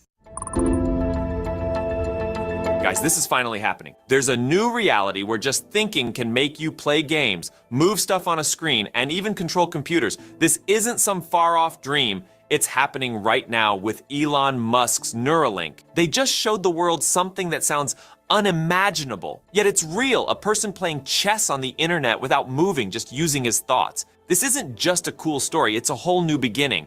It's where thinking and technology come together, opening doors to things we've only dreamed about. Here we are, standing at the edge of something huge, where dreams, tech, and the power of our minds are changing everything. So in a groundbreaking event, Neuralink has captured global attention by live streaming its first ever patient using a brain chip to play online chess. The patient, 29-year-old Nolan Arbaugh, became paralyzed below the shoulders after a tragic diving accident. Thanks to Neuralink's innovative technology, he can now control a computer cursor with nothing but his thoughts, reintroducing him to activities like playing his favorite game, Civilization VI, for hours on end. The live stream, which aired on Musk's social media platform X, showcased Arbaugh maneuvering through the chess game on his laptop using the Neuralink device. This technology aims to empower individuals to interact with computers through thought alone, bypassing traditional physical interfaces. Musk previously mentioned that Arbaugh had been implanted with the Neuralink chip in January, which enabled him to control a computer mouse through thought. According to Arbaugh, the surgery was super easy, and he was discharged from the hospital just a day later without any cognitive impairments. However, Arbaugh and Musk are quick to remind everyone that this technology is still in its infancy. While Arbaugh's life has significantly improved, allowing him to engage in activities he thought were lost to him, he notes that the journey is far from over. The technology is not perfect, and they've encountered some issues along the way, signaling a long road ahead filled with improvements and enhancements. Kip Ludwig, a former program director for neural engineering at the U.S. National Institutes of Health, echoed this sentiment. He stated that while what Neuralink has demonstrated is far from a breakthrough, it represents a vital step forward for the patient and the field of neural engineering. It's still early days for the implant, and both Neuralink and Arbaugh are learning to maximize control and interaction capabilities. However, the fact that Arbaugh can interact with a computer in ways he couldn't before is a positive development. Adding to the intrigue, Neuralink has been under scrutiny by the U.S. Food and Drug Administration, which found issues with record keeping and quality controls for animal experiments. This came shortly after Neuralink announced it had received clearance to test its brain implants in humans. The company had not responded to inquiries regarding the FDA's findings at the time. During the live stream, Arbaugh shared his astonishment at the technology, comparing it to using the Force from the Star Wars films to move the cursor on his screen. This intuitive control mechanism has transformed his interaction with technology, making everyday tasks feasible once again. Musk, on the other hand, has been promoting this demonstration as an example of telepathy, showcasing the potential for humans to control computers purely through thought. Neuralink's achievements come in the wake of similar efforts by other companies, such as Australia-based Synchron. Synchron has also developed a brain-computer interface, albeit through a less invasive method that doesn't require surgery on the skull. They successfully implanted their device in a patient back in July 2022, indicating a growing interest and advancement in the field of neural technology. Elon Musk took to Twitter to celebrate this milestone, calling it a demonstration of telepathy, the ability to control a computer and play video games by merely thinking. This event not only marks a significant step for Neuralink, but also sets the stage for future innovations. Musk teased the next product, BlindSight, aimed at restoring vision for those born blind, signaling Neuralink's ambitious roadmap ahead. We're right at the edge of a huge change in the way we use technology, and it's just the start for Neuralink. Sure, the tech isn't perfect and there are some bumps along the way, but the chance to really make a difference in people's lives is huge. Seeing Arbaugh play chess with just his thoughts gives us a peek into a future where we're not just solving problems with tools and gadgets, but with the incredible power of our minds. Just one day after retiring its older hydraulic model, Boston Dynamics has introduced a new electric version of its Atlas robot. This marks a significant shift away from the noisy hydraulic mechanisms that characterize previous models. Now, Atlas is powered by an electric motor, which, although not silent, offers a quieter operation that contrasts sharply with the hydraulic system's distinctive sounds. The unveiling of this new version was captured in a compelling video. It opens with Atlas lying prone on a set of interlocking gym mats, accompanied only by the soft whirring of its new electric motor. As the camera pans around, the robot begins a seemingly natural motion of bending its legs at the knees. This movement, initially reminiscent of human action, soon crosses into an uncanny valley, evoking a feeling similar to a scene from a Sam Raimi film. This clever maneuver allows Atlas to shift from lying on its back to standing upright, facing away from the camera. It then performs an eerie rotation of its head, followed by its torso, completing a 180-degree turn to face the camera directly. The robot's face, featuring a ring light around a perfectly round screen, then rotates back as Atlas strides off the mats and out of the frame. This new electric Atlas is not just a technological evolution, but also a symbolic one, mirroring the transformative moment when Bob Dylan famously switched from acoustic to electric guitar. The motion of the new Atlas, while still showing some jerky movements, is notably smoother and more fluid compared to many of the commercial humanoids introduced in recent years. This progress illustrates a level of mechanical sophistication that brings to mind the confident and fluid movements of Spot, another robot from Boston Dynamics, suggesting a familial resemblance in their design philosophies. The physical appearance of Atlas has undergone a radical transformation. Gone are the bulky torso and awkward bowed legs covered in protective plating, replaced by a streamlined, cable-free frame that bears more resemblance to contemporary robots like Agility's Digit and Apptronic's Apollo. This redesign leans towards a softer, more approachable aesthetic, eschewing the intimidating utilitarian look of past models for a friendlier, cartoonish appearance. Despite these substantial changes, Boston Dynamics has chosen to retain the Atlas name, continuing the legacy of its well-known brand into this new commercial phase. This decision contrasts with previous practices where research names were changed upon commercial release, such as Spot Mini becoming Spot and Handle becoming Stretch.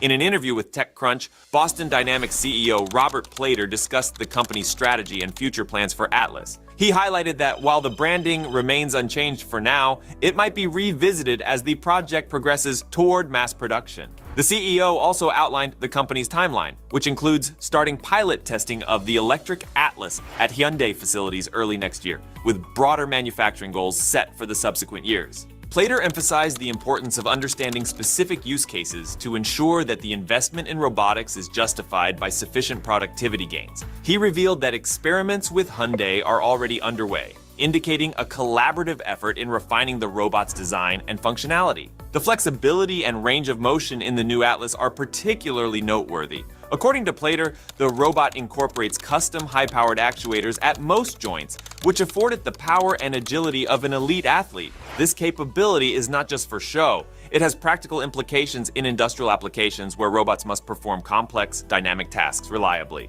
Boston Dynamics is known for its viral videos that often highlight the agility and dexterity of its robots in dramatic, even theatrical ways. While these demonstrations are visually impressive and entertaining, they also serve a practical purpose by showcasing the robot's capabilities in scenarios that might occur in real-world settings. For example, the video's depiction of Atlas starting from a prone position and then standing up underscores its ability to recover from falls, an essential feature for maintaining productivity without human intervention in industrial environments. The design choices extend to the robot's hands, which now feature 3 fingers instead of the more human-like 4 or 5. This simplification reduces mechanical complexity and enhances durability, crucial for repetitive industrial tasks. The robot's head has also been redesigned, now featuring a large round screen that adds a touch of friendliness and enhances interaction capabilities, which Plater notes will be critical as robots increasingly work alongside humans. Overall, the new electric Atlas is a big step forward in the world of humanoid robots, combining high-tech features with smart designs to meet the growing needs of businesses and factories. As Boston Dynamics keeps improving this robot, everyone in the industry will be watching closely. They're eager to see how these new features will actually help improve efficiency and productivity in the real world. So a company called Sanctuary AI just announced a major collaboration with none other than Microsoft, and it's all about accelerating the development of next-gen AI models for general-purpose robots. This is huge. Now, for those not familiar with Sanctuary AI, let me give you a quick rundown. These folks are on an ambitious mission to create the world's first human-like intelligence in general purpose robots. Yeah, we're talking about artificial general intelligence, or AGI, the holy grail of AI that can truly understand and interact with the world just like us humans. But here's the thing, Sanctuary AI isn't just some scrappy startup talking big game. These guys have some serious pedigree. We're talking founders from pioneering companies like D-Wave, the first commercial quantum computing firm, Kindred, which introduced reinforcement learning to production robots, and the Creative Destruction Lab, known for innovative science commercialization. Their team is stacked with veterans from tech titans like Amazon, Microsoft, and SoftBank Robotics. In other words, these folks have been at the forefront of some of the most groundbreaking innovations in AI, robotics, and computing. So when they make bold claims about pushing the boundaries of AGI, you can't help but take them seriously. So what exactly does this collaboration with Microsoft entail? Well, it's all about harnessing the power of Microsoft's Azure cloud to supercharge the development of what Sanctuary AI calls large behavior models, or LBMs. Think of these as the next evolution beyond large language models like GPT AI systems designed to learn from and understand real-world experiences and interactions. By leveraging Azure's massive computing resources for training, inference, networking, and storage, Sanctuary AI can turbocharge their efforts in developing these cutting-edge LBMs, which are critical stepping stones on the path to achieving AGI. Now, just a few weeks ago, Sanctuary AI unveiled the 7th generation of their flagship robot, Phoenix, and the upgrades and improvements they've packed into this latest iteration are nothing short of mind-blowing. We're talking increased uptime, enhanced visual perception, improved tactile sensing, and get this, an expanded range of human-like motion in the wrists, hands, and elbows. This thing is designed to mimic the dexterity and range of motion of an actual human, which is just insane when you think about it. And here's the cool part. Sanctuary AI has achieved all of these advancements in just 11 months since their 6th Gen Phoenix robot, which was one of Time's best inventions of 2023. They've been moving forward really fast, and it's almost hard to believe. According to Sanctuary AI's CEO, Geordie Rose, this 7th Gen Phoenix is one of the most sophisticated human behavioral data capture technologies available today. Essentially, it's providing their Carbon AI control system with some of the highest quality, highest fidelity training data out there, which is critical for developing those advanced LBMs and pushing towards AGI. But perhaps the most mind-blowing stat of all is that the time it takes to automate new tasks has been slashed from weeks to less than 24 hours. That's a 50x increase in automation speed, marking a pivotal moment in the capability of autonomous systems. Just let that sink in for a second, automating complex tasks in under a day. The potential applications across industries like manufacturing, logistics, and more are staggering. Now, Sanctuary AI is making some seriously bold claims here, stating that this 7th Gen system is the closest analog to a human of any available robot today. That's a hefty assertion, no doubt, but coming from a team with the pedigree and track record that these folks have, you can't just dismiss it out of hand. Of course, with any groundbreaking technology, there are always ethical considerations and potential risks to weigh. The development of advanced AI and robotics is no exception, with concerns around safety, transparency,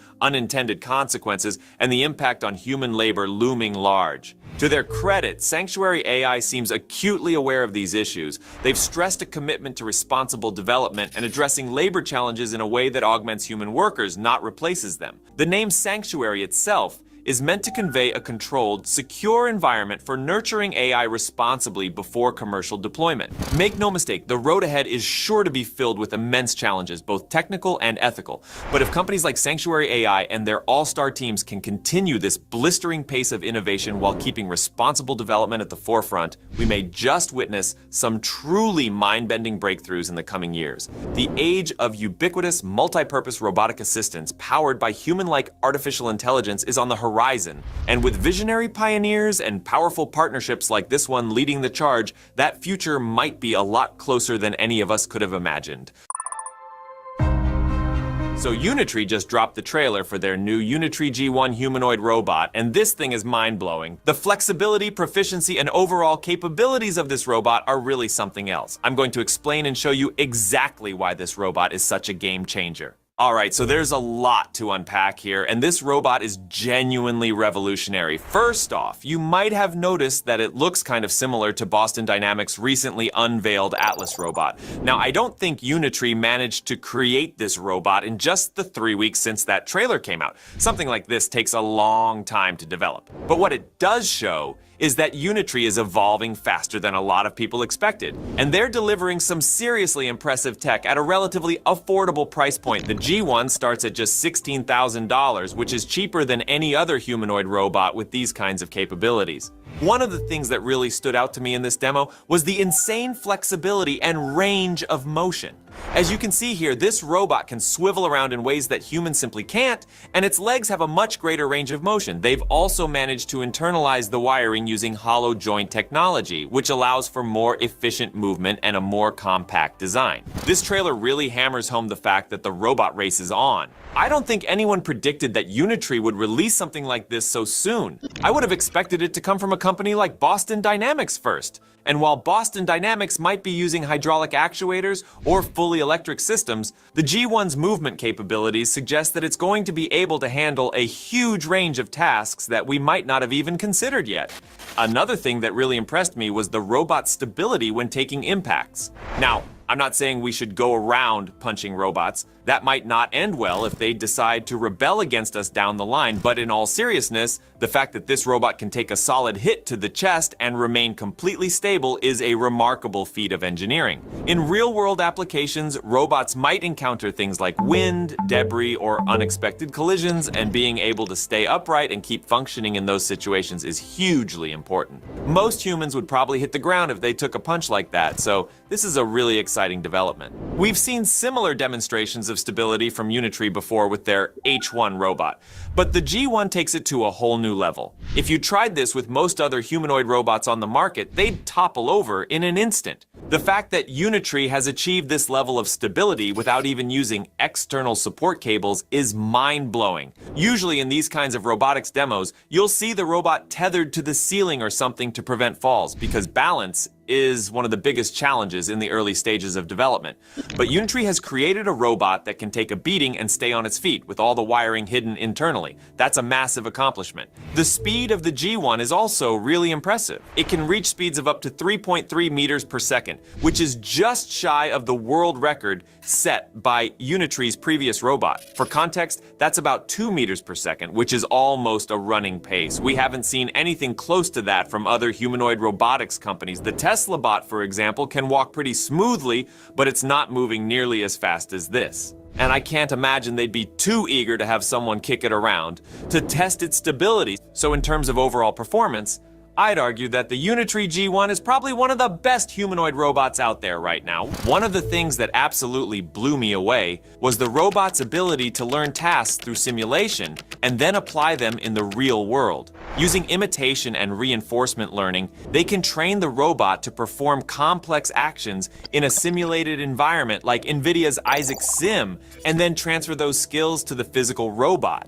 Watching it move, you can see how precise and subtle the joint movements are, and the fact that it can maintain its balance while performing these tasks autonomously is staggering. This has huge implications for robotics research because until now, most humanoid platforms have been really expensive, which makes them hard to access for a lot of labs and universities. The Unitree H1, for example, was a great research platform, but its high cost was a big barrier. With the G1 coming in at a lower price point, we're going to see a lot more people getting their hands on this tech and pushing the boundaries of what's possible. And then there are the hands. Previous Unitree robots were criticized for their lack of dexterous manipulators, but the G1 has hands that can grasp and manipulate objects with incredible precision. It can crush a walnut, flip a piece of bread, and even pop open a soda can, like it's nothing. The level of control and fine motor skills on display here is just insane. They also mentioned something called the Unitree Robot Unified Large Model, which seems to be some kind of AI system that allows the robot to perform these tasks autonomously. There aren't a lot of details available yet, but I'm guessing it's a machine learning model that's been trained on a huge data set of simulated and real-world interactions. As more information comes out, I'll be sure to update you all. One of the other key things they demonstrate is the robot's ability to perform very precise movements, like soldering electronic components. This opens up a whole new range of potential applications in fields like manufacturing and assembly. But perhaps the most exciting thing about the G1 is its price. At just $16,000 for the base model, it's nearly 10 times cheaper than Unitree's previous humanoid robot, which was listed at around $150,000. That's a massive leap in affordability, and it's going to make this technology accessible to a much wider range of researchers and developers. We've already seen some of the incredible things that people have been doing with Unitree's H1 platform. For example, researchers at Shanghai Tech and Mars Lab recently presented a framework for humanoid parkour learning, which allows the robot to navigate rough terrain, jump onto high platforms, leap over hurdles, and more, all using only vision and proprioception. It's a fully end-to-end system, which is a huge accomplishment in the field of robotics. The problem is that a lot of academic labs struggle to get funding for this kind of research because they simply can't afford the expensive hardware. But with the G1, we're going to see an explosion of new projects and discoveries. I mean, the H1 could do a full backflip, which is just mind-boggling for a robot with such basic actuators. Imagine what people are going to do with the G1's advanced capabilities.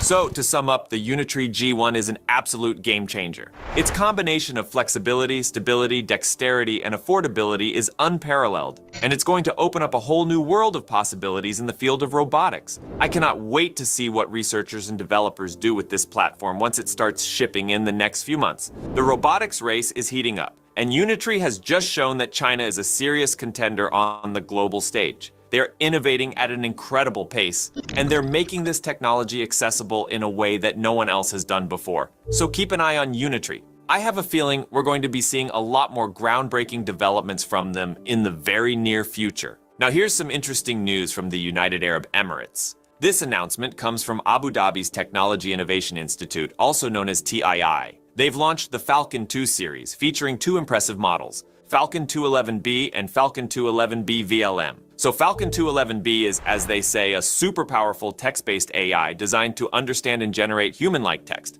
Meanwhile, Falcon 211B VLM is a vision-to-language model. This means it can take an image and generate a detailed text description of it. Let's talk about why the UAE is making such big moves in AI. Known for its vast oil reserves, the UAE is now pouring massive investments into artificial intelligence. This shift hasn't gone unnoticed. In fact, US officials took note last year, issuing a strong ultimatum for the UAE to choose between American and Chinese tech. In response, Emirati AI firm G42 cut ties with Chinese companies, paving the way for a whopping $1.5 billion investment from Microsoft.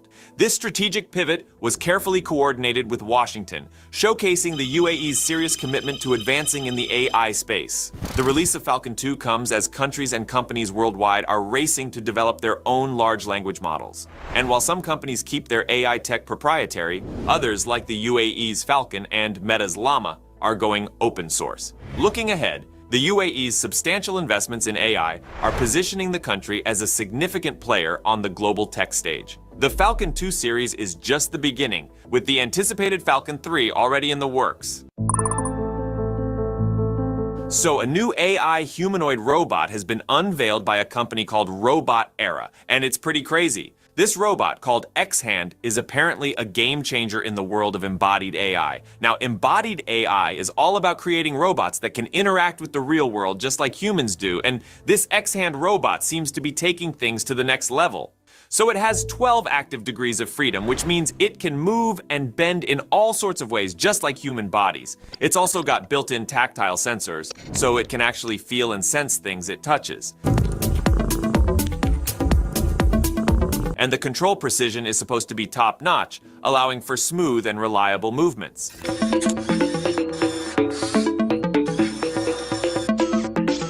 But here's the kicker: Robot Era claims that the technology behind X-Hand is fully self-developed, which is pretty impressive for a relatively new player in the robotics and AI game.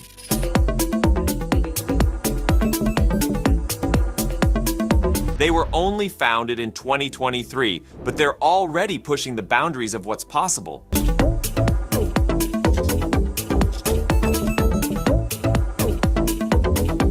Now, we don't know how much this robot is going to cost or when it'll be available to the public because Robot Era is keeping those details under wraps for now. But from what they've shown us, it looks like X-Hand is specifically designed to embody AI, which could be a big deal as we get closer to achieving AGI. And speaking of AGI, there's been a lot of hype lately about it potentially happening sooner rather than later. I'm not even joking around. Some experts are saying we might be on the verge of a breakthrough in this field.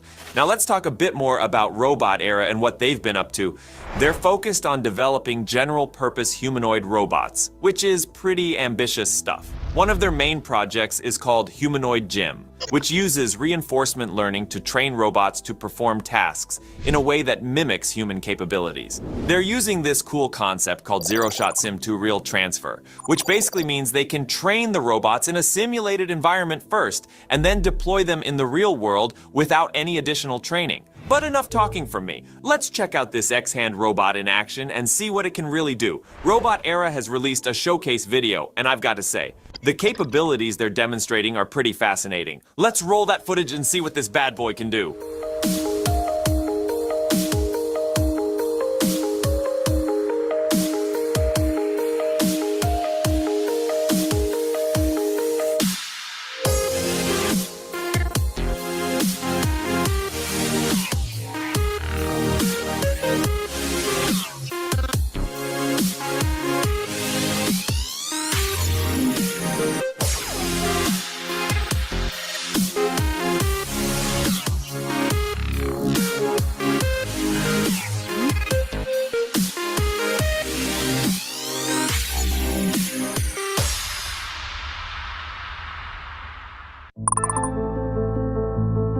You might remember a little while back when I covered Robot Era, that ambitious startup that unveiled their crazy dexterous X-Hand AI robot. Well, they just one-upped themselves in a major way by becoming the first company ever to have a full-size humanoid robot walk on the Great Wall of China. So their latest robot, called the XBot L, conquered one of the most iconic and challenging landscapes in the world, the ancient stone pathways and steep stairs of the Great Freaking Wall of China. This is a huge milestone not just for Robot Terra, but for humanoid robotics as a whole. So, a 5'5", 165 centimeters tall robot, looking kind of like a slimmed down Terminator, marching its way across those uneven century-old stone surfaces without faltering. It was waving hello, practicing kung fu moves, climbing up and down stairs, the whole 9 yards. And to be honest, the Great Wall is no walk in the park, even for us humans. Those paths are cracked. The stairs are crazy steep with no railings. There are random potholes everywhere. It's an obstacle course designed to trip up any bipedal robot. But the XBot L handled it all with surprising ease thanks to Roboterra's advanced perceptive reinforcement learning algorithms.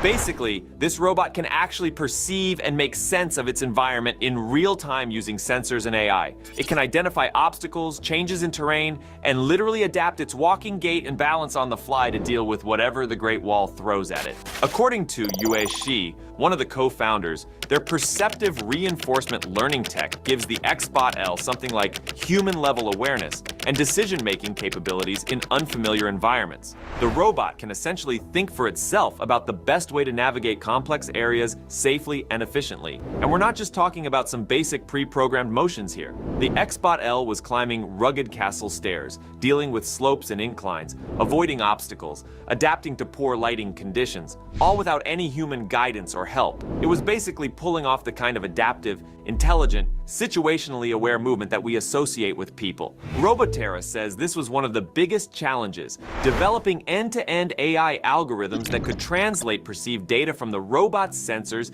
into precise, stable locomotion in the real world across an ultra-complex environment like the Great Wall. Sounds like they cracked that nut though, based on this demo. What's really crazy is that this Great Wall feat comes just a couple weeks after they showed off the X-Hand dexterous robot I mentioned earlier. Between these two products, it's clear Robot Era is going all in on embodied AI, building robots with human-like physical capabilities to operate in our world. And they're not messing around either. Despite only being founded in 2023, they've already invested heavily into cutting-edge AI tech like reinforcement learning, neural networks, sim-to-real transfer, and more. Basically, everything needed to create robots that can tackle the real world just like we do. Their goal seems to be keeping that competitive edge by iterating and churning out smarter, more capable humanoid robot products at a rapid pace. And they want to keep perfecting ways to transfer all that AI training from simulations into physical machines, enabling those robots to become more versatile in real-life scenarios.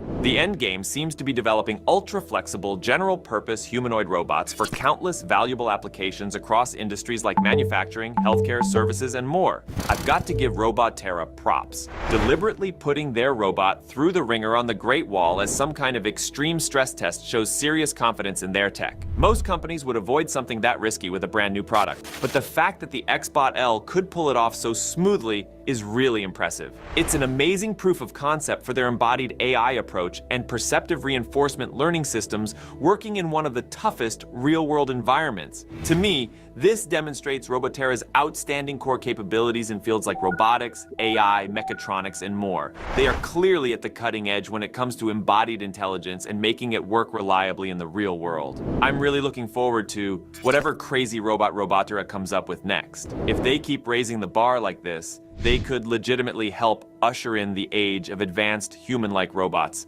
that can operate autonomously in our world on an unprecedented level. We're potentially on the cusp of some big breakthroughs in artificial general intelligence, or AGI, becoming a reality over the next few years. And if anyone can build the physical robotic bodies to house and manifest that future AGI, it might just be an ambitious little pioneer like Robotera. When it comes to developing super advanced AI systems like AGI, the situation with whistleblowers at OpenAI shows just how high the stakes really are. Robotera's achievement with their robot on the Great Wall is definitely impressive from an embodied AI perspective, but achievements like that could potentially seem tiny compared to the impacts, both positive and negative, that creating a general artificial intelligence on the same level as human cognition could have on society. On one hand, AGI represents this incredible technological breakthrough that could help solve countless challenges humanity is facing, from unsolved scientific mysteries to global crises. It can even play rock, paper, scissors, or give a thumbs up.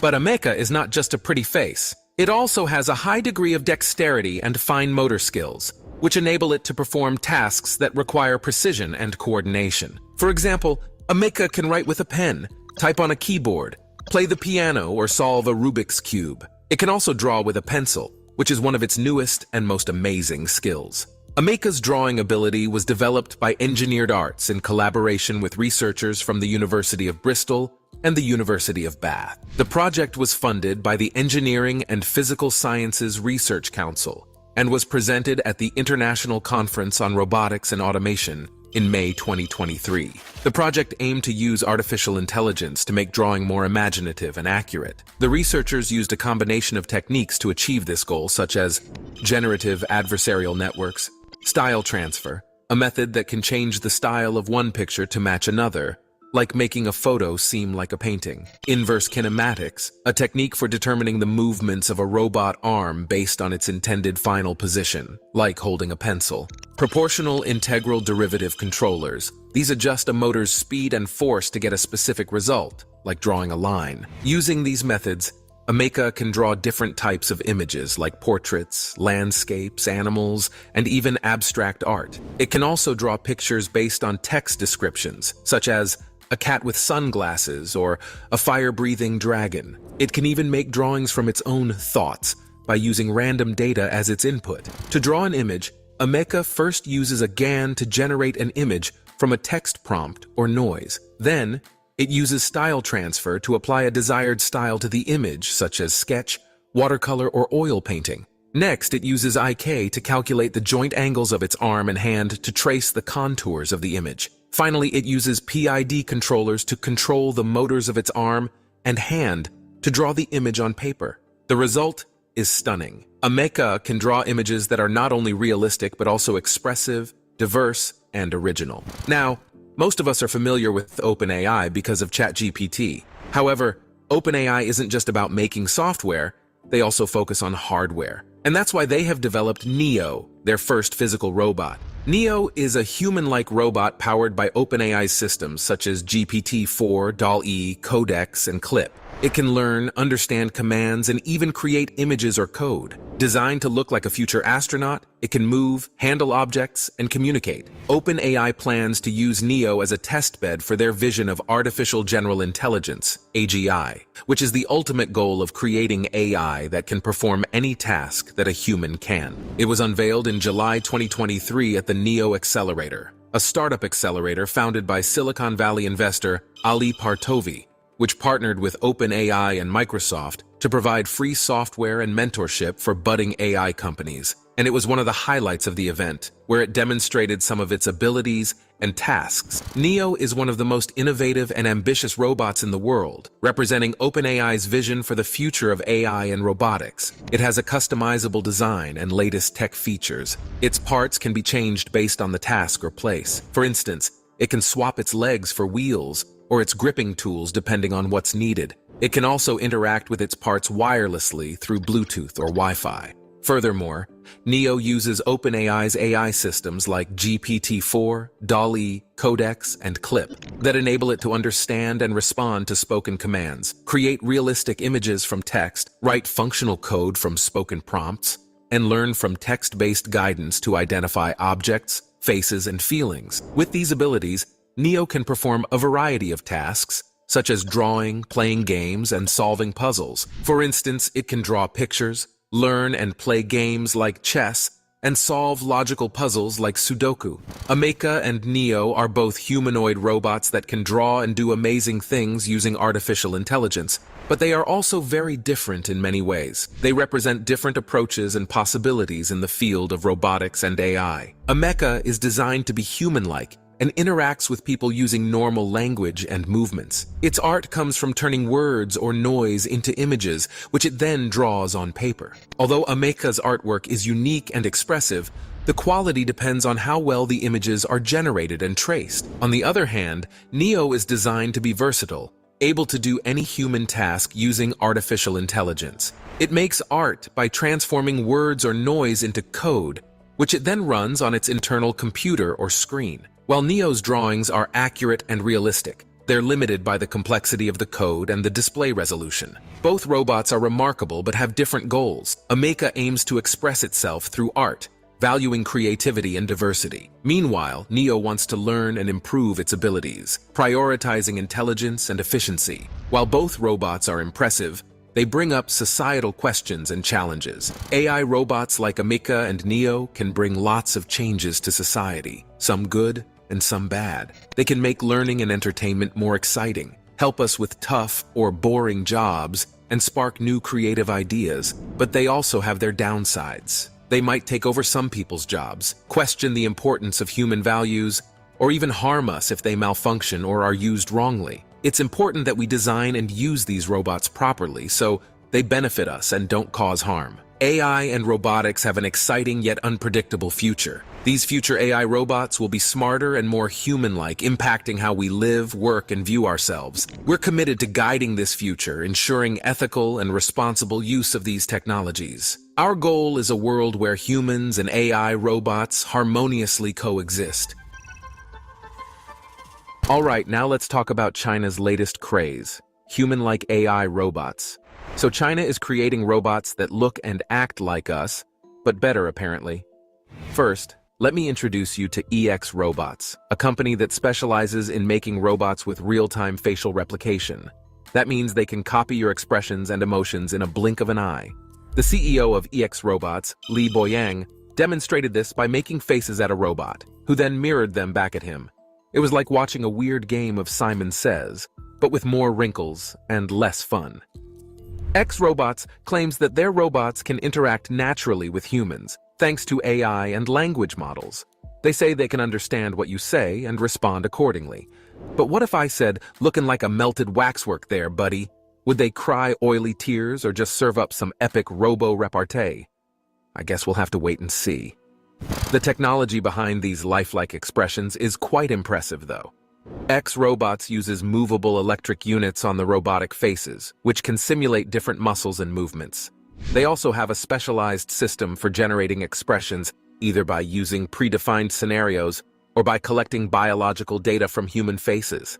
So basically, they can steal your smile and use it for themselves. How creepy is that? But facial expressions are not the only thing these robots can do. They can also perform various tasks and abilities that require skill and finesse.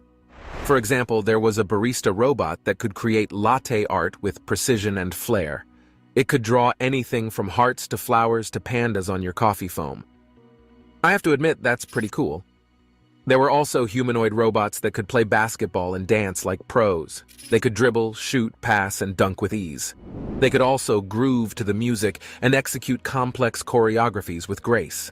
They were powered by AI foundation models, which enable them to learn from data.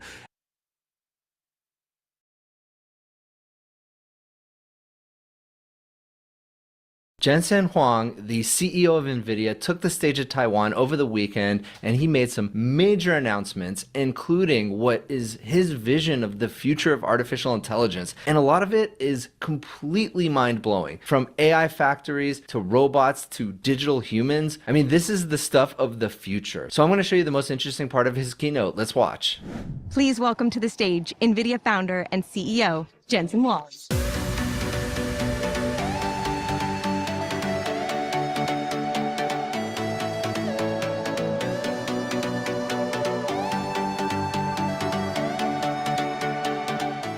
大家好, I am very happy to be back.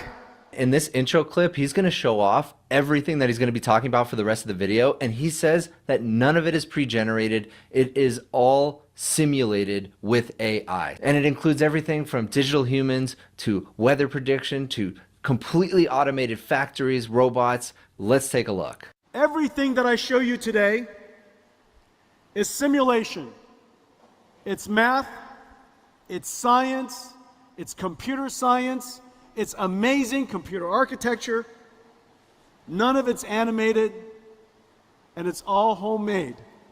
This is NVIDIA Soul, and we put it all into this virtual world we call Omniverse. Please enjoy.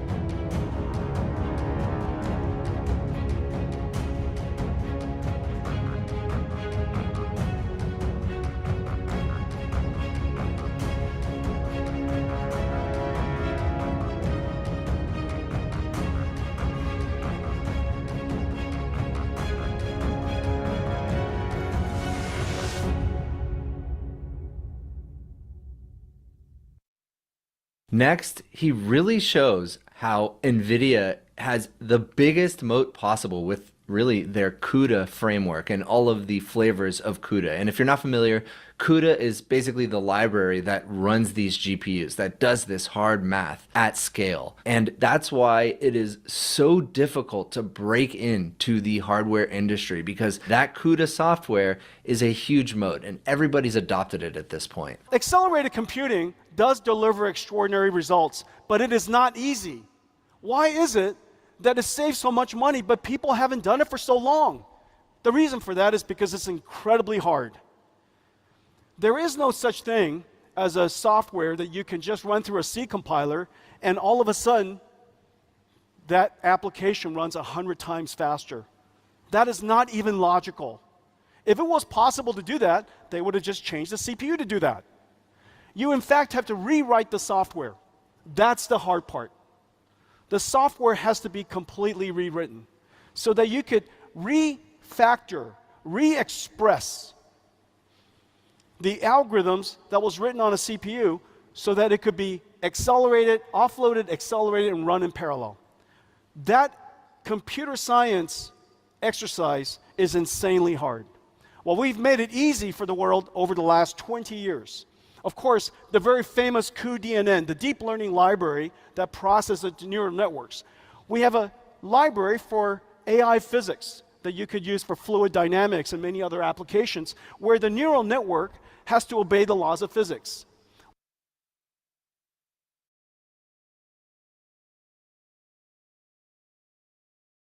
Started from the bottom, and now we're here, right? It's boosted boxing for England. You try and fight for a cool leader and get banged in the face and learn a lesson. Right, left, right, good, mate. The smaller guys, agile guys, are faster guys. But everybody stood around you looking over, and then you suddenly remember you're in a fight.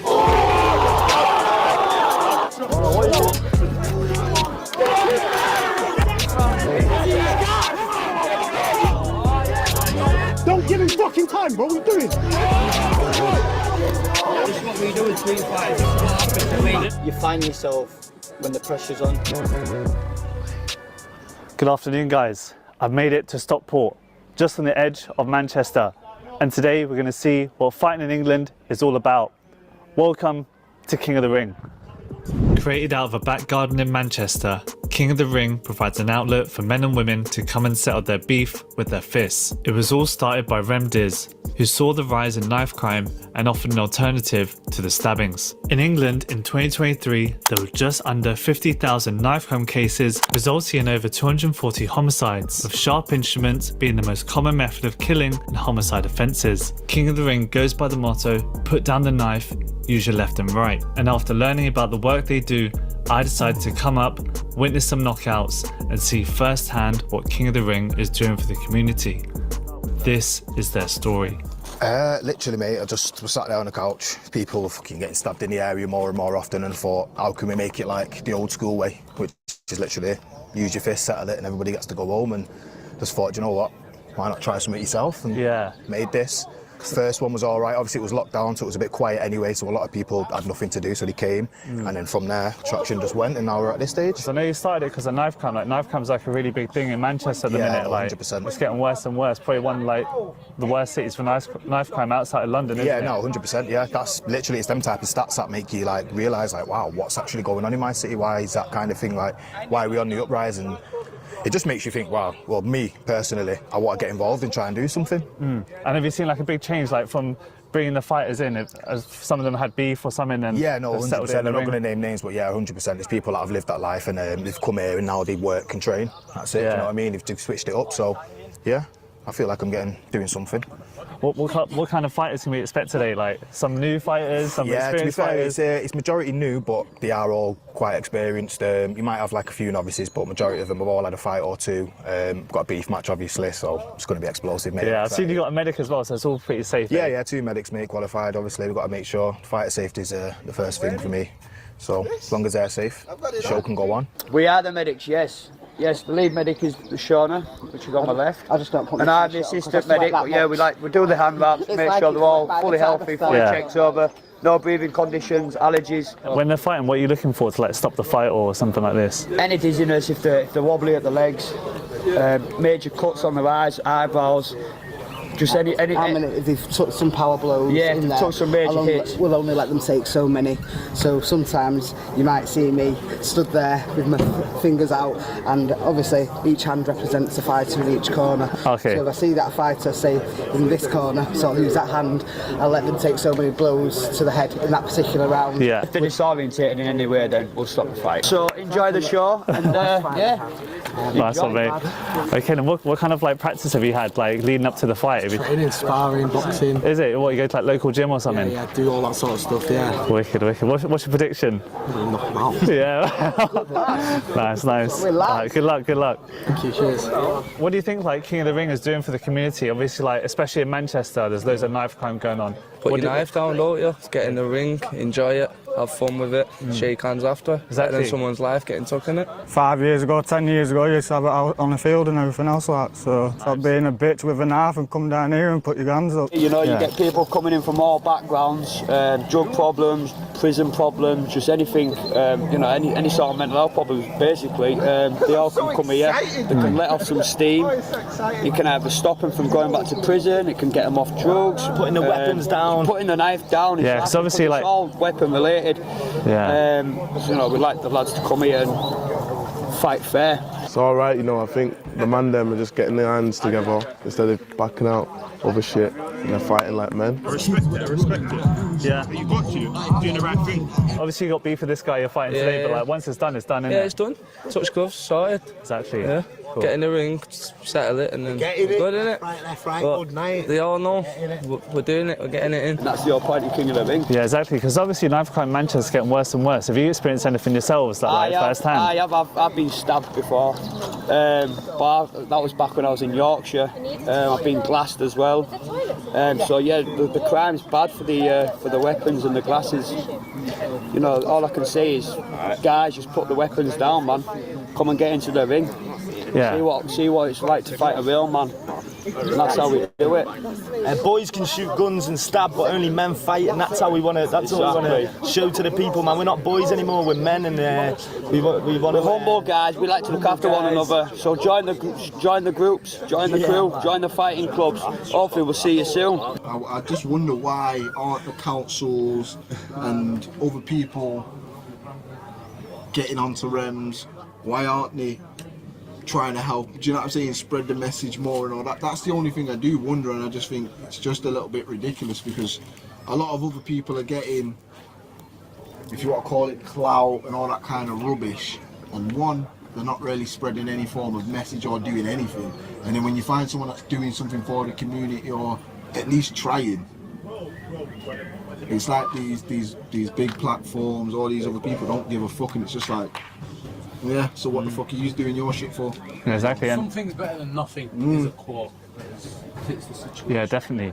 And like in the news, you always hear about young people getting stabbed, and like even here, there's so many young people here today, like coming out and they're getting together. So it's obviously something positive for the community. And like I said, it's we're all from different areas. Yeah. Like it's very rare. We would talk. I don't think a lot of us would talk if it wasn't for this. Like, we're exactly. Even racially segregated as well. Like, I don't see many black people in that round near mine, and then like me and them. Yeah, exactly. Not that, even though there is, but there's not. Like you don't see that. I see everyone and everything in Bradford, man. I'll tell you that. But what I mean though as well is, if you think about it, if you go to like, and this is not me trying to shit on any form of other event like music or anything like that, because it does bring people together and all this kind of stuff. No one's doing it like us. Nah, but what I mean is everyone just stays in the sections and no one connects or makes any form of communication, and I think that it helps do that, and just brings people together. Like definitely, it's definitely like a friendly vibe here as well. Like some people might scary how friendly it is. Yeah, people might be getting. And in all seriousness, like it let alone like the knife crime side of things, raising awareness on that. It's a platform for people to box and show their skills. Exactly, yeah. Like there's been bare kids that have been on here, and you can just tell in it like they're just jamming, but they're fighting for approval, isn't it? When you drive and fight for approval here and get banged in the face and learn a lesson, then try to be someone that they're not, if that makes sense. Exactly. You get to be a man, you don't. You're a healthy man, man. Yeah. That as well. Yeah, never got upset. Never really. No, that is. I felt like a king after that 2-second knockout. Are you the guy? You're not the guy. I've seen the video. He's a folklore. Come on.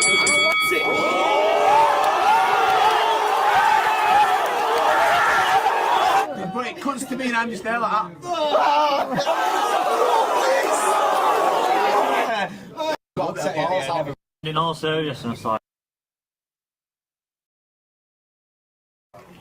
You all fighting? No, it's two of us. Two of you, yeah? Thought so. Yeah. Tripping, I was like, it might be all fighting, they all got massive bags. Right, yeah, so it was Cashel, Warren. or fourth. The fight is before the. You know what I mean? You find. Do uppercut hook. Everyone likes a heavyweight fight, right? But the smaller guys, agile guys, are faster guys. Yeah, whippets, mate. Yeah. Yeah, I've got a lot of little ones, don't I? Yeah, it's gonna be fucking mint.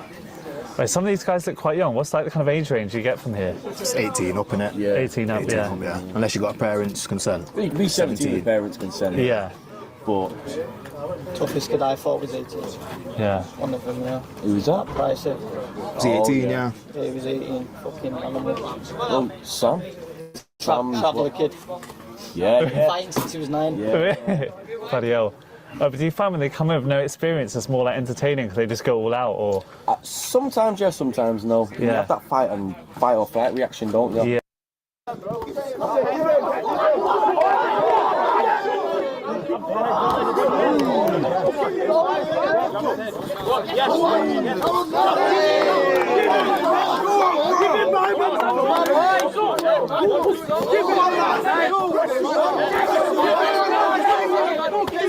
With both fighters landing big shots in the first and second round, the fight goes into the final round. He makes 1-6. Oh, you can to me, he's not cool. Hey, mate, how do you think he's doing? How do you think he's doing? Put it on him, mate. I think he'll knock him out in this round. Put it all in, mate. Put it on him, bro.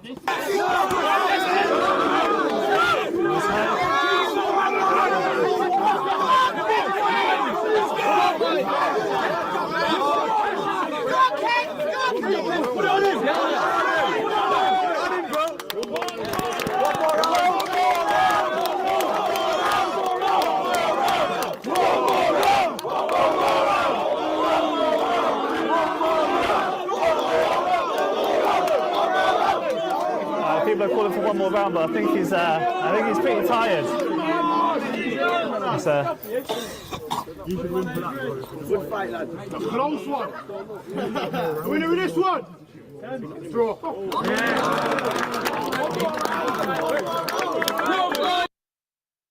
Whose opponent didn't.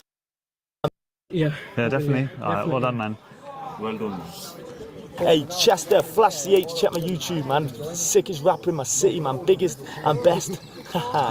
After a close first fight, up next is Flash, whose opponent didn't turn up, so is fighting a new opponent, Ryan, who joined the fight at the end of the first round. So a huge uppercut there.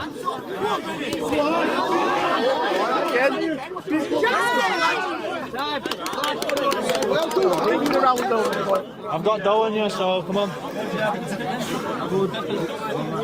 Flash, you're alright, man. Breathe, you're alright. You're alright, lad. Breathe. Come on. Boys, how do you reckon? How's he getting on? Doing very well, first round, very well. Breathe, lad. Breathe, you're alright. Man, you're flying there. Keep it as you flying, bro. Keep going, man. Good, man. Just breathe now. That's the thing with this breathe. That's it, bro. Round 2. Ready, Flash? It's just 2 minutes, that's it. Alright, second round, let's go. Both fighters start out strong as Flash starts to work the jab. He's putting the pressure on him still.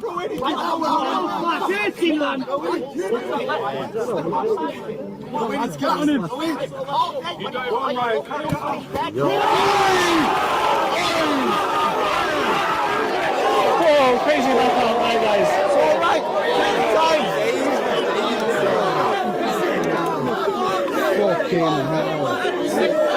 Fucking hell. Bloody hell, man. He's going again, he's going again.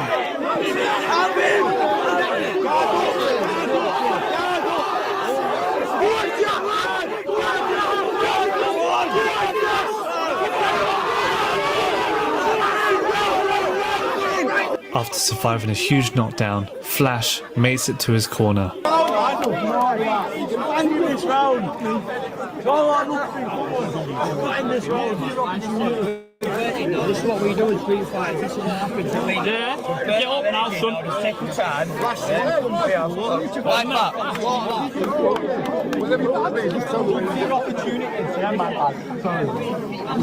Just getting a bit excited. Pick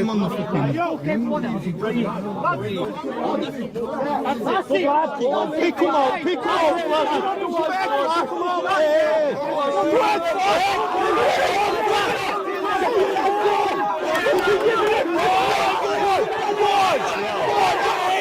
Having taken too many hits to the head, Rem Diz stops the fight. Yeah,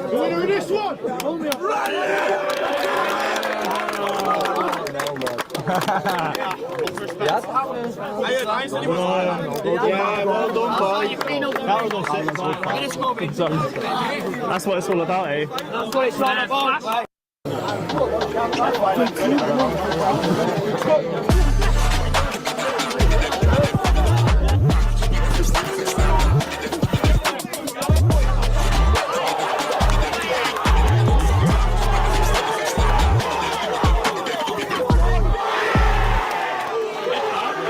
You didn't earn that. You gave it. Don't let that happen again, bro. Come on, man.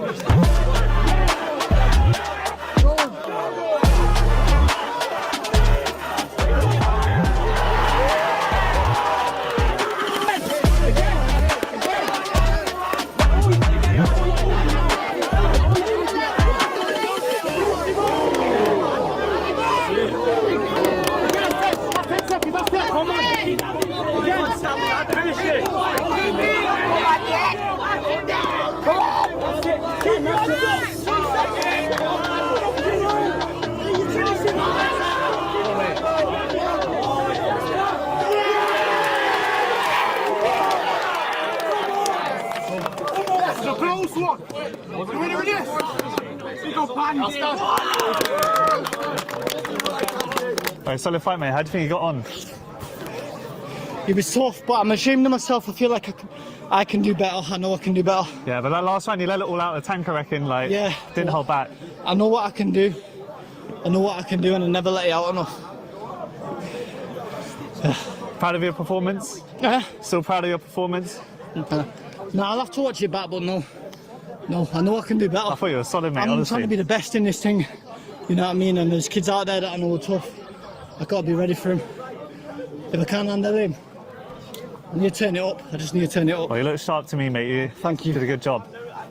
It is what it is, bro. But fucking smashed. But people love to see the big guys fight anyway. Yeah, so, yeah. So, we'll be back for more next time? Oh yeah, definitely. Yeah, mate. It always comes back fighting. Solid, mate. Amazing, man. Yeah, well done, man. It's fucking sick. Well in. After watching his friend Warren win earlier, Cashel is looking to do the same after making the long journey down from York. Hey mate, how are you feeling after watching them? I feel good, I feel like I've got a lot to do now. I'm up next, so... Yeah? How are you feeling? You nervous or...? The nerves are always there, but I'm confident now that I can do it. Yeah. What are you predicting? I'm predicting a win, that's all I'm predicting. Yeah. I don't want to predict something stupid. Yeah. But... I predict it's going to get waved off. I think Cashel's going to go for the kill. Yeah, those, what's it, 3 rounds but 1 minute each, isn't it? So you have to just go all out in that 1 minute. That's his boxing there.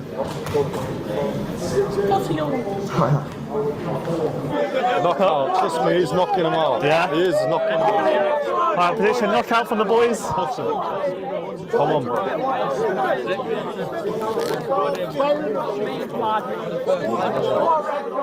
Knock his head off. Oh, Dylan, you're Cashel, chin. Come on, lad. Oh, what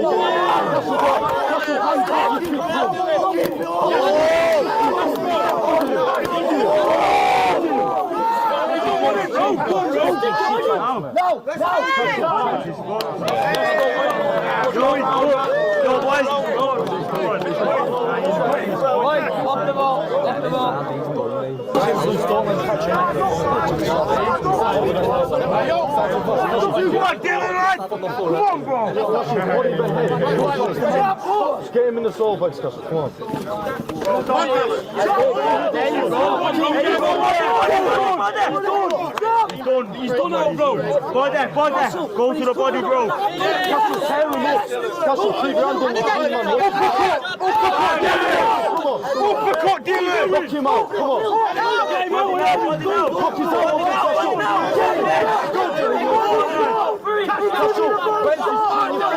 There you go.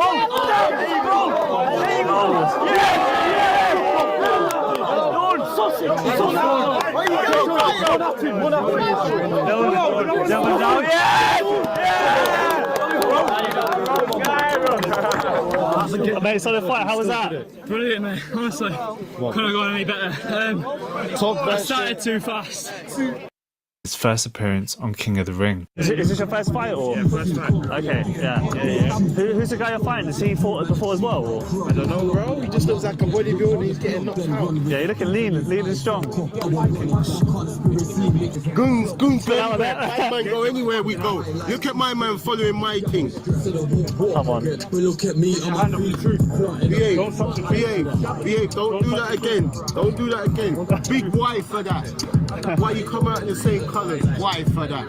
Serious thing. That's a wife for that. How do you think I'm not wearing it? That's a wife for that. Man try to wear half. Serious thing. That's a wife for that. Shout out Spray RTM wife. Don't shout him, huh? Serious thing. That's a wife.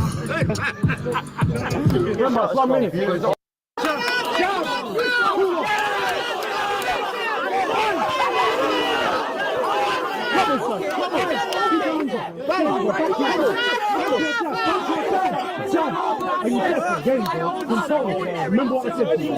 Sav piles on the pressure at the beginning of the round. However, he shows his composure when he's hit with the big right hook.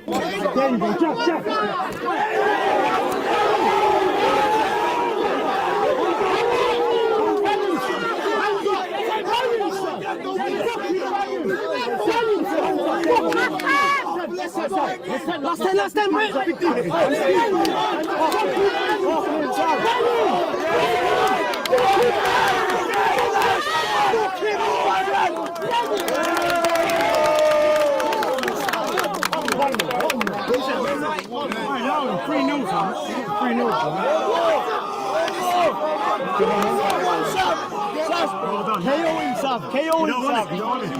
KO him, Sam.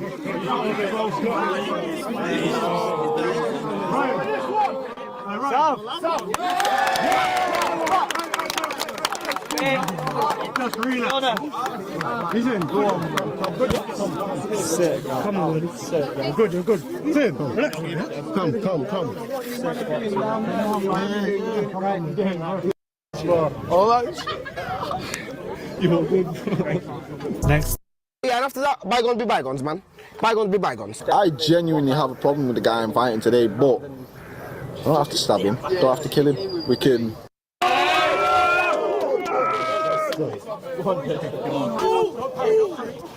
Fucking hell. Calm down a little bit. 5 seconds, man. Fucking hell. Let the fight go on a bit. I ain't travelled fucking 9 miles.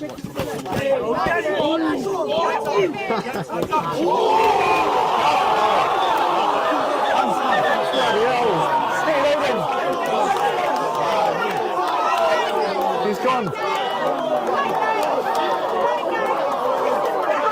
This is King of the Ring. This is what can happen. Oh, wow. 5 seconds, man. Fucking hell. Let the fight go on a bit.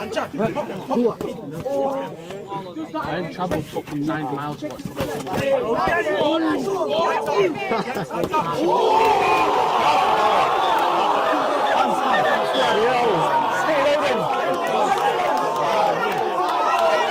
He's gone.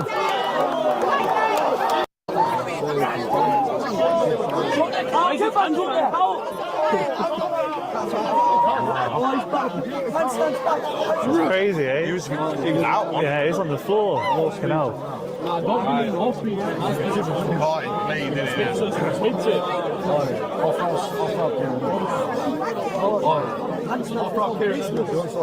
Let's go!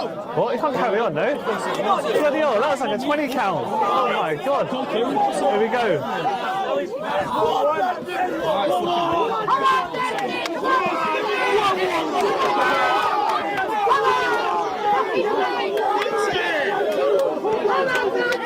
Go on, Chester! Watch him out, dude. Quick, don't hold it back ahead. One shaking, man.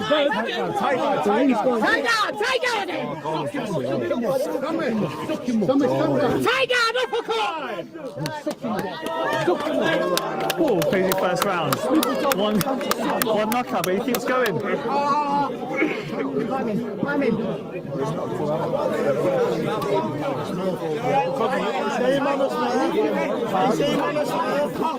on, Dempsey! Good, Dempsey! Good, Brandon!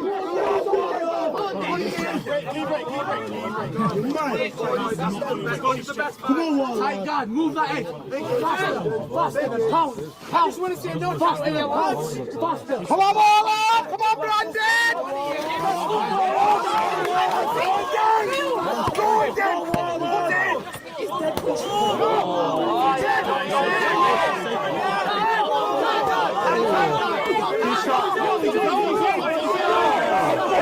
Let's get feisty, push in the face. Someone's got his paw on the floor. Oh, it's slippy. Oh, these two don't like each other, eh? They can't give it.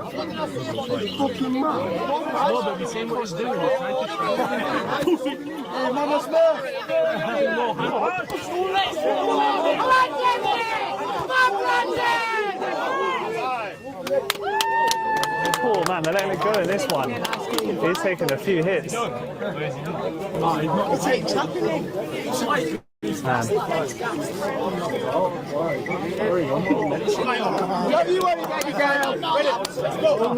on, Brandon! Come on, Dem! Come on, Dempsey! Come on, Brandon! Press it down! Sweep in the pocket! Come on, Dempsey! There you go! Come on, Dempsey! He's shot. Put him out.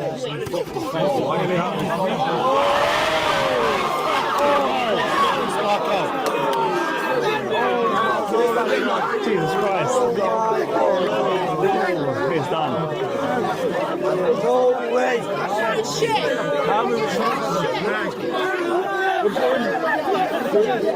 Head pass!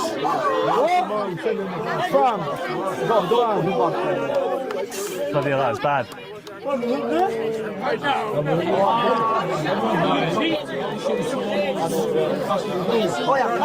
do we do this one? Stop to medical ground! Brandon, headstand!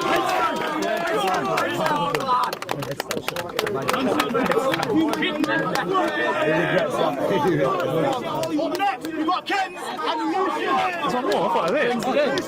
Oh, big fight in the first round. You got the knockdown in the first round and they carried it on. Do you reckon you should have just stopped it there? Not really, because I don't really like Warlord.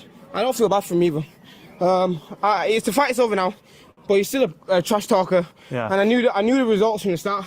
But what I'm concerned about, they said it was a head punch, head clash, but we need to see in a real edit if it was actually a head punch, elbow or whatever they said it was.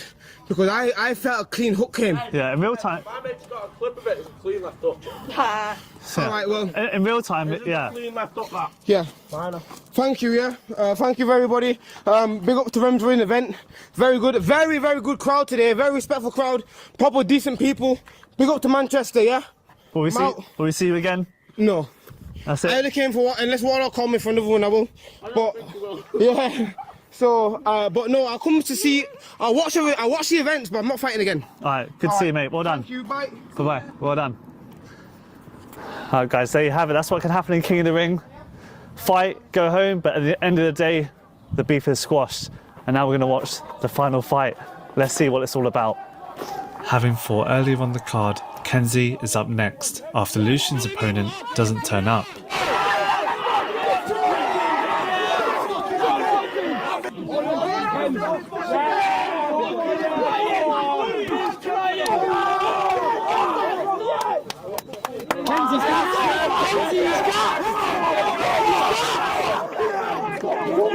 After a dominant performance by Kenzie, the fight gets waved off.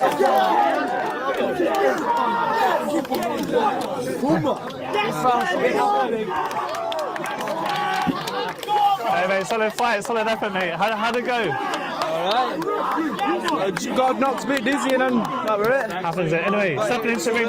Turn up.